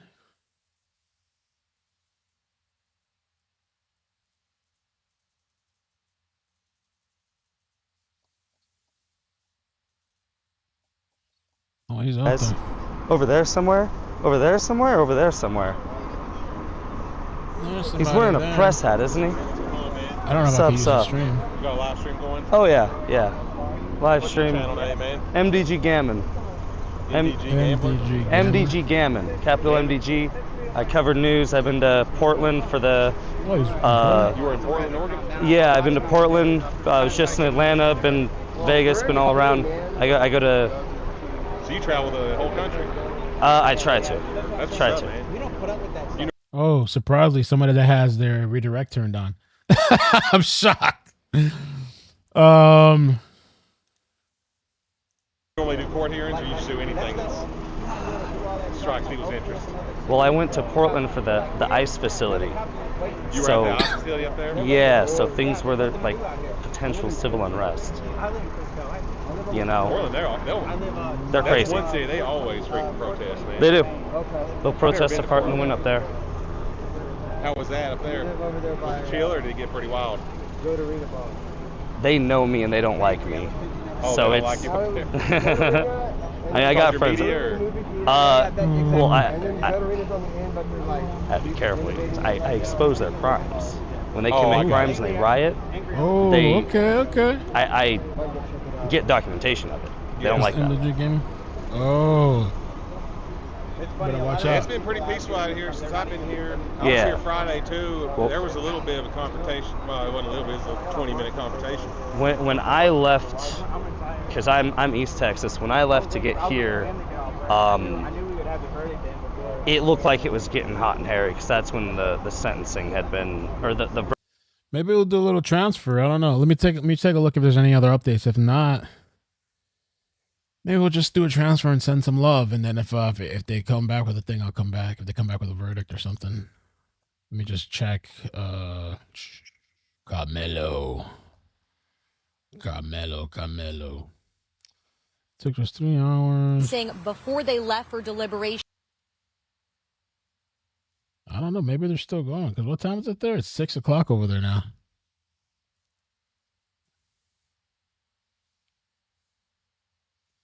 I wonder how long they'd let this go for today. 7, 8 o'clock, 9 o'clock?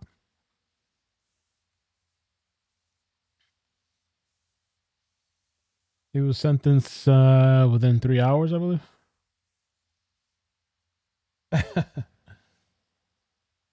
He's decent? Okay, all right.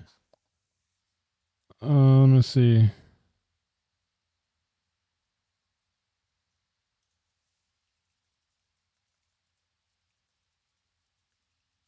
Okay, I wasn't sure. Okay. Yeah, because sometimes I don't want to, I get a little hesitant because I just heard of the guy. I'll get a little, because one time I sent people, I redirected people somewhere, and then they started attacking the people that I sent there. This happened a long time ago.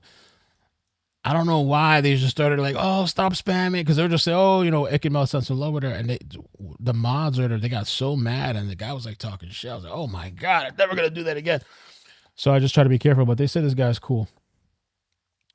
Gatorland in Orlando, Florida was evacuated Tuesday afternoon after receiving a bomb threat.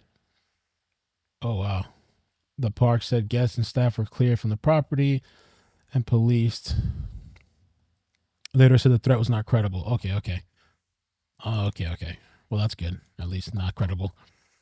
Yeah, I might send people over here to go check this guy out.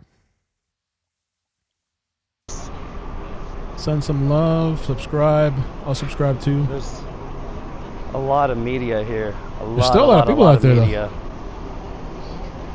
A lot of media. That's for sure. You got media all the way back to here. If they don't reach a unanimous decision, I believe that they'll just come back tomorrow. Maybe the judge will try to push them to.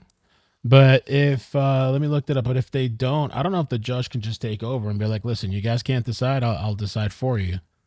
I wonder if he can do that too.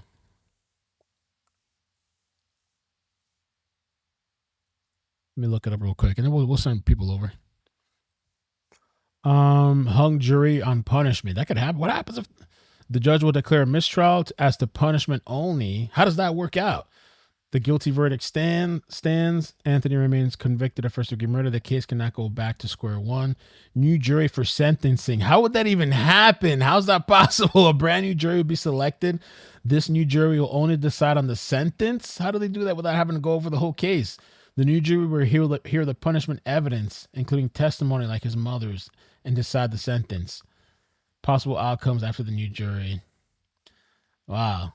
They're going to have to decide, bro, because they can't let this happen. That's interesting.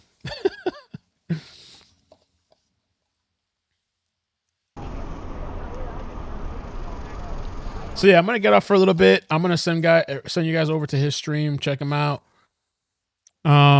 If they come back today, I'll jump back on. I have 2 more notifications, so we have, as long as you have notifications on, it's not a problem. So I'll jump back on that. I can't even talk. If they come back today, I'm going to get something ready for dinner real quick and reset, refresh. All right. Thank you guys so much. Love you. We'll see what happens. Send over some love. Bye. Was I on for 4 hours? 4 hours? I was on for 4 hours?